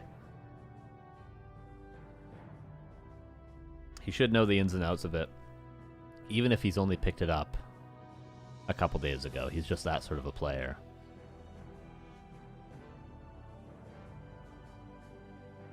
And for the orc side of things, I just feel like every orc player has it wrong. Not claiming that I know what the right way to play it is, it just feels like every orc player is not countering it properly yet. But maybe orc players have figured it out since I last saw this strategy played in a top-level game. Maybe I'm not up to date on the game, so we'll see what FoCuS does. We'll hold judgment until then. So far, just grunts, creeping is good, assuming he's blind countering Pally Rifle, which we don't know that yet, because obviously Pally is late, so you can get a free creep camp. Grunts are better than headhunters. I think this is a fine idea, but he does need to eventually go across the map, I think.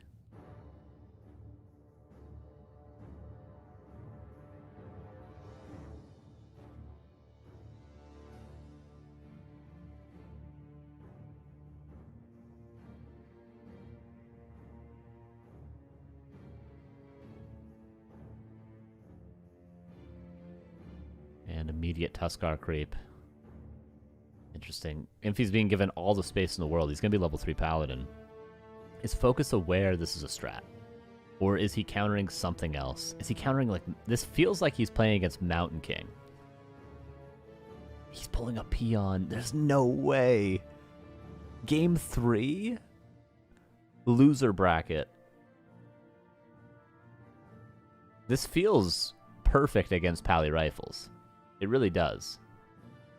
But how does he know that it's Pally Rifles? What is in FoCuS's head right now? What is in his head that he's doing this strat?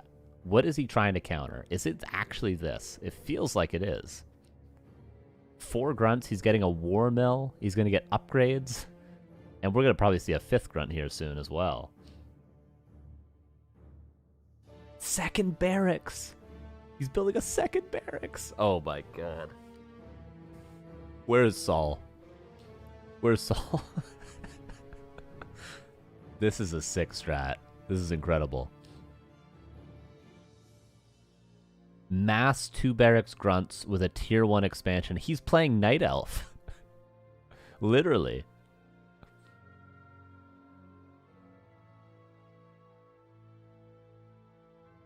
And so far the expansion is uncancelled, and Infi would have to run straight there to cancel it. Alright, let's chill out, account create, okay? You know what I'm saying when I say that, okay? Let's chill. We don't need to take any opportunity to complain, okay? At least take a justified opportunity.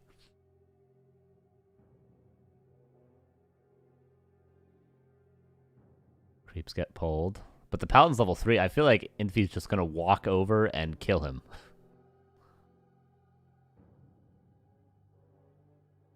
Cheer up, it's Christmas, account create, okay? Cheer up.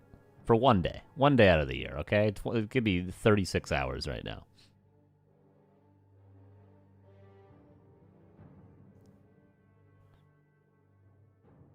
He's trying to make space for the expansion right now, but he's taking so much damage. Okay, the 2 barracks are up. Level 3 Farseer is a huge deal. Wait, Infi forgot his tech? Is this... Infi's tech is very late. Is this by design? I don't think so. I feel like this is a forgotten tech. Am I wrong? There should be a Blood Mage coming out in, like, less than a minute. I would need to go back and see the replay. But more riflemen are falling. And the 2 barracks in production, the expansion is up. Ring of regen value? Absolutely. It's a huge deal. This is such a weird game. And honestly, Infi should have been winning if his tech was on time. Okay, this is going to have to be a town portal. We're going to have to town portal, reconsolidate, and push for the Blood Mage, I feel like. And FoCuS is never going to tech, right? He's just going to keep building units on tier 1.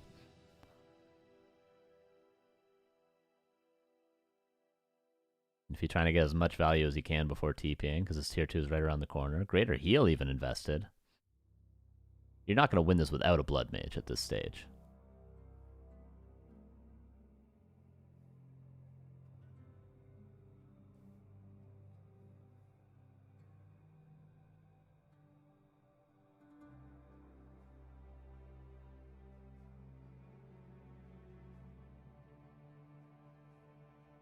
Wolves go down. Tier 2's almost done.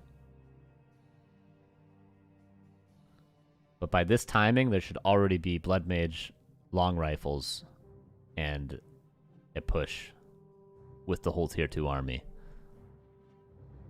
Burrow gonna be cancelled. There's so many units for FoCuS. He's 50 supply. Waiting for the Burrow.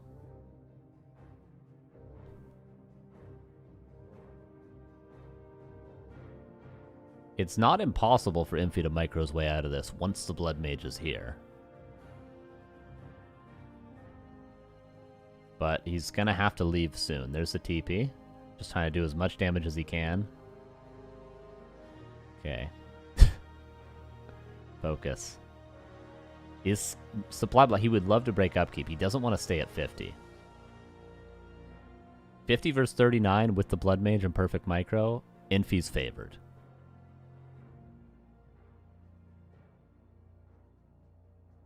Yeah, this is very unique. Infi's not out of this game, though, at all. At this stage. Healing gets cancelled. Chain Lightning. Ankh is not the item he wanted. Probably could sell that, honestly. 900 gold banked. The Burrow being cancelled at the Expo is a big deal.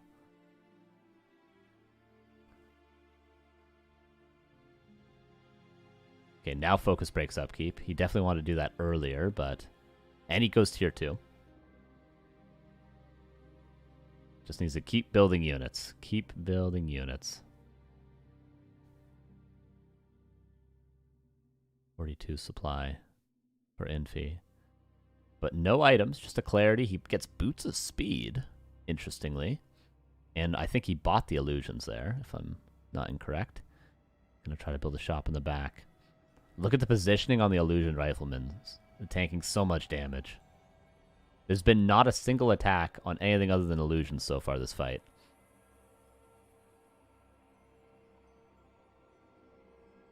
And there's only one target to siphon as well. Without a TC, the Farseer can't really get in range for auto attacks, unfortunately. The TC is normally the sponge for the siphon.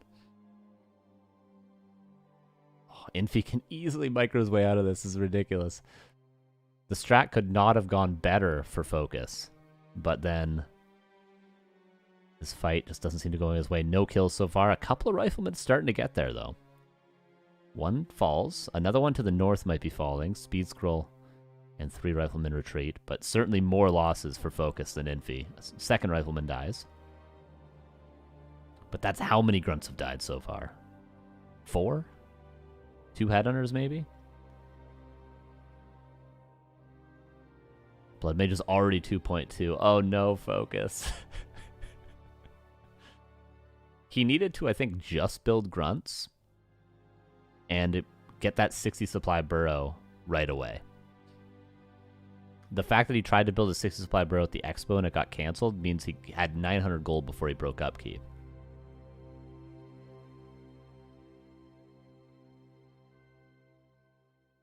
I don't think the headhunters are a good idea. This is getting close to impossible for FoCuS, because the Blood Mage is going to be 3 soon. And the supply is still even. Infi could probably just kill this Expo and then go to the main base and end soon enough. But tier 2 will be done. A second hero could be possible. You can see loss. Oh, right, you can see losses below resources, right?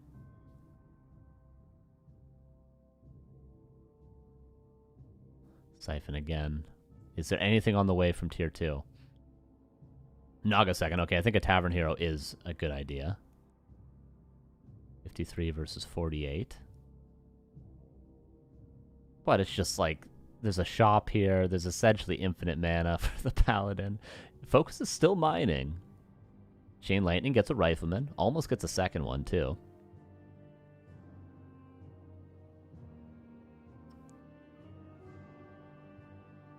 Oh, but he's just running into the meat grinder. Maybe one more Rifleman. Okay, he gets another one. He's getting kills. A couple more Riflemen might die in the back, but no, he micros those away. A third Rifleman falls. FoCuS still mining on the expansion. Supply is still even. Paladin level 5. He went Aura level 3.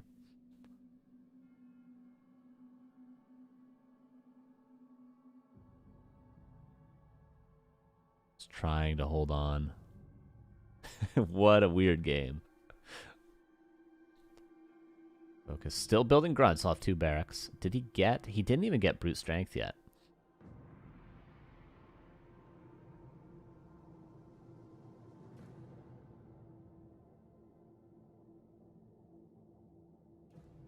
And GG is called. That was a game. But Pally Rifle works in the end. And yet another attempted strategy that doesn't work. I think FoCuS had opportunities to make that work. It's definitely a cool idea. He just needs to clean up a couple of things. And I think it's something. It's something. But maybe he wasn't even trying to counter Pally Rifles with that strat. I think he was, but it could have been something entirely different in his head. But nicely done to Infi. And that's the 2-1. And with that, I think that's the last game today. So Infi's qualified, Colorful's qualified. Here's what the tournament looks like so far.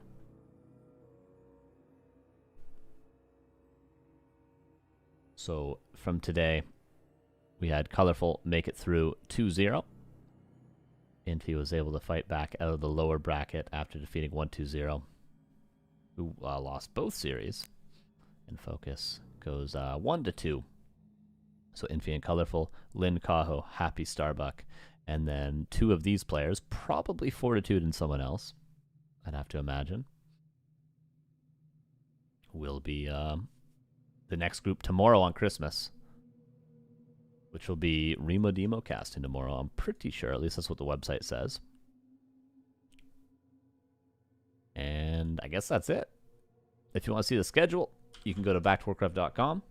That will bring you here. As you can see, more of this tournament all through the weekend, all through Christmas as well. So tomorrow should be Remo Demo. And then Friday, Saturday, Sunday will be Neo, unless he wants me to cover one of those. I'll be around, Neo, just letting you know. If you want to know, you can support the stream. You can go to backtowarcraft.com/support. That'll bring you to this page. We have a patreon.com, or a patreon.com/backtowarcraft. You can give us a Twitch sub. You can give us a YouTube membership. It's like a Twitch sub, but on YouTube. Thank you for everyone watching on YouTube. I don't read the chat, but appreciate you guys. We need to get an integrated chat so I can see both at the same time. Maybe I'll figure that out, but thanks for watching over there as well.